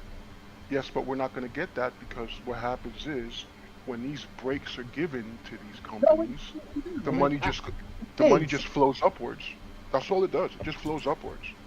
People I, give themselves bigger raises I, at the look, top of the food chain. there's criticisms of every type of financial system in the world. Right? Of course, yes. Capitalism is not perfect, I but didn't say it. I'm about not in saying I'm not when you saying the problem is capitalism. I'm saying the problem is unchecked capitalism. Letting it do whatever it wants. Letting not yet, companies decide to do whatever they feel like Kind of doing like is with what we dealing have with now. people in unchecked behavior. there, So yeah, there, so if we the government has been giving tax breaks and loans and bailouts. It hasn't changed anything. not It's still really. shitty. It's still I, shitty. the tax breaks are like at least the ones that was recently passed. They come in. They should have an impact. But the thing is, there is a reality, right? Where um we do live in a trickle down system. Now, it's you can go about it in a cross your arms and be like, fuck the rich guys and all this stuff. Or you could say, you know what? What's a way that we could scratch each other's backs Mm. better? More like a Correct. business arrangement rather than, But you're you know, talking, the conversation you're putting forth is essentially the concept of in a perfect world. not Because a perfect world. It is it's it, because it's not going to happen. No one's it going to give up us amassing we in already our current framework. No one's going we to give up amassing more money we already seen it personally. in the first, in 2018, 2016, right before the pandemic years. It was like we already kind of seen it happen. We saw jobs being more incentivized to hire, and then we saw more money going around, and that more money around made businesses say, "Hey, I got to catch more of this coin. I need to hire more people." Or more people getting paid more, so more people entering the battlefield themselves, becoming business owners themselves. A lot of new businesses and entrepreneurs was created like unprecedented amount right before the pandemic. I know what you mean because everyone And had. then You know what it pandemic was before the pandemic. There was a lot of crazy stop. business moves that were being done behind the scenes, where pretty much everybody was getting money, thanks to certain local and a certain president that was involved. And then after that, when things kind of fell apart, it's like, wait a minute. Yeah, because then if And yeah, then and it might have so been successful in 2018. Then why didn't we resume it? Why haven't we resumed it if it was working? and What? then and we are But not in resuming the it way it now. should have been. We are resuming it now, but there's modification, there's things learned, you know what I'm saying? Like some things are being done better, some things are more experimental. We'll see about it. It sounds good on paper, but we'll see. I But mean, if the idea is, things are crappy now, and we don't know how long they're going to be crappy, but just wait it Huh. out and things will get better. People can't eat that. And that's the problem that we're having right now. It's too late to play the long game because we are now a society of Mm-hmm. instant gratification. Let's just call it what it is. I mean, we are seeing tangible effects now. I mean, you look at like the job reports number, look at the markets. I I don't look at the job reports numbers because those are now we just got the person who reported the jobs reports numbers just got fired. Yeah. Skewing with that, but it also was a lot of skewing. Says They who? did a lot of Who twisting says and that? Okay, skewing who says that all the over numbers the were place. skewed? All over No, the place. I know what you I'm mean. not. No, no, no. I'm talking about the jobs report that came out, Right. right? That said things were dropping, not going up. And then that person got fired for putting out that report essentially. No, not that things were dropping. That things weren't going up as much.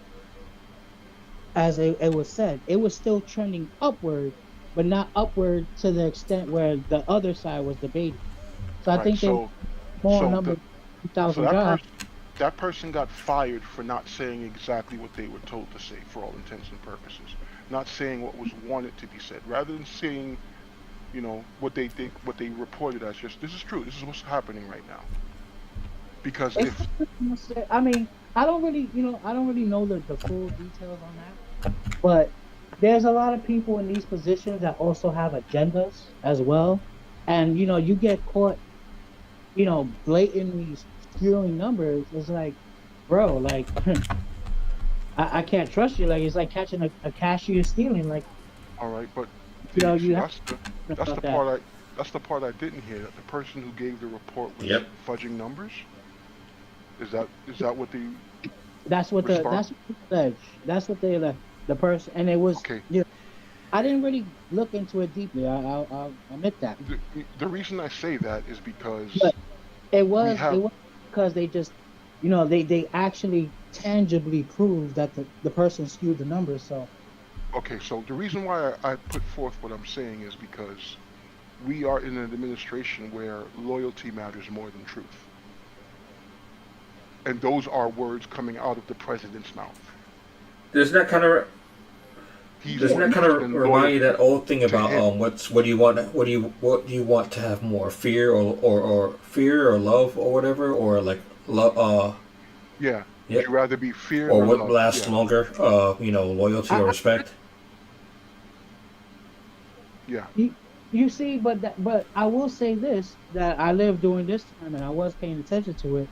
But during Trump's first term, he kept on most of Obama's hires and kind of reached out an olive branch like, hey, we could just work, in a bipartisan way. And a lot of those people use their positions to sabotage from the inside. A lot of that was going on. And it's like, it gets so petty with the politics. It's like, All right, but there's no reason for him to do that now, not because on me, on the country. Republicans hold the keys to the government right now entirely. And There's so no this, reason for him to write out uh, um, presidential order for everything that he wants done, because it's all his people running things. and everybody puts their people. Biden put his people, Obama put his people. Wait, Like, listen to what. All right, listen to what I'm saying again. The House and the Senate are Republican controlled. The presidency is Republican controlled. Even the Supreme Court is more Republican influenced, Republican conservative influenced. Overall, they've got it. There's no reason for executive orders all the time at this point.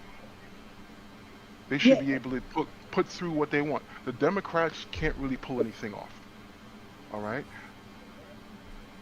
So I, so then theoretically there should be no issue. Things should be going well, no problem. But I it's think not. I don't think it's not going well per se. I think we're in a much better place than we were Farmers who had a their year land ago. for generations are losing their farms. There's a lot of help going to farmers too. You No, there see, isn't, because you it, get, they got it got because it got cut off. Doge said actually, this is not actually, necessary. Let's get rid of it. during Trump's And first term, he I'm not got ta- dollars from China to help farmers. He actually subsidized. the tariffs from China, the tariffs during his first term also I remember hurt the that. farmers. Trump got billions of dollars from China, got China to send American farms during his first term, right, to China. Like that's actually on record, and that was unprecedented. That was literally like nothing comparables. No kind of stimulus to farmers even comes close to that. So it's like The farmers themselves complained about taking American losses during his first term. is getting cutthroat, and that's another thing too. It's like it goes back to your point earlier where you're saying that people get paid pennies of the dollar, right? Well, why is like you know? So we also have to combat that by uplifting our farmers and also cutting off the cutthroats. So it's like if we want our farmers to compete, we got to put them in position to compete.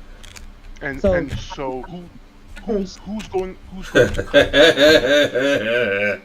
Oh shit! I laughed out loud. My bad. I mean, at the end of the day, I Well, mean, technically, nobody. there is only Exactly. one group of people that can actually cut BlackRock off, and that would be us, because we'd have to, Black do like it says in the Constitution and take those, matters of government affairs into our own hands until we can put responsible people in power, in positions of power. But that's not going to happen anytime soon. But then again, what do I know? yeah. Mm-hmm.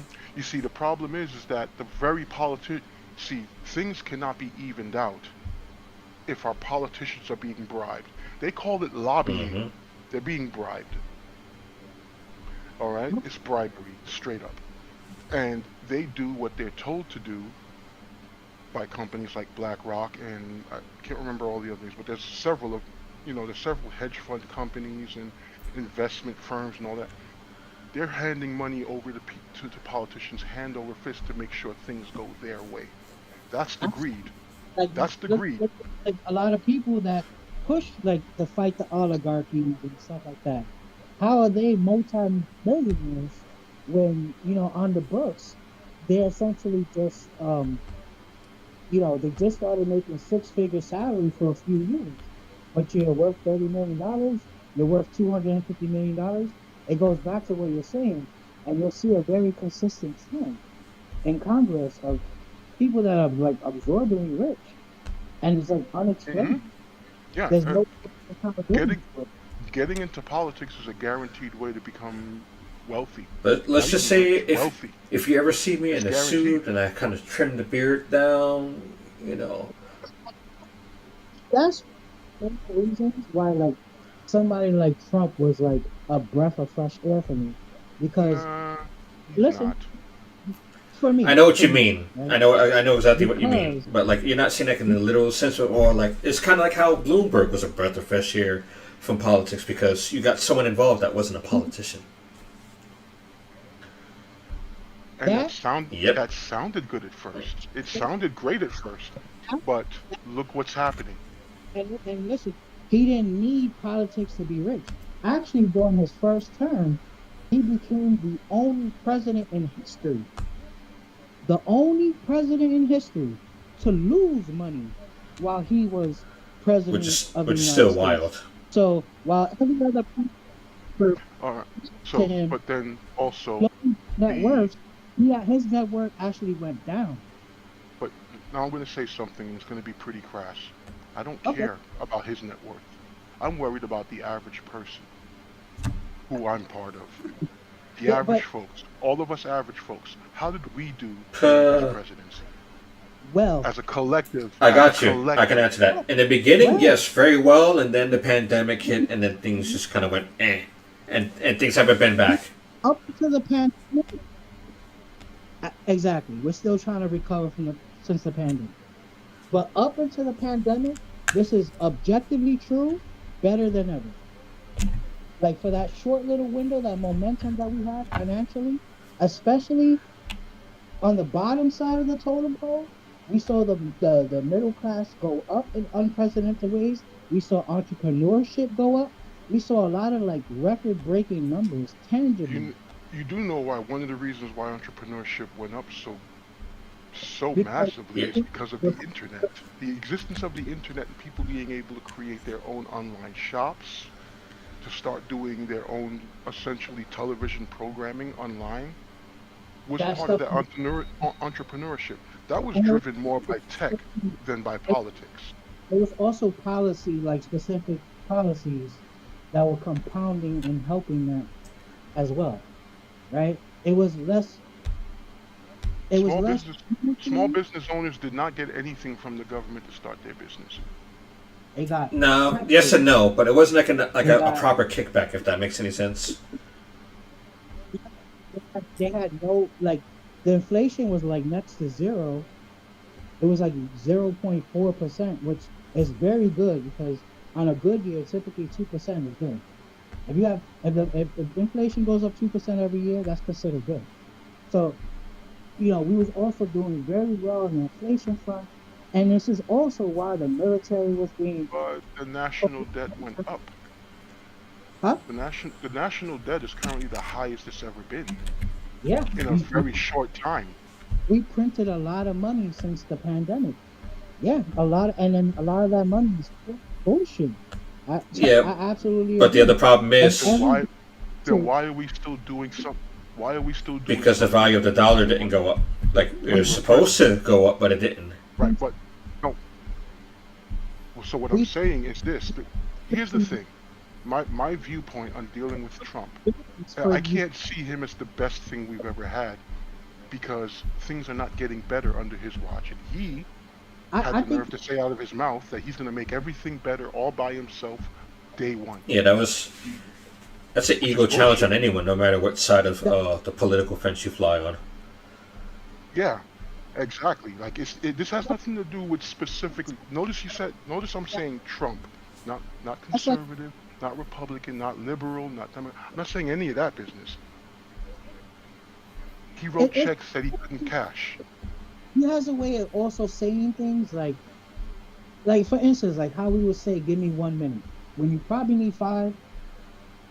I'll be back in a jiffy. You know what I'm saying? It really Yeah, takes you three. but That, we like, do not it's have like the same kind of influence that the president of the United States has.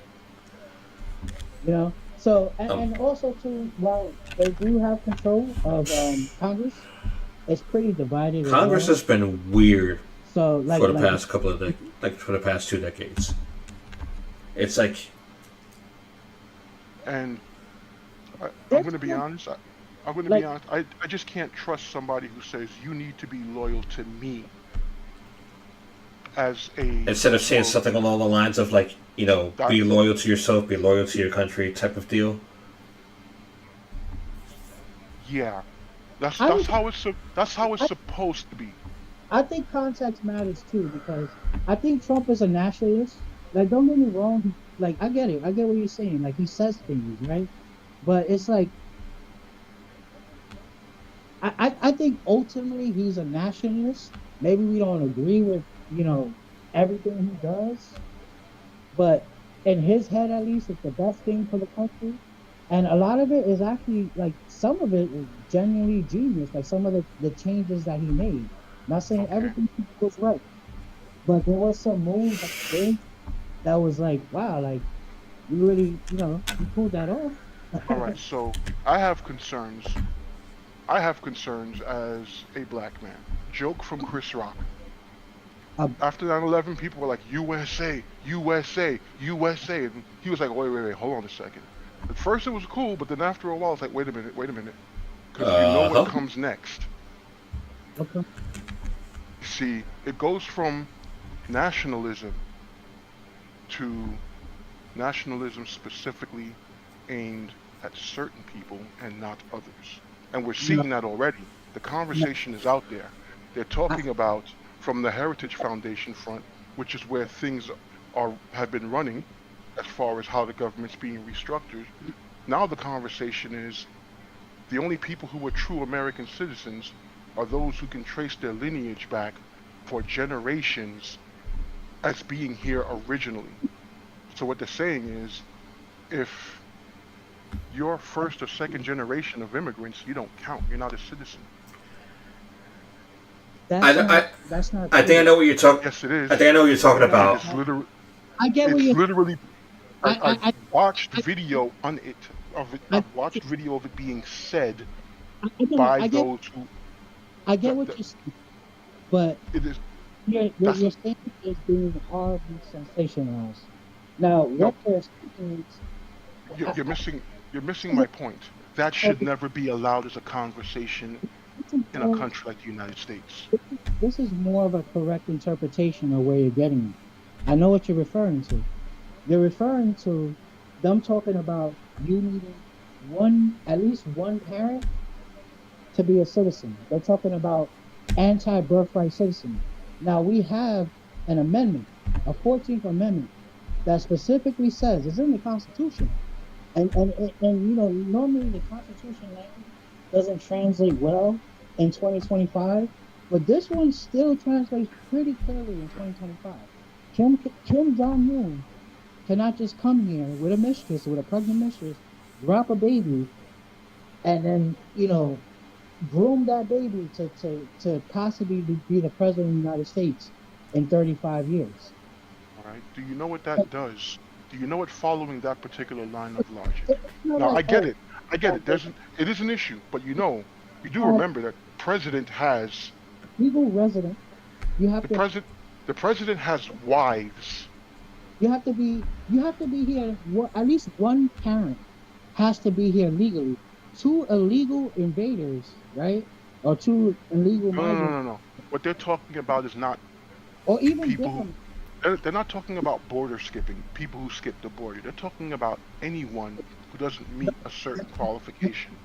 That's the conversation that's a conversation that is out there and being seriously considered.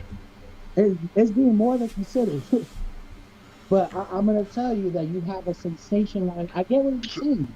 because you know what that means? To me, what that means is I can get deported. I was born and raised here. I can get deported because my mom, Was your mom a legal resident? my mom has she's been a legal resident. All right, you're good. Came here and she got naturalized a long time ago. But the rule that they're talking about goes beyond what was just in the Constitution. It now goes back like generations. It does not. They're trying So to. I know what you're talking about. They're trying to. Is to put that in place. They're trying to put that in place. There's a conversation to put that in place. That's not coming from the top. That might be. You might have They're heard trying that to from influence someone the top with else, it, though. You're talking about. You're talking about the debate over birthright citizenship. And No, I'm not. No, I'm not. The Yeah, you are. birthright citizenship is separate from what I'm talking about. No, it's not. You're talking about tracing somebody's lineage. No, that's something different. Right? Right. That is very different from. That's not the same thing of what's being said, what's being widely, put out there, what's being fought for in court, and they are pursuing it. But essentially, Right. what they're saying is at least We're talking about two different things, It's not about. No, you're talking about, someone having to have multiple generations of being American to be here. Essentially, you are getting to birthright citizenship. You're just doing it in a roundabout way. No. So then what? Yeah, all right. So yes, it's birthright citizenship, but it is birthright citizenship with the caveat of you can be considered not a real American. So everybody whose parents came, it doesn't matter if they're naturalized or not. It They doesn't didn't have- matter. Literally, it wouldn't matter. If my father came here with his green card or a No, visa, I'm letting you know that the conversation that they're having is that it's America for Americans only, as in my great Pretty much, they're trying to do like how it is in Europe, where we used to have it where like the American dream, blah blah blah blah blah. But now because of certain things are changing, they want to change. They want to move the goalposts where it's like, nope, that doesn't count anymore. that's not what the wide debate is about. Like, this is a big thing going on. The whole 14th birthright. But it's being added on the same way maps are trying to add themselves onto the queer community. It's like people are trying to tack it on to the birthright argument, where it turns into it turns into a challenge of, are you really an American? Because I've looked in I watch content on that all the time. I see the debate. You know what I'm saying? I see, and yeah, that's not a thing. Like, they're not trying to trace people's great grandfather. Okay, well, there are people discussing it as an idea that should be put in place. That's all I'm saying. It's not something that just got made up by people. It has been said. It's not coming on video. It's not. But the problem is, even though it's not coming from the top, it's the fact that it's coming from people that have a bit of influence, and that's not a good thing, because it's the wrong influence that can affect. Remember, a lot of things that are happening right now are based on influence. Somebody Remember, somebody took remember. the birthright citizenship debate and sensationalized it. No, And they didn't sensationalize the regular birthright debate. They are responding to something that has been brought up by people who are influential to the they top of the food chain in the United States government.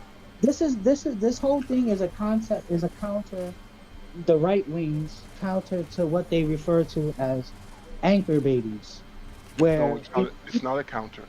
I disagree with the as far as the whole anchor babies thing, where you just come in, get one popped in you, drop it out on American soil, and boom, now we're all here together. I have yeah, a problem with that too. I do. When that's what the sole purpose of that doing that was for. There is an issue with that. I and agree. that But was never enforced, and we're trying to get that enforced because that is literally if you read the 14th Amendment pure, pull up the document right now, right? Read it. Don't rely on anybody to interpret it for you. Read it in its purest form, same words. I have it Odin on my phone. Literally, I have it on my phone. I've had it on my phone forever. it explicitly says, that both, like not even both, but at least one parent has to be here legally. That doesn't even mean they Well, have to be a citizen. You could come here with a green card, you could come here with a visa, and you could drop a baby. Right. As long as So you what get I'm at least yes, one of and that's that the baby, rules. That's the rule we have in place, and that's and the that's rule that hasn't been enforced as well as it should have been. I understand that. that I'm not it's not. arguing against that. We have an anchor baby thing where people are just coming dropping babies, and the babies are being treated as American citizens. And Trump is arguing it shouldn't be like that. Yeah, but he Because has no right to. He has no right to argue that. no, he does. You just said that you didn't like the concept of anchor babies. No, no, no. That's exactly. He has had anchor babies. technically, No, Uh, he has. His Melania, two of his wives came straight over and Melania's popped out babies. papers were straight, right? And even though Trump cannot have anchor Oh, really? babies, Okay. So what did Melania do that earns her the Einstein? well, let's get off the focus on the mothers, right? Trump But it himself. does. But it is important because it's used against us as us the people. If it's going I, to be used against us the people, it has to apply all the way to the top. There are right. no exceptions. No, listen though, you're kind of all right. Listen, right? The whole birthright thing is having at least one, you know, one parent that's here legally, right? So we could debate about Donald Trump's baby mamas all we want. All right. So Those babies are not anchor babies because Donald Trump himself is an American citizen. okay. So we've covered that ground. You're trying to say, well, it doesn't apply to him. It No, no, doesn't no. have to apply to him. All right. So He's a, we've. All right. So good. We've covered that ground. okay.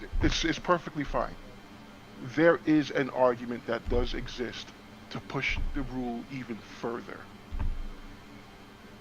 where it doesn't matter if you're here legally because you came over and you got your paperwork done. They are already revoking people's rights as citizens. They're already revoking citizenship and sending and putting people in camps and sending them off. which is It's fine already started to happen. when you look at it. It's not necessarily. So You have to understand that we do have, and other administrations have utilized this as well, where like like Shine the rapper, right? He's from New York. Actually, he's Royal not from New Challenge is York. from New He's York. actually like You know, legit from Belize, and he got yeah. he's from Belize. I could say, yeah. I'm saying we are probably familiar with Shine because we are from New Yeah. York. You know, but they sent him home to Belize because apparently he did a horrible crime. So it's like it is at will, and that makes so it's at will. and you're So talking that about means exploitation. that means they can push it further. They're saying that there's precedent for them to push it further. You're not welcome here to come here and stir up shit. You don't have the I'm not same. I'm not talking about I'm not talking about just people who stir up shit. There are Yep. people who've done nothing wrong. They just exist. This is a thing. They're just there. They're selling ices on the fucking block. That's all they're doing. Nobody is getting deported for selling ices Well, on the block. Legal, like that's legal. That's here legally, well, and just indiscriminate. Like no, it's not I happening will. on a. I All will make right, a we note. just had I just thought about we just something. had You five. guys just reminded me of something Happen. because I have been seeing this shit as of late, where I've been seeing people get like arrested for Pieces like selling like stuff in the subway. people. Yes, that's been a thing that's been happening for years. It happened under Biden's administration. I've seen it happening for years. Now So, the Secretary of State. If you come here, right? When you come here, my father is an immigrant, so I watched this process of becoming an American citizen. A lot of that was a lot of paperwork, a lot of questions of where his head was at. You know, was he associated with terrorism? My father came from the Dominican Republic. hmm Uh, my mother is a citizen. Father came from Dominican Republic. Anyway, I watched this part. It took him about 10 years to fully become a citizen. But he came here legally, visa, work visa, green card. He elevated up the ladder. But anyway, a big part of his process was attesting on certain papers that he didn't subscribe to certain ways of thinking. Because it's like having guests in your house. Like you vet them, right? To a certain extent. We don't just let anybody Yeah. in our house. So when you're out doing stuff that's not what you put on those papers, I'm well aware of that. Yes, my, yeah, send your ass somebody, out. there's See? somebody I know who, I was helping them with the test questions and so on because their English is not the greatest and so on, trying to make sure that they understood the questions that they were seeing in English. Yeah, I've Same done that, here. so I'm well aware. But No, I yeah, literally there it should be there took them. should be controls about allowing people into the country. We obviously we don't want the Cuba thing again. We don't want the Scar, even though it was fictional. No We don't comment. want the Scarface scenario. We You don't know, want people. Obviously, we don't want like terrorist sympathizers. Like they ask you those kind of questions to screen for those but, kind of things. but we And if have you're we have terrorist sympathizers who are Which is still U.S. wild. citizens. Nothing's being done about that. that what? If we don't want it, why is it we only apply it to the people who are coming into the country, but not to the people who are blatantly brandishing it, who were born and raised here, and go back centuries, go back and you know, Because when you're a citizen, a natural born citizen, that's a totally different set of rights. Now you have fucking due does that price make them protection like a does that make motherfucker. does that But make you those just people any less Nope. but dangerous? if you came into this country as a guest, you're You know, at least in the I know Secretary of where you're about State. to go. I know where you're going with that. But I can answer the question for both of y'all. The problem is, it's not that our government now wants to call out anyone who comes from, like, for example, our Muslim brothers and sisters that want to come over here to escape, oppression and everything like that. But then they turn around and saying, start burning American flags and everything.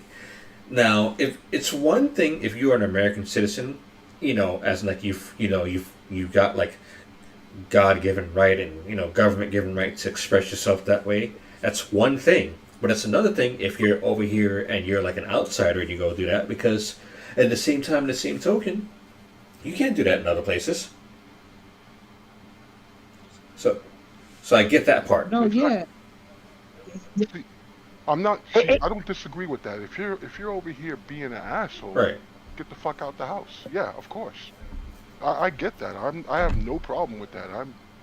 I paid my bills on that basis of working yes. jobs like that. So it's not a big deal to me. Like the thing is that when there's conversation about moving the goalpost to maybe that's not enough. Maybe we need to go I back a don't. I little bit don't. further. That's not. I feel like the source you. I haven't seen it. I really haven't seen it. I haven't seen that level of they're considering eliminating anchor babies extreme, and there's a huge debate on that. We Well, haven't even got to that and I point know yet. why. I know Where why, and that's anchor only babies because we has used to be able to do one we thing and now we we can't. we Not we're only talking about enforcing the existing anti-anchor baby rule that has not been enforced. All You right. know, people. The reason I'm bringing up the point that I bring up is because that that can't be a real view. That didn't happen. That couldn't possibly happen. That's not And happening from the top. That is, no, no, like, let me finish. Let me uh finish. See, you're saying huh. that's not happening from the top. It can't happen. That's not going to possibly happen. I mean, Um, that's there's not been what plenty of things that have been said that can't possibly happen that are happening. anything could possibly. Exactly. And because we know that Trump is easily influenced, Uh, he is. Let's say Let's call easily tell them that, what swayed. they tell are. If it that that's not fact. if it Tell that to appeases him. his if it Tell that. appeases his ego, if it appeases his Tell, ego, tell that. well, you're breaking up. Still there? Yo, Tactical? I think he said hold on. Alright, let's see what happens. I Okay. just realized I've been streaming for Uh, a good minute right now. It's been how many? Distracting you. And it looks like the streamer view has been winding down. Yeah, now we can. can you hear me? Yep. Can you hear me? Yeah, now we can hear you. Yeah. Uh, That's a nice looking gun. Okay, yeah. It's down. You know, these project elevators are super fortified. Alright. I'm probably gonna do one more match because I just realized I think I've been streaming for what, a good 4 hours now. Oh wow. So I'm sorry. Continue. All right, the thing I was saying is this. The one thing that I am aware of is what is considered a possible, like here, I'll give you an example. It's my own personal example. During Trump's first run, when he was coming in as an outsider and, he's not a lifelong politician, and I was like, he's got no chance in hell because they go with their dyed-in-the-wool, lifelong Somehow, some way. and then And Hillary, you don't who know was this fact? groomed, Hillary, who was groomed to, because I don't believe that our votes actually matter, Yeah. because the decision gets made in rooms that we don't have access to. That's a good analogy. Handshake deals. Look at our last Democrat nominee. Well, it wasn't a nominee; it was literally an installed candidate because they forced the guy to drop out Yep. that actually won the nomination, and a bunch of we saw this. Like, this is not subjective or anything like that. We objectively saw this, that they just, all right, Kamala's running, no primary. Right. You know It's this, that was like I said. crazy. While saving democracy, by the way. But see, You these are know. decisions that got made outside of the scope in any way that we could even hope to affect. And theoretically, I was expecting the same thing before what you're talking about. That's what I was expecting with Clinton versus Trump. She's gonna get elected. She's a dyed-in-the-wool. She's been raised for this damn thing. That's been her whole life. Surprise, Twice. not the case. I've since amended my view on the whole concept of what is possible. But have you seen the like, all right, can we be like, there's an extra vitriol and intense, non-stop vitriol when it comes to Yep. Trump, right? It's really like, there's never been a president that's more scrutinized, more put under a microscope, more constantly negative. Obama caught. Hold on, Come Obama caught a lot of slack more than Trump did. To the extent of Trump. Yep. Yes. Like Trump, Yep. Yes. No, not at all. They tried to kill the man twice. They tried to impeach him twice. They tried to put him in jail. It's been narrative after narrative. January 6th, all this other. All right. Do you think January 6th was a peaceful march? It was supposed to be. I think January 6th was a agitated protest, and we actually caught the agitation. Did you see what the fuck was this guy's name? So the curtain was pulled on them. All right, hold on a second. Remember, I don't want to get into that debate because that one gets deep. Yeah, You know, because I didn't. there's a lot of elements that point to only one thing. It was on Uh, purpose. it Yeah. was on purpose. Yep. It It was on was. purpose. It, It was on And purpose. but It, I'm not it buying. was. I'm not. It was. I'm It not was. buy, I'm not going to buy into the whole there were plants and it was a plot by the Democrats to make that happen. No, people went there with the intention of we're going to take our country back. I don't know who they're taking it. Nah. I don't know who they. No, All right. people were Let's saying think it. about. Let's They, think they, about it in a practical sense, right? What was you gonna achieve? How was you gonna conquer like the biggest, most powerful country in the world by having a tantrum in a single honestly, building, I got you. Hold on. I can well, answer right? that. Now, I can well, answer now, that part. you see, that's a, here's the thing. remember The what they real were thing. saying. Remember what they were saying. Okay, 1776. They right. thought that they could destroy this government and supplant it because they felt No, that it was too corrupt. They went there no. with the. They were talking about beheading the vice president at the time. Did you actually watch the tapes that were released? Yes, I saw it I did live. no. I watched it live. Did you? So that means you watched the tapes. So that means you saw the footage being edited to what was being No, shown no, no. to us for I years. didn't. No. You Did did you? see that, Did, right? no. Did you hear what I said? You, I said I watched it live, the same okay. way I watched the towers. No, did you watch the people come in single file, Yeah. dapping up the guards? I saw. Did you watch the guards I saw the. actually like? You saw the guards dapping up. You saw the people come in single file. Did they No, come I rushing in saw through it the window? live. Did you see them open I'm the also with watch? where like I saw it live too, and then they The had an tapes are edited out there. version. So yeah. Of Yeah. course. Did you see the moments where everything? If you watch the real tape versus what they were showing on TV over and over again, that they All right. actually compared them side by side, where the one that you would see the TV version was you was hearing sounds in the Yeah. background like breaking windows, and then they took the exact moment on the real tapes, and everybody was just standing Right. around I holding was the all sign. right. I can add on to this real quick, real All quick. right. So, Hold They on. actually edited the footage to make it look worse than what it was, and then but this but is objectively true. Nancy blocked it is it the was National Guard it before was it and was during no, the incident. the It president just has the president has proven that he can call in the National Guard as he sees fit. not in Yeah, D.C., not DC in the is capital. that's under different jurisdiction. Who, I who, know. Yeah, I know it's under not the different the jurisdiction. Yeah, the that Speaker I of know. the House is in charge of security matters at the Capitol, and there's a public letter.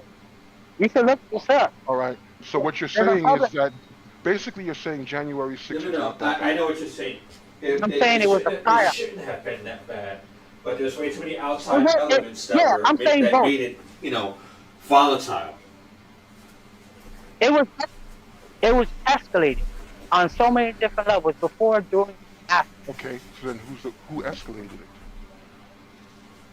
Quite It's honestly, it's multiple elements. the left. I got you real quick. Hold on. Really? Because, All right. Now you see, here's the all right, problem. Listen to what you come out and say. It's the left. Nobody right. on the right I'll did tell you anything wrong what. at all. It was No, only the no. left. I'll tell you exactly why. Right? Okay. Before January 6th, right? Trump. This is public, right? We can't have like we got to remember stuff. Trump actually ordered 10,000 troops days in advance to come and protect the Capitol, knowing that shit might go crazy, right? There's a public letter, and you can go read this right now, days before January 6th, from All right. Bowser, So the then current here's the mayor of D.C., saying that Nancy Pelosi, what's Denied the it. word? Yeah, She belayed the order for the national. She belayed the order for the National Guard. Told him pretty much in the letter that you can read right now so then why would the that president build? the National Guard won't be necessary. And So her then own chief of staff. Okay? Who all was right. the So first? here's All right, no, I want to there's, one thing. but there's One thing. another This element will- to this, and it's like you're glossing it over. let me get to this point too. Who was the first people to respond to January 6th? The Capitol Police, they were there. No. It was the New Jersey State Troopers, and literally, the National Guard is up the block. Now you can go actually look up Nancy Pelosi's chief of security at the time, and he Okay. will tell you himself that Nancy Pelosi was making herself unavailable. So he reached out to Chuck Schumer because that's how the chain of command and security works in the Capitol. That if you don't reach if you can't reach the Speaker of the House in an emergency, you reach out to the Senate Majority Leader. All right. So then here's a question. And both of them was making themselves unavailable. So here's a question. If the left is at fault, right? Because the right has done nothing wrong. Why would the president, knowing ahead of time that it's a volatile situation, then egg the crowd on to go there, and he's going to meet them there, and we're going to take America back? They were going to protest. The left has asked people to protest all the time. Remember, Yeah, the reason he asked for the presence of the National Guard is because he was concerned that it's going to be volatile.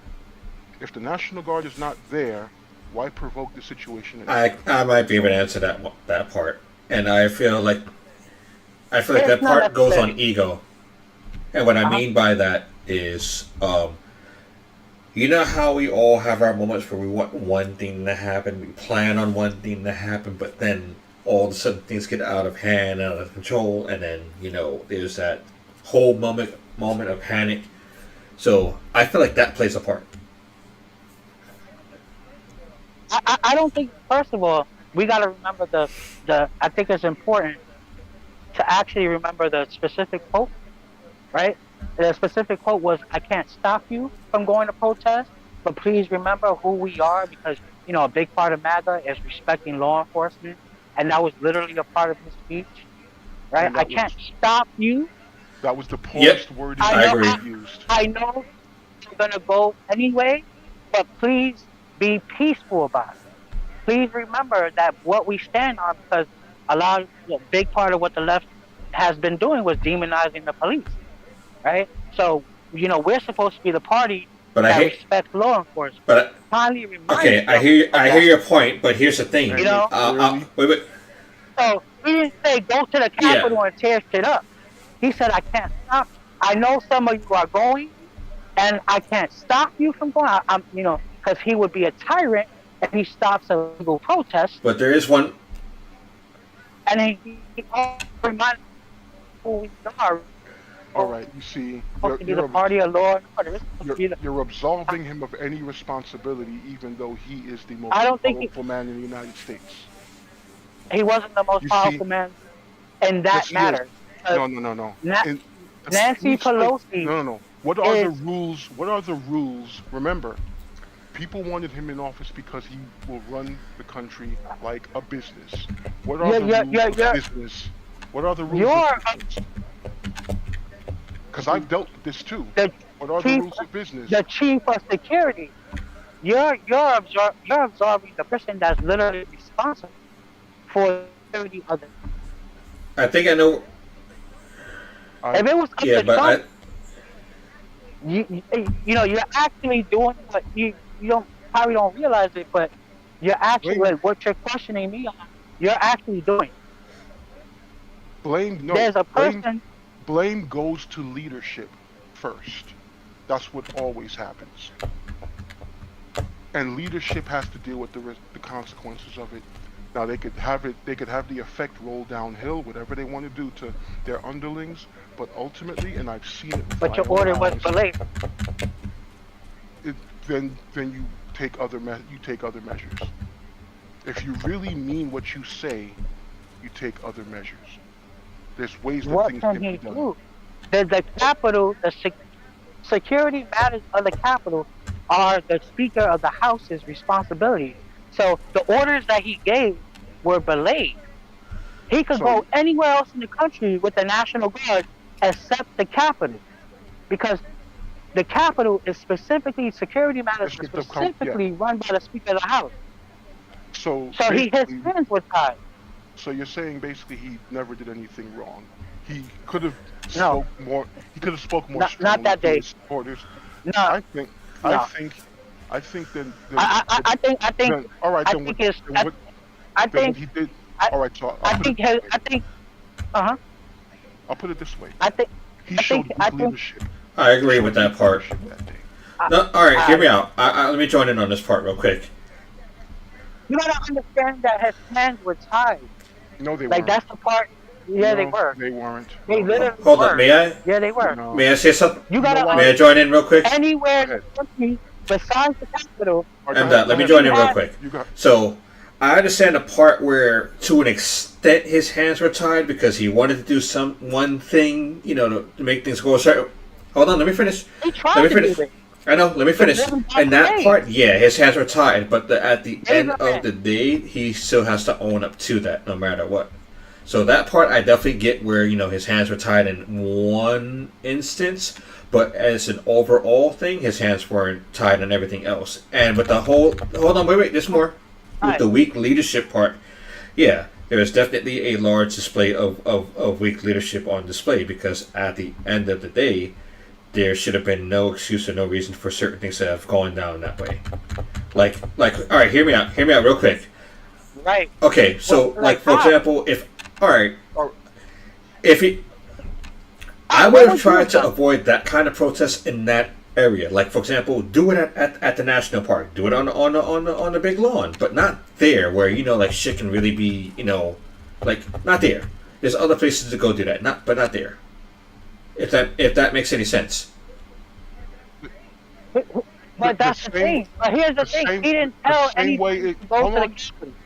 Let me He didn't- piggyback on what Mecca just said. If- uh-huh. The same way that we are told, as non-white people, just protest at a different time Yeah, and a because, different like, place. Yeah, because We're told that all the time. No, we were able to protest wherever we wanted during the pandemic. People couldn't even come outside and worship, Right. but they No, could but come I'm- outside and masses of thousands and literally burn down a whole neighborhood. People waking right. up to no cars, no businesses, no hospital, Well, no pharmacy. I That was All right, okay, here's the- but people all right. couldn't come I outside got a and work question. I got a question. with masks on, Yeah, you- socially distanced. I got a question for At you that about time. the whole burning down of entire cities thing. Literally, Yourself. yeah. Midtown, right here in New York, it happened in Midtown. They burned down Fifth Avenue. They didn't burn down Fifth Avenue. I used to work Well, on they- Fifth Avenue. They Fifth they Avenue, burned. Fifth Well, Avenue. okay. Some Fifth stores. Avenue, they smashed up and they stores- looted it. okay.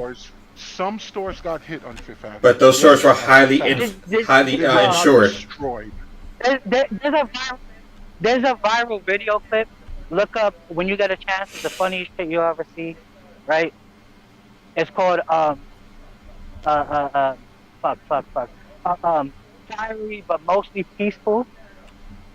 All right. Look but that we have- up. but- so, Funny okay, shit ever. Literally, so fucking when- Molotov cocktails are going in the background. Fucking cars are So exploding, here's and the here's reporters another standing side. there I'm trying to saying put. I'm trying to, it's mostly peaceful. I'm trying to put something forth because when some fucking football team won the championship, Philadelphia. I forgot where it was. Yeah, Philadelphia. Yeah. What Yep. happened? Riots. You know what they called it? Fans Both sides celebrating. Fans celebrating. They're so happy and excited. It's a fucking riot. They were flipping cars. They were destroying property. I think the inside They were joke was. burning I things. remember the inside It's a joke riot. was whether they have won or lose, they would have done the same thing. Yeah. I mean, those football games get crazy But- everywhere all over the world. So I remember when. No, like Soccer, American right? You talking football. about soccer? No, it was football. It was American football. football, American okay. football. Yeah, American football. Oh, Yeah, it soccer does. is crazy like that too. Yeah. Oh, I've been know about that. Oh. But since soccer is not the major game in America, they don't pay. Americans don't pay attention to actual football, the real football. Right. Yeah. That's So- our national sport. Well, Yeah. man, probably baseball. Now, I remember there were reports of Fordham I remember Road is that. being That wasn't burnt happening. down. Maybe a store window might have got That was- smashed in, but that was only by people that were just being opportunists. Other than that, hell no.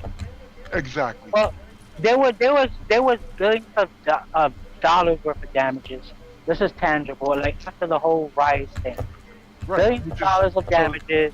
So that is Literally, the I same. think thousands That is of the, assaults and that is the you know same thousands of as. cases of violence. So that is the same as Almost no when. violence the day of the riot, the day of the Oh, January yes. 6th. Almost There's what one case? no. It's Think more than about one it. case. It's more than one It, case. it, it wasn't more than one. I mean, Yes. it wasn't considering for what they hyped it up to be. People didn't get hurt like that. All right. There should have been no cases of violence if they were Absolutely, law-abiding citizens. But what right? And there happened was a is. lady that got Well, let me shot or finish. Let something, me finish. Let me finish. but you didn't really hear about Let me anything else. finish. Let me finish. Yes, Please, you did. Yes, you did. Depending on the news source you listen to, a Yeah, cop was assaulted. A Capitol policeman was assaulted that with I a do remember. flagpole. Another one was hit with a fire extinguisher. All right. all right. Um, Relatively and considering then the yes, that magnitude woman. And of yes, what that woman did get shot. was Yes, hyped up to be, it Uh, yes, wasn't that the woman. violence. The violence was very minimal. Just considering the horrible thing it was, how comparable they literally say it was comparable to 9/11. All right. But no, That, it it wasn't. wasn't It wasn't. It 9/11 wasn't. level. I, It wasn't even and it wasn't even a one BLM riot worth of violence.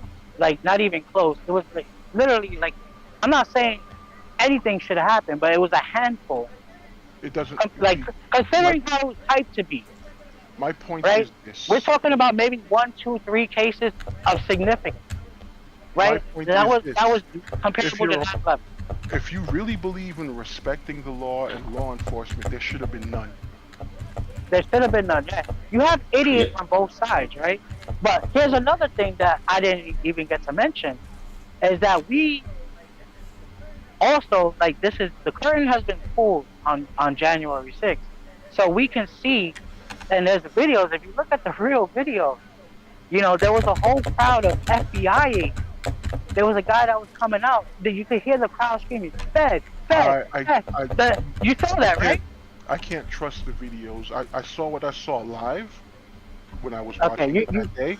After you need that, to watch. no, I don't You, want to because you video can should. be edited.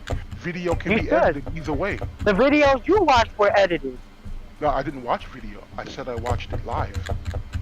You you, I've you said that. didn't watch. I've said that 4 times. I You watched watched it it live. live from sources that wanted you to see sources that were pumping out things going down before the crowds even got to the Capitol. So it So shows a level.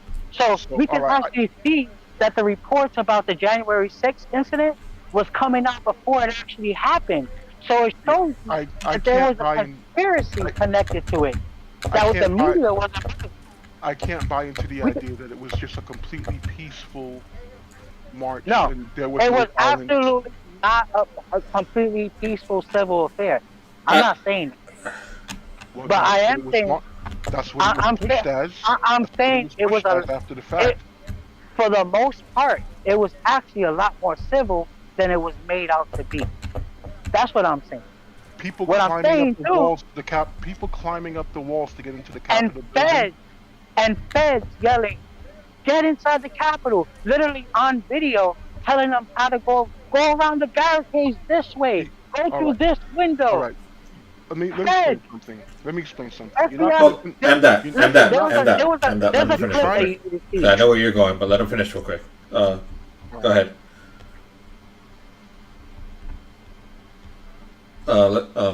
Uh huh. Like, Go ahead. See him? I'm listening. I'm listening. Go ahead. No, I was saying that there's a viral clip that you need to see, where a bunch of them where the crowd was the people that were antagonizing the rioters, showing them specifically how to go, how to get around the barricade, what's the best way to enter, and the crowd was screaming at them, "Fed, Fed, Fed." And there was a few people in the crowd that got the battery in their back and they fell for the dumb of shit. course, because you know what? I'm all right. Yeah, I got something to chime in. and Hold on, let me chime in on there's this a real viral quick. clip. And the guy came with the camera. The guy came with his camera. He was like, "You guys are all feds, right?" They had MAGA hats on.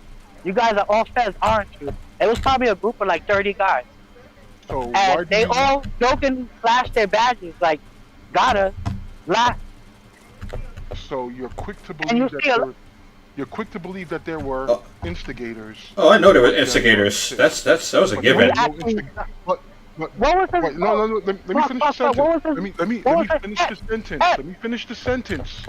Look at Let me X. finish the sentence. Let me finish the sentence. There's a conviction that you can look You're at. not. No. You see, you're not letting me finish the I'm sentence.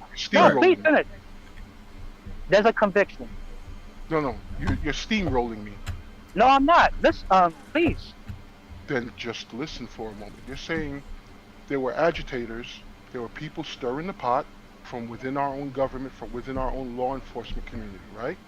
At January Yes. 6th. Yes. I We will have that on remind tape. you. I will remind you they were also present for all the Huh? riots against the police. They were also No, no. present for. They were also present there too, but no one talks about that except I'm the good. people who saw cops setting out pallets of bricks before Oh, no. the protests. No, you good. I'm sorry, bro. Somebody just came. Yeah, no problem. Take your time. I could buy a cigarette? No, I'm good, bro. I appreciate it. Yeah. I'm good. I appreciate it. Are you gonna be here? No, I'm not gonna be here. Keep your money. Save your money. I'm sorry. Somebody just came up to me. No problem. I wasn't trying to be, cut you off or anything. No, I could hear that there was other noise in the background, so no stress. So I here's the thing I apologize. was saying. Yeah. There were agitators in all of these situations. It's pumped up and mentioned heavily about January 6th. But through all of the riots that did take place, yes, there's some fucked up people, opportunists who just, because it's a riot, why the fuck are you breaking in and stealing Word. TVs and sneakers? I feel the same way about that shit. That's some bullshit. Fuck them. Yeah. Yeah, But there were also people were taking advantage of the situation. But there were also not just agitators. There were people who had nothing to do with the cause that just showed up with the opportunity. They were another kind of opportunist to show up and cause chaos. Yeah. When I watched the video, everybody's saying, "Oh, look at all these black people just destroying things and causing damage and stealing stuff." And I'm looking at the video and I'm like, that's the bridge of that person's nose under that hoodie and mask doesn't look very brown to me. You're hitting the nail on the head. It's particularly like the white lips. Yeah, that's coming with those Antifa-minded people. I don't even think it's. See, that's the problem right there. Immediately, the labeling comes into play. Oh, it had to be the lips. There are people out there who don't give a fuck about politics. They're just opportunists. Yeah, absolutely. Most of those people don't even. Yeah, you're absolutely right. And I want you to also think back to that time. Remember, knowing that this was going on, city after city at the time, right? It was like bunch straight. It was just happening back to back to back. And there was actually politicians on the street, the same ones that were condemning Trump for January 6th, actually actively, literally marching with the people, knowing that this stuff was going on, instead of getting this under control. Especially during the pandemic, where it was you're right. The same politicians that were telling people that couldn't come outside, masked and socially distanced, to have church on Sunday, they were letting people come in thousands, obviously unmasked. And it was just a totally different energy because one was politically, the other one wasn't. Actually, they were both. All those events are political in nature. They are. The whole aspect of the whole aspect of the disproportionate criminalizing of blacks and Hispanics by law enforcement is a very real thing. That whole concept of it's just that black people are criminals more often. They commit half to most of the crime. It's not even physically possible. No, I know what you're talking about. No, it's not. I know it. No, it's not. It's objectively true. No, it's not. We're gonna go back to. Wait. Don't get him. I'm going to bring up another statistic to counter the one you're about to bring up. All right, so 52% of the convictions against black men get overturned. Oh fuck! My fucking thing is cutting. Yep, so here. Hello? Yeah, you there? All right. Yeah. You were about to bring up the stat about how 50-something% of crimes committed by black men, are that's Exactly. not it. All right. Now there's another Exactly. stat. There's another stat that doesn't get talked about. Hmm. 52% of the black men who get incarcerated for crimes have their sentences overturned. What? I No, mean, that's it's I legit. never heard that one. But hey, It's oh all wow, it's that's all crazy. Yes, But it is a thing that actually happens. The Central Park Five, they were never guilty. We hear and see stories all the time about person that was incarcerated for X amount of years, released after his case was proven to be that he was actually and innocent. those are the people I that have definitely not deserve necessarily, reparations. not necessarily all the time. That doesn't necessarily happen all the time because that does take a actually, significant amount of resources and it does. attention for that to happen, All right, what I'm right? trying to tell you is that it does Now, happen I will a say that lot. like It happens I'm a gonna go lot. to your point that there's a not no that It's doesn't been happen a happening a lot lot per more se as of because late. again That, that that that's that nobody has yeah it has there's been a movement behind it but it's relatively like we're talking about like a handful of cases compared to they're all big and they're very publicized when it happens absolutely but to say that it's a widespread thing you have to understand just I like didn't say it. logically I didn't say just wide. just I logically didn't say. speaking I we didn't say know we widespread. know oh, okay I, so we know what comes behind overturning yeah, a conviction right we know that you only get like what one maybe two appeals what I'm saying right. like for free on the system before they're like bro do your sentence right But see, like so the thing that you're trying to say, for these for, for these publicized cases, right? They required a combination of two things. Like it required a lot of public attention and a significant amount of resources, whether it came from the person or whether it came from the outside. By getting public attention, you probably get a lot of resources. So this is not something that can happen on a widespread basis because it takes a lot of time, energy, and specifically money to overturn a conviction to even open the door for you to get another appeal where you're like after a while they tell you you're done sit and do your sentence so to even get that door opened again takes a lot so that it is something that can't happen all right. So on here's a the thing. widespread basis Here's the thing. When I didn't say logistically widespread, I didn't say widespread. I said many cases. There have been many cases. It comes up all the time, and it is different people. It's not just one. many but The not same many person like multiple times. not many in the overall scheme of things right many could be five. All right. Now, Many could be 10. now the Many could be idea. 50. But we're Now the talking about hundreds of thousands of cases. You know, uh, now the idea that I can only speak in this particular instance. I'm speaking from my personal experience. okay. I grew up in the hood. Me too. All right. I'm We here weren't right. we weren't all angels. We Nope. got into some shit, but the reality is the percentage of us that ended up actually doing prison time, even those who fell into some seriously bad habits in life and was down and out like really bad. The percentage is very low. It's if really you, especially when you compare it to different other races, ethnicities, or whatever word people want to use. Yeah, but I mean, there is a significant, like, there's no denying it because we could look at the numbers. But, the country is approximately 13% black. So so the a lot of people like to compare the numbers head to head, black versus white. But let's be like intellectually honest here. The country is a little bit over half white.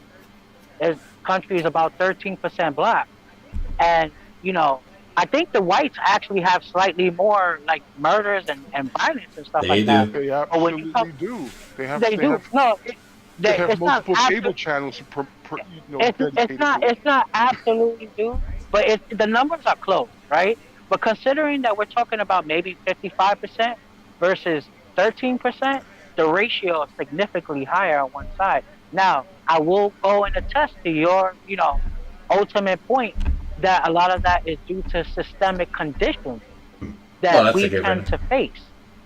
I get that. Yeah. So of course crime is gonna be high. I mean, but then again, this whole drill rap culture, right? Like a lot of this shit is senseless. I like, Sure, damn, I we're all agree. poor. I You agree. know what I'm saying? And, But let's and talk about the side that doesn't get talked about. When you go traveling through parts of the South and Middle America, it's not black people. right. Like, listen, if you have a neighborhood full of white people, the criminals are gonna be white people because that's all that's there, right? Right. And they're the Everywhere you go, like regardless of the group, right. Chinese people, whatever you could think of, So you there are know. so there's so the idea is put forward that the problem is black people and now of course Hispanic people or South American people. That's what's being put out there. That's the narrative. That if all of us were gone, America would be perfect and beautiful. I That's don't the think idea that. being put Uh, forth. no, I'm that's if you sensationalized. I but think. Uh, it I think what the right, like at least the right that I co-sign that I see is trying to get to the root cause of the issues. You see, we have like a decriminalization problem. We have as you know, you're still a New Yorker. There's been a big push to defund the police. There's been a big push. So not only like, and as you probably know, as you probably aware of, not only is the police defunded, but people are like retiring and quitting at unprecedented rates because there's been a lot of demonization versus the police. And me as a hood citizen, I've had both good and bad experiences Same. by the I think police. we all have. You know what I'm saying? I got mugged by. Yeah, I've had both good and bad experiences with the police. I get it. You know what I'm saying? Like I got bugged by a cop. It's funny. I keep bringing it up. 125th Street train station robbed me for a fucking school metro card. That's some wild shit. Right? Cause that's some wild shit. And then he gave it to his kid. Cause my mother went back and made a report. I was a kid going to school, and I literally couldn't go. Like I had to get off the train because it's like I have no way to come back. I had to go get my mother. I was a kid, and she went. She made the report, and yeah, it turned out the guy ended up giving it to his kid. now you see here's a problem with that. But anyway, I'm sorry, I didn't finish the point. I apologize. Yeah. I also remember the cops that used to come to the park with Uh, us and play ball with us and buy us ices on the hot days. You know what I'm saying? Like it's people, right? You put people in uniforms. People are still people. There's good and bad apples everywhere, and the level of demonization, especially with the shit that we know. If you from the hood, let's be honest, there's a lot of bullshit in the hood. And people do get bitter, you know what I'm saying, over that shit. So it's like, there's things we could do on our end to, make relations better. Because a lot of these cops, like disgruntled and over, they go through a lot of shit too, you know what I'm saying? And you know, they, they go through a lot of shit too, and we also have to be also understanding that that's contributing to the problem. Now, we're like fuck you. Now they get to the when you're like when somebody's like fuck you, fuck you, fuck you. Eventually, you're gonna be like fuck you too. You know, Now here's where I disagree. there's a level of that going on as well. Here's where I disagree with that. I worked the law enforcement adjacent field. I had to work unarmed, no bulletproof vest, no PBA rep, no qualified immunity, nothing. It's just me and my rinky-dink security license and my experience and my size. That's it. That's all I have. And the guy Did you have working next to me. did you And I have had to to. answer to did you have to show up for shooting? Did you have to show up for domestic violence dispute? For Did you have for to, auxiliary and for I auxiliary, have been shot it's at. very. I have been shot at. I I have mean, fought but like domestic. on a regular See, basis, did let you me let get me like a? Uh-huh. let me listen to me. Just listen to me for a moment. If I could do what I was doing with nothing, remember, I had none of the stuff that they have. They are free and clear. If they fuck up, whether it's by accident or on purpose, they're still free and clear for the most part. A cop getting in trouble for doing something wrong is very rare. And I'm going to be honest, those are people who should not be allowed to just skate on by after doing something wrong. If your job is to uphold the law, then when You you should also be break the held law, accountable. you should be fucking crucified. We in can't. We comparison can't. to the average person. Absolutely. Yeah, and No. you are. If you use your badge to break the law, like that's an extra charge. Yeah, actually, they just end up getting. Maybe they get put on desk duty. Maybe they get No, fired and moved to another I, state. actually, And I used then, to work. Listen, I used to work for a guy. Like to your point, I used to work for a guy that was a retired cop, and he was a crooked motherfucker. Um, and to your point, his specific case was, he used to rape drug dealers. So instead of like, he used to extort them, and he got caught doing that by his department. His department ended up confronting him and was like, we could go forward with this, or you could retire. You know what I'm saying? So to your point, that happens absolutely. In most They cases, he protect did a each other. retirement bit just right. to, like you said, cover their ass. Exactly. But they So they now did they did hold him accountable to an extent. Like, bro, you gotta go. they didn't But it hold was him not like, accountable, but but they they they didn't didn't, hold him accountable enough. like they should have. Yeah. You know But it, that it that's wasn't like he was able to stay on the department and either. Like it was like, you yeah, left but in exchange. yeah, but But he left it should have been worse. he left with his Again, retirement package. He this, left with this his was retire, this he was left with his volunteer to your retirement point. package though. He left with his retirement package. He I, did I don't well. know. He had 13 years. I don't know. You get one. You I get one forgot what the time year one. is for you to, Yeah, That's I he know had I 13 know years. it's 10 years and then it's 20 years. Oh, okay, so he didn't get to make his 20. I know He got, 20 he got years for sure because I know a couple of folks who've been working in law enforcement and they have brought that number up. 20 years, you get full retirement.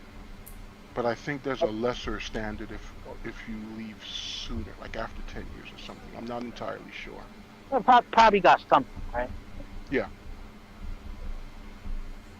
So now here's the thing. Here's the thing I'm saying though. We're looking at this whole aspect of. I'm going to always say it because it's true, and I've seen it plenty of times. I have held my end of it on the responsibility part. It always starts at the top. It Absolutely. always starts at the top. If the organization is a mess, if it's crooked, if it's rotten, hence the whole you look trickle to the down top. effect thing that we That's where the all problem know and love. Mm-hmm. Exactly. You know, this whole situation with crime, yes, it is disproportionate. It is a very real thing. And because it's disproportionate, it's easy to say, yeah, black people commit most of the crimes. Because I've also worked in places, further downtown. Like I said, I've worked all over the place and did all kinds of security work when I was doing security work. I knew dudes who were like, yeah, I got cocaine in my bag right now, but because he was a Jewish white guy, cops never even looked at him. I watched a guy break the window to the shop next door to the club where I worked, stagger around the street, assaulting Pretty people, much getting all away kinds with of shit shit. that we couldn't get away with. It took forever for the cops to show up. It took forever for the cops to show up, and basically all they did was come up to him and I think give him a ticket or something. It was bullshit. I mean, that's what's going on now. Like on the subway, people are just assaulting people and all kinds of crazy shit. Right. Yeah, and Now, they keep now, do, re-releasing them. Dozens. If they do now, catch them, they re-release them, and you find out they do something horrible later, or they get for the pit. now, And I do have a problem with the whole defund the police. The fund, that's the defund the last thing we need police, right now. defund the police was a bad idea. What the police need is more education in the job that they do. So when that And Even, accountability. even Like other, I've watched videos with cops talking about that and and ex-military talking about so that. when that fall into the category of About reform, you know what they did with engagement. you know what they did. You know what they did with the cops. That was actually really cool. To your point, to your end, that I love. Mandatory body but cam. that barely helps out much. Like it's not bad, but it. Yeah, No, that helps. it, That helps. it's No, it's it been an helps because it's if been I an make a claim improvement. against an officer, they could easily verify or not verify. You know, It's been an improvement, so but we Yeah. still have a it ways to forces go. the. I mean that's way better because literally they're on video. Like what I'm saying, like if I get assaulted by a cop, how you doing? If I get assaulted by a cop, um, it's a huge step. because it's not just my word against his. And a lot of times, the citizen will lose in that situation, right? So I mean, trust me, I'm gonna be on my Now, best behavior if I'm on camera, and you know what I'm saying? Like that's just common sense, right? what I used to tell one of the teams I worked with working in security is I was like, if you do what you're supposed to do all the time, you don't have to do anything extra when it's the dog Yeah. and pony show. You So know, we need well, police need more extensive training. more police. They need Right to know now, they need to know the law better, for sure, because they don't know the law. So they need to have a did, better idea of the laws. They did, need to have better training. They need physical fitness requirements that continue You forgot after another the thing. academy. Well, actually, no, I'll let you finish. Go ahead. They they like need Alvin Bragg. firearms. They need firearms and taser and baton training that extends beyond just the academy. It's like getting your license renewed. That needs to be done because we need to make sure that we have. They need psychological Body check. evaluation, mandatory psychological evaluation. So we need money. We need to fund the police so we can get them those So then, psychological evaluations. so you know what part of that Yeah, is? so, Stop to your stop point as well. making stop making everything the police's problem. If someone's just standing around yelling in the street, they're not assaulting anybody. Right. They're having some kind of episode, right? Or maybe it's a wellness check. All right? The idea of having someone who has the ability to go and Somebody check yelling, this person, someone whose somebody, job. somebody behaving unhinged in the street quickly can turn crazy. We're from New York, so we know this Yes, first well. yes, I know that. We, But the we, we problem know this. is that the problem is that when the cops show up, there's no And also, a lot of them, negotiating the like you said, situation. they're not trained for that. How many times? That's the problem. They're not trained for that.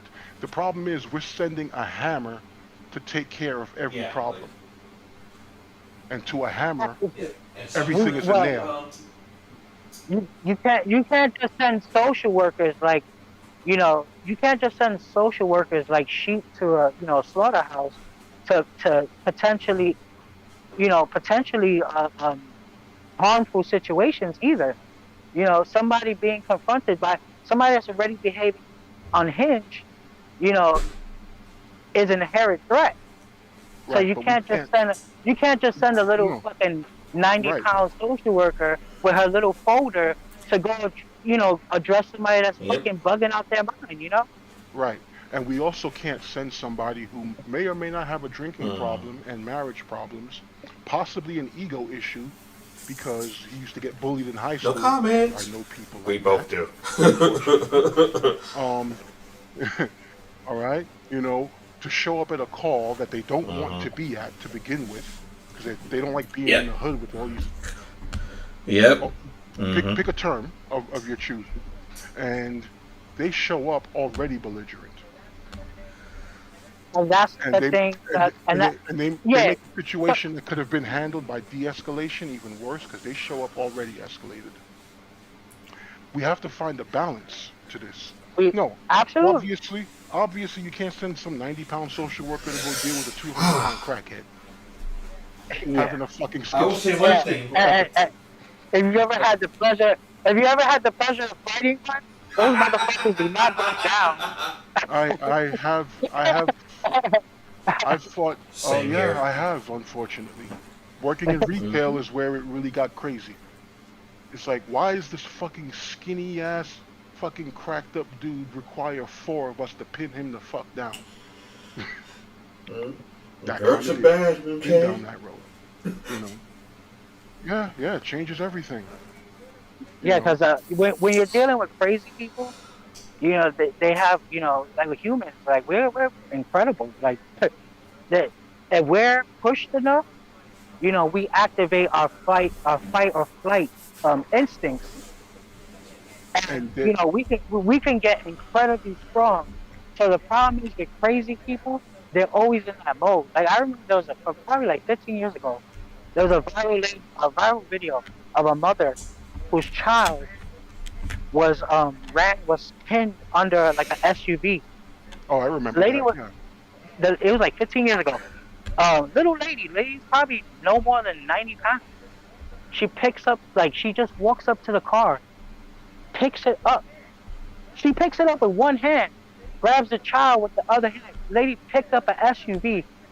The fight or flight potential in a human is crazy. And the problem Yes, is of with course. crazy people, they're always, they're often always in that mode. So you're dealing with someone that has the fucking strength of a Yeah. gorilla.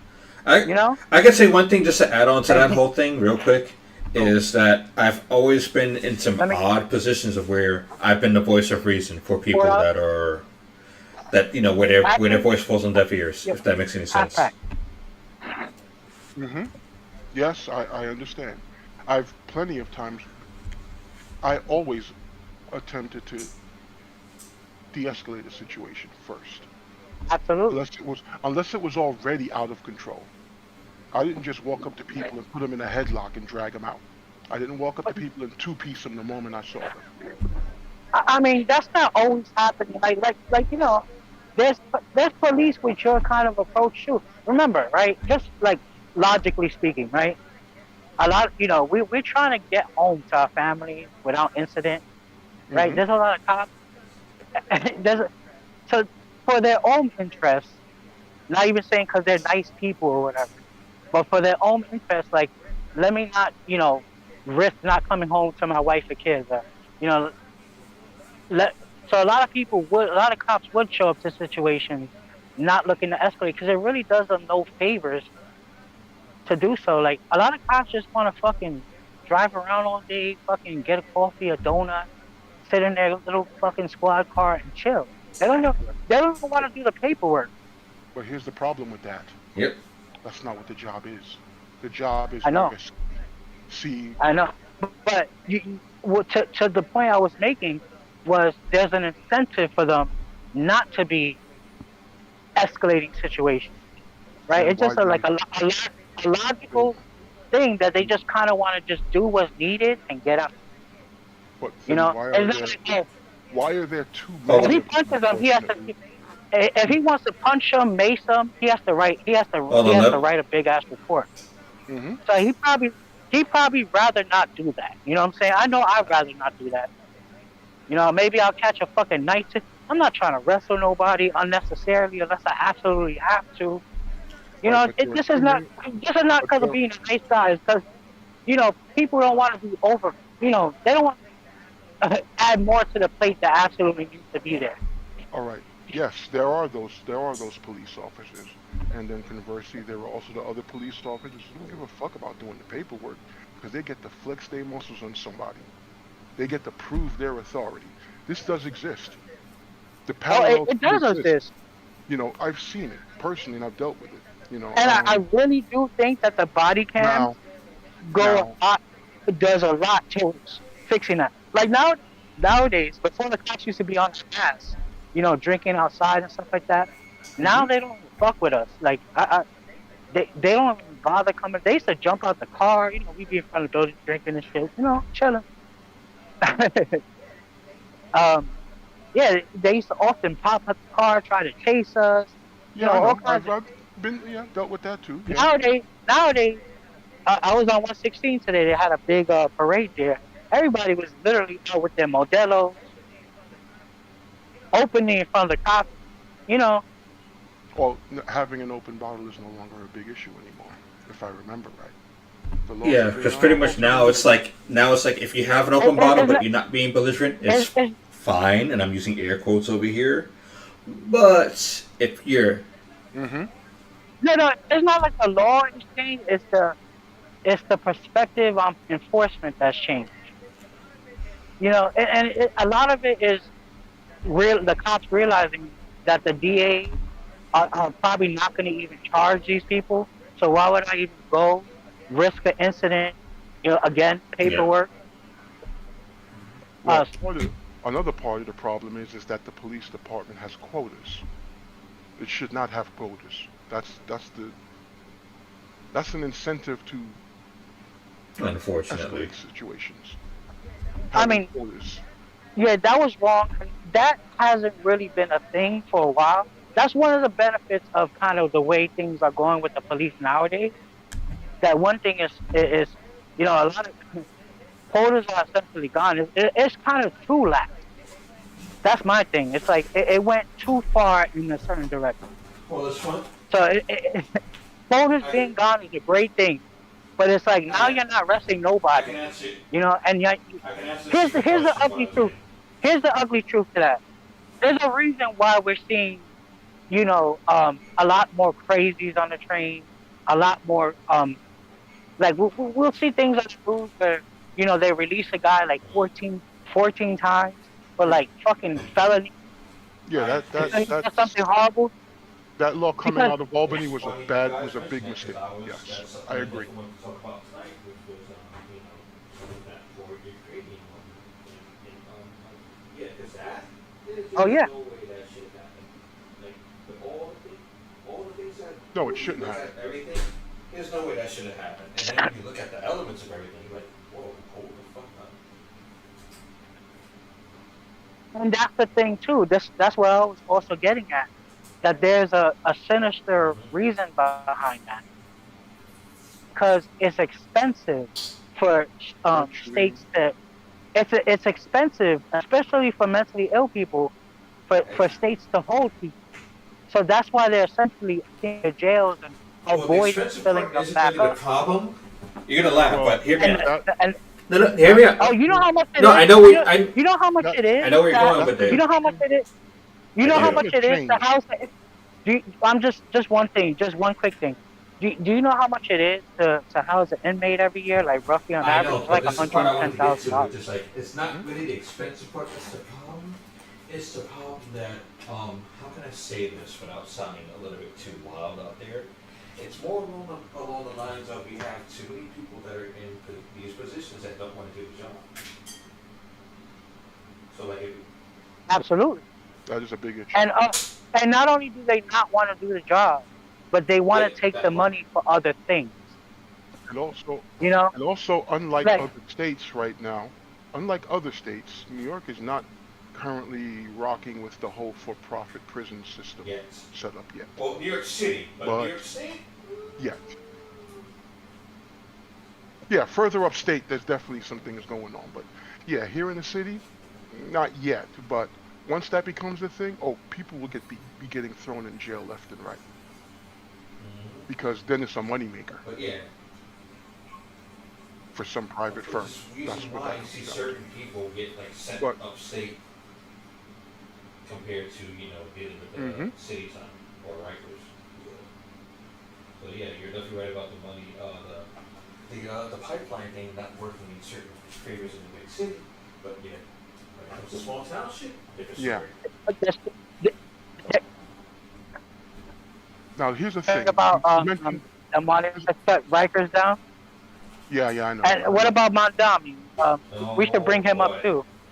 Like his approach, right? He wants to erase the NYPD database, so those 14-time criminals, like we don't even Remember know how who I they told you are. about Like earlier about how like certain crazy. people want to operate on some, being very dismissive and like, all right, let's put things in the past. That's one of the people that I'm thinking about right now because like this is not a let's leave it in the past type of situation.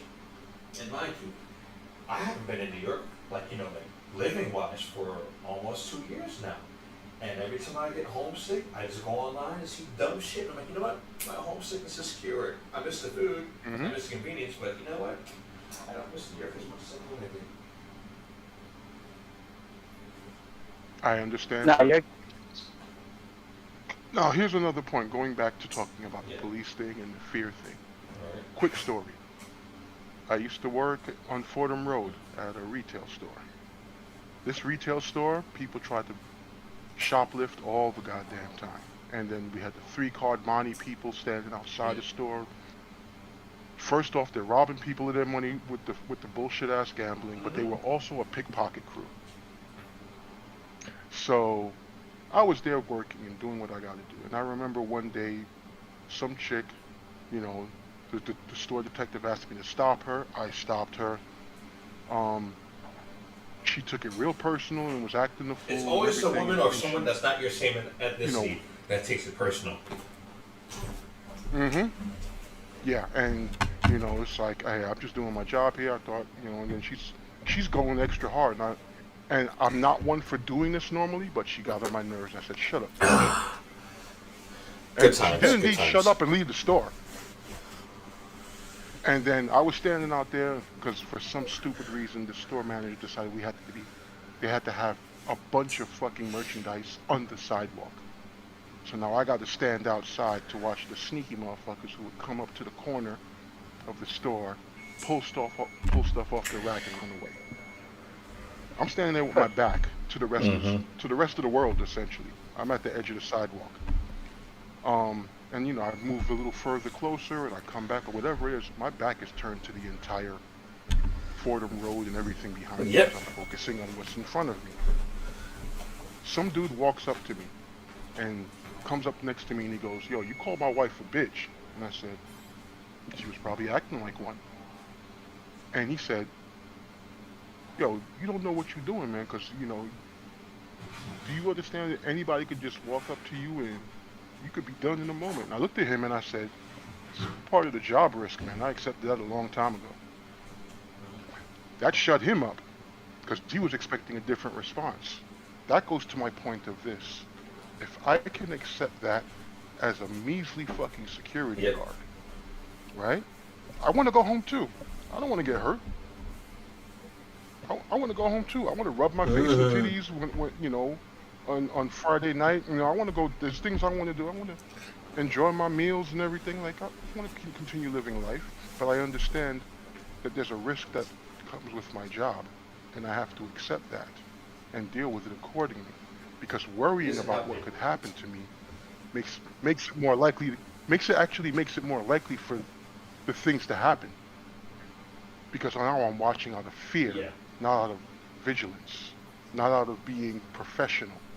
So, if a police officer's incentive for doing their job is, I don't want to get hurt, I want to go home. Yeah, that's a big takeaway. They're doing a disservice to the community they're serving, to themselves, and to the department, because there is an inherent risk. It's like soldiers. Soldiers know that they could die in the field. They know this. They don't think about it. Yeah, it's true. Like literally not doing it. It was like maybe like in a situation, like I told her a bitch to antagonize her. You know what I'm saying? For something like this to happen, like all right. My chances of I didn't call her not coming home today. Right. I didn't call her a bitch to, I didn't call her a bitch to antagonize her. I got tired of verbal abuse. It became ridiculous. She was insisting. And yes, I'm a basic human. After a while, it's like, I'm tired of this shit. Because I can't go anywhere. I can't walk away from her because I'm on my post. I have to be where I'm at. And she's insisting on standing there, going on and on and on and on and on, and she won't stop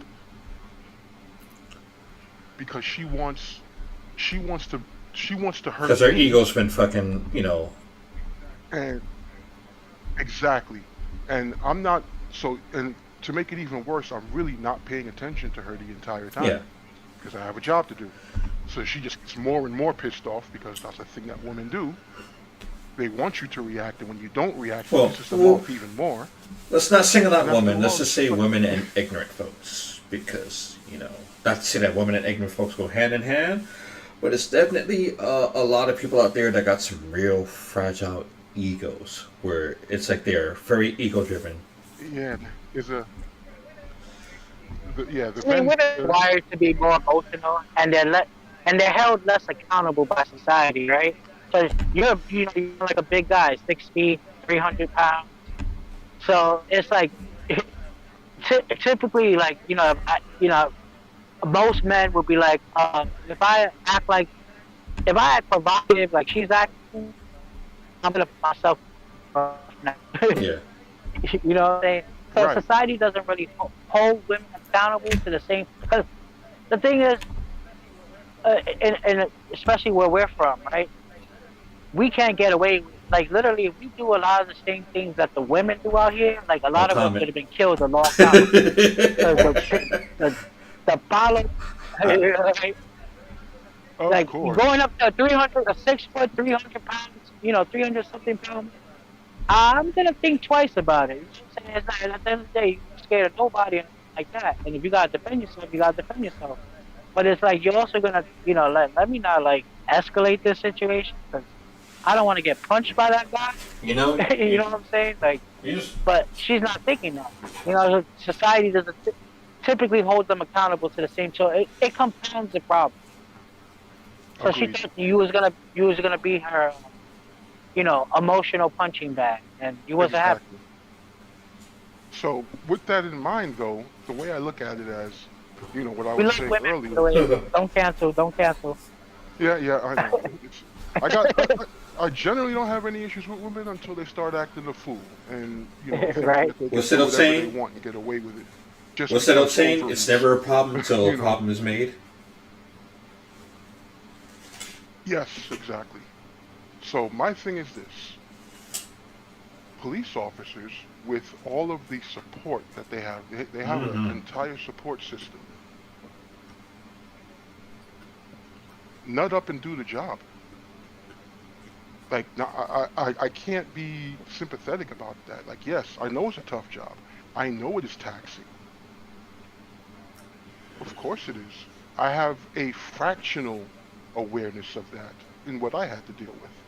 I fully Mm-hmm. admit it was fractional in nature. But if I could deal with what I was dealing with, they, with the I'm support system that they have in place, should be able to deal with what they have to deal with. There's no, Yeah. I was scared for my life. When you have multiple weapons at your disposal, when you're supposed to have training at your disposal to defuse situations or deal with them Mm-hmm. if they get out of hand. Yep. And not for nothing. Hello. Yeah. Okay. Oh, So continue. I'm so, sorry. I lost so, service and for a second. and also, if you decide you're going to get into a field where you are putting your physical health at risk, it is also your job to Yep. upgrade yourself. And and I'm pulling that from listening to former cops who went and took jujitsu and did firearms training and all the other stuff to make sure that they could do their job better, rather than just, oh, I got the gun and the badge Pretty now, I'm much. good. That should be everything. Like, no, it's not. That's just the starting steps, you know. And so part of it is also that there are too many police officers who don't take their job seriously. They join with the idea of, in 20 years I can retire and get full benefits, Yeah, and that's all they're to your thinking about. point. Yeah, there's like a lot of like fucking like like horribly overweight cops. It's like we should have like a fitness standard. So they don't have to resort because a lot of cops are not physically strong, and I don't want to like be too controversial, but normally like female cops in particular, like I'm a big guy myself, about 6 feet, about 300 pounds too. Um, Normally, if a female cop was like had to approach me, if he felt threatened in any way, um, he would be more quick to resort to her weapon, her life-ending weapon, her Mm-hmm. taser, her fucking gun, Hmm. baton, than a male cop that could, handle, what I'm Yeah. saying, like if needed. So, and you often see that too, like a lot of fucking, people dying at traffic stops, for females that first of all that are like coming off emotionally unhinged, to start, and then like you ask for license and registration, you reach for it, and she just dumps five into you. Like Yep. we seen that a lot too. And also too, I noticed too, like in the projects. I don't know if you're familiar. I'm from Wagner Projects, Mm, okay. but when shit goes down, you always see the cops running like and like Without with no starting regard for groups. human fucking And I life and always, value. Like it's just weird. but but here's the thing. I'm not saying this condemn women or anything, but it's something that I've seen many times. You see a big group of cops running over. The men are like leading the pack, and the women are like behind them, dragging their feet. So pretty much by the time they get there, the big group of male cops already handle the situation, and they get to say that they still reported. You know what I'm saying, to the situation. Hmm? Yeah, I know. So I'm aware. so if police want to also make the most out of their funding, we need to cut Oh the yeah. fat too. You know, and there has to be basic. Like I said, to your point, basic strength, basic fitness test. Can you run a block? You know, can you run a block? Can you run a city block in 30 seconds or maybe a Exactly. minute? You know, I You know, shit. I know I can. I smoke a million That's why I cigarettes. quit. I know better. you know, Um, the difference in capability that I've seen, like there's the famous video of the cop who, you know, there was a guy who crashed his car, got out, started running, and the cops are chasing after him. And there's one cop who comes from behind the other cops, full sprint. The dude looks like a linebacker. Runs up and tackles that dude. So he was already at a disadvantage with his run. And then I saw another video where a dude is running, a cop is trying to chase him, he just face plants. The cop face plants. And you can see the difference in the two videos between the physical Yep. fitness I know of that the shit was police wild. officers. And yeah, so it's like, and what happens usually, what ends up unfortunately happening is the ones who are not physically fit immediately, or they're not physically capable, they immediately go for their weapons. And they're not so that, yeah, and half the time they're not that good at shooting. Remember what Yep. happened on 34th Street? The cri- so yeah, we need to cut the fat. We need to fund the police so we could pay for the mental health evaluation, even pay for resources for them to stay fit. Like Exactly. every cop should have a fucking free gym membership and should be encouraged to use it. But you got a fucking fitness test every year, so you better be fucking using it. Exactly. It should be, those are part of the perks of the job, and you better be doing it because you gotta maintain. I mean, I know somebody who she works in police safety, in under the correction system, as far as the where people visit their parole officers, and she has to do gun qualifications every year, if I Yep. remember right. And this doesn't seem to be a thing that's the standard in just for instance, in New York City, we have a police department that's larger than many nations' Which is military. wild. And the crazy part is, look at LA. And like I feel like Hmm. LA, New York, Chicago it's I definitely a mean, whole different ballgame when it uh, comes to, the law. Of course. it's a wild west out there in those places though. Like those places really need more Well, police. I agree. Not only those places, it goes everything you said. Addressing everything you said. Like not only just more cops specifically, but you know, fit cops. Like all these things you said. Like, but we really got to get off this the funding the police. We fund them, fucking pay for their psychiatric evaluations, pay for their fucking gym memberships, like. Like let's make them more happy too. Like a lot of these cops get paid miserable. Let's bump it up a little bit. Like let's fund to bump it up a little bit. Like so we got happier cops running around, not overworked, not overtaxed, so they don't show up to your situation.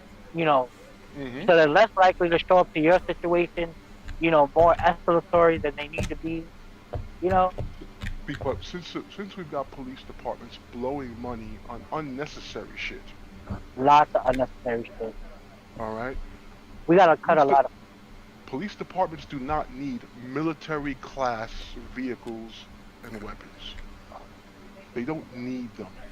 Maybe They do. special tactics. So, Maybe special so, tactics. Yes, that's what special tactics was always about.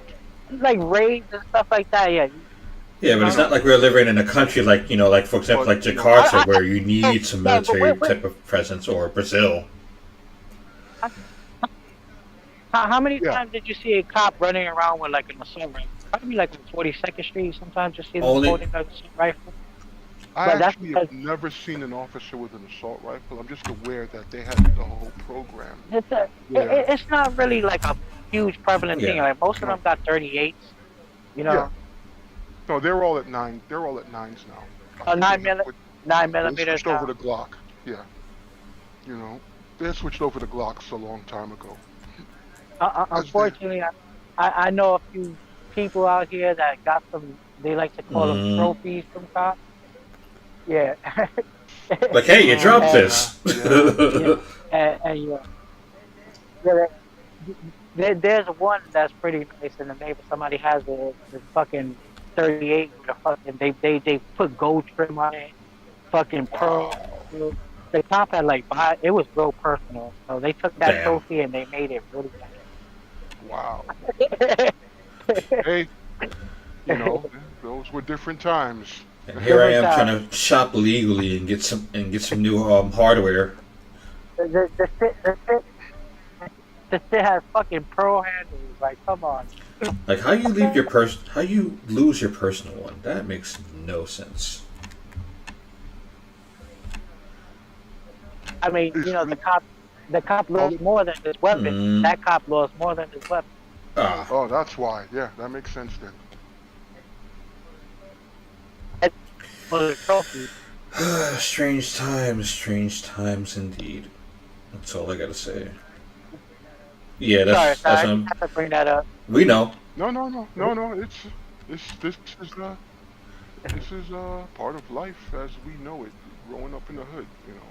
And I mean, yes, we have a lot of crime in major metropolitan cities. This is what happens when you pack a bunch of people into a Unfortunately, small space. Absolutely, You're yeah. going to have problems. I mean, we're not going to have the idyllic structure of small town USA in New York City or Los Angeles. That'll never happen. It's just not possible. I mean, that's not on the problem either. Like, it is an over demonization of police. It's like it doesn't help, because what it does, it makes the cops more disgruntled. The ones that's left that haven't retired early or haven't fucking just flat out quit. We want happier fucking cops. Like, if anything, good luck with that. yeah, well, part of they don't show up taking out their bullshit on me. Well, part of it is because they don't regulate themselves. There's that saying. But yeah, there's a lot that has to happen. If there's 9 Nazis at a table, and a 10th person 10 sits down, Nazis. what do you have at the table? You have 10 Nazis. All right. If you have one crooked cop in a unit, or just even in a precinct, and they're not doing anything about that crooked cop.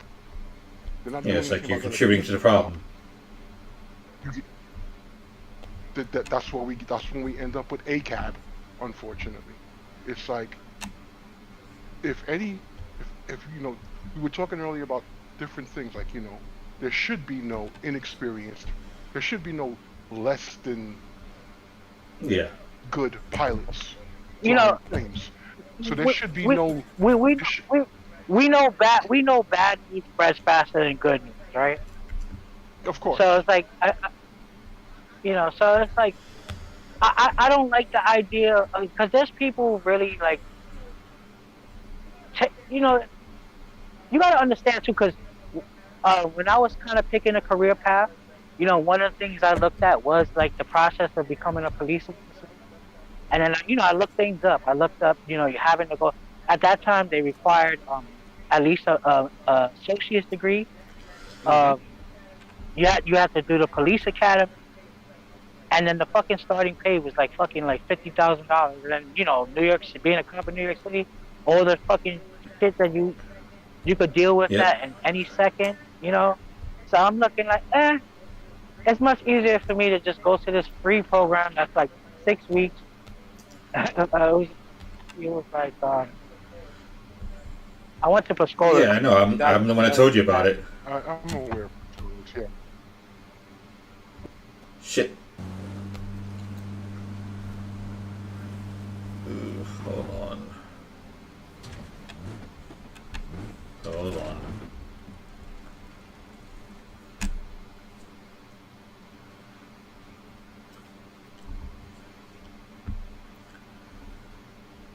Went out there. Somehow I got waiting. disconnected. Had they kept. Hello? So that. Yeah, somehow I got this. disconnected. Are you still there, Sab? Yeah, I'm still here. Okay. So yeah, it goes to show you that there's a level of like passion and willingness to serve as well, because it's a lot of fucking work to become a cop. Like that's like at least 3 year commitment. Like 3 years of commitment, and like say like IT. Yeah, like That will get you a lot farther. Like I could have got if I would have pursued, I could easily get my freaking CCIE. In 3 years. You know what I'm saying? Like if I worked on it, and shit, I'll be fucking making bank.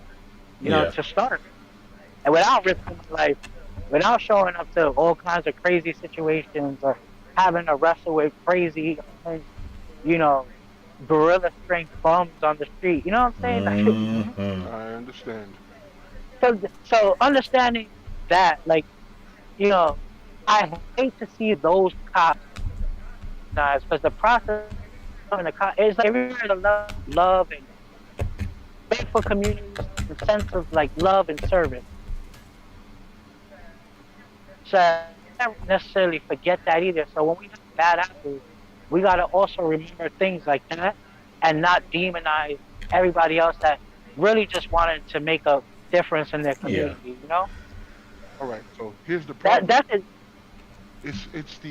It's Muhammad Ali's example about snakes. There's 100 snakes coming towards your door.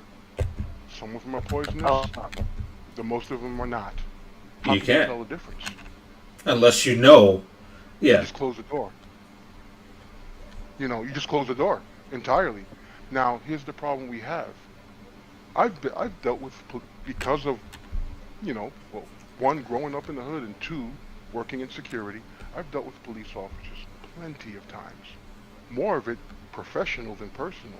And even and I've had my miscellaneous run-ins. I've dealt with cops, and it's been mostly respectful. But there's always some asshole. The first time I had a direct run-in with the police officers, one of them was pretty chill. I'm talking to him, and I'm like explaining the situation. And they got to take me to the precinct. I was big for my age, so they already were assuming the wrong thing. They didn't believe that I was 15 at the time. That's always fun. Yeah, always fun. And to top it off, that was the year I decided to really start dressing up more. As far as, wearing my clothes. I was styling. I was making my own money, so I started styling. Like, I need to dress nice. So then of course, and I have a beeper. So guess what they assumed I was? I mean, I had the same shit happen to me where in high school I had a Sky Pager. And you remember, only certain people had a Sky Pager. And like it was legit, like it was on and everything. Yeah. But because I had that, it was a wrap. Yeah, so one cop, he's chill. He's listening to me. And I'm like, yeah, my mom's really didn't want me to have this knife. She was not feeling it too much. But the other cop just turns around quickly and he's like, we got trouble back here? Huh? We got something going on? And I'm like, I'm having a calm conversation. Like there's no trouble. And the other one is ready to... I'm having a calm conversation with one, and the other one is just itching to beat my ass. Yeah. Even even in my work life, I remember working when I did a bar and we had to deal with a whole situation. There was a ring of pickpocketers and purse snatchers and shit that would show up in spots, and we had theoretically cornered them. We called the cops. Cops showed up. Ended up bringing the guys upstairs. You know, they got searched, but they had, I guess they got that itch and they decided to drop off whatever shit that they were stealing while they were downstairs. So they had nothing on them when they came up. Okay. So after that's done, you know, I'm resuming my job as normal, checking IDs, you know, making sure people fit the dress code, blah blah blah. And there's a cop standing there, and he's eyeballing me up and down like I'm a criminal while I'm working. Which is, you know, fucking wild if you think about it. This does not. This does not. These kind of interactions Shouldn't be happening. When hey look, yeah, it should not be happening. It's like, whoa, in one case it's like, hey, I'm not arguing, I'm not loud, I'm just having a quick discussion with this officer here, and you are acting like suspect and hostile, basically, you know. And in this other situation, this dude's looking at me like, you must have committed some crimes. Yeah, I should bust you. Fucking late 80s, early 90s were some wild fucking times for us, because it's like, you know, we look at the shit and it's like, ain't no fucking way. Yeah, so yes, I know that there are good cops out there. But like you said with the analogy, if you got 9 bad cops at a table and another one sits down next to it, how many do you have? Right. Like, I can only really be sure about the ones I know personally. That's it. After that, that's where all our interactions with humans. Yeah. Period. Right. Like, you know, so like there's a human element. Every cop is a human being. So, and we all know humans vary. But you know, like I said, consider, you know, what it takes to be a cop. There's like a level of like, I specifically wanted to do, like, I went on the way to do every cop you see. Well, not every cop, but I think they actually lowered the standard a couple years ago. Yeah. So because I think there's even there's like non-citizen cops in New York City. So it's like, I don't know about that. I heard something about that. I think they just fired one. It was like in the news. But anyway, point being, up until recently at least, somebody, you know, every cop you saw, like, actually, like, went out their way to be a cop, and, you know, knowing, you know, went out their way for a dangerous ass fucking $50,000 a year job. So there's like a level of love and service, you know. So it's like that kind of, how can I say? They're typically better people than most, you know, like, because it's like me, like I you know, I help people wherever I can. I consider myself a good person, but even I look at that shit like, I'm not dealing with that shit. Like, first of all, y'all want fucking 3 years to do the fucking academy? Like, this shit is crazy. I don't know. Like, so, and, you know, every cop you see up until recently, they really went through that shit. And it was like, hey, bro, you could have fucking joined the fucking National Guard or something, you know what I'm saying? Because they get fucking paid to do nothing. Like, if you're, like, on standby, you still get your salary. Or you can get sent to Washington, D.C. to pick up trash. Yeah. That's another comment for another day. When you do get activated, you're getting activated for some crazy shit, though. Like, hey, there's a fucking 500-person riot in Midtown. Get your ass over there. Yeah, this is true.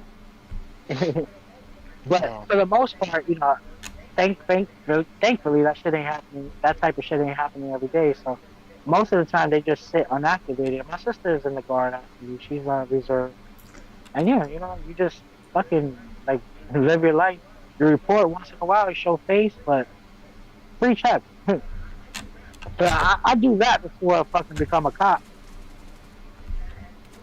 And even when you do get activated, you're not gonna just get sent there by yourself. Like, you're gonna be sent there with like military worth of fucking resources, you know? Alright. you're gonna have a fucking assault rifle. You're gonna have fucking at least 100 people behind you with assault rifles. It's different, you know. So yeah. And you see, Anyway, there's a million things they could have did with that level of energy. but there's also a difference in operating procedures. I mean, military has, they've got rules of engagement. They've got stricter, response. They got a stricter response to breaking the law. It's a very different scenario. The problem is that there's a lot of imbalance, and it starts from the top with law enforcement in this country, which is what pushes people to not trust it. Because it's like, yeah, there's good people out there on the ground and in the field. There's also bad people, but unfortunately, when you get further up the chain, it's more politics than law enforcement, and that ruins things. And then we have things running in a way that doesn't make any sense. That is true. Alright, I just realized it is 3 a.m. and I am not as much of a nighttime person as I used to be. Yeah, I'm starting to feel it myself, and I gotta be. Yeah. Well, this was a fun, interesting All right, stream. guys. It was good talking to y'all. Again, I want to try to do things like this, like maybe like once a week or once every other week, where it's got like random friends just come on and just shoot the shit, Yeah, All right. sounds good. No, yeah, you could make a podcast out of something like this. Well, I think that's gonna be the move, once a week. But I definitely want to try to get into the habit of having like more like subjects like to specify and talking about, because shit's real. Yeah. All right. That always works. All right, I'll hit everyone up, and All right, guys. We'll call it a night. I'll hit y'all up later. All right. All right. All right, later. Take care.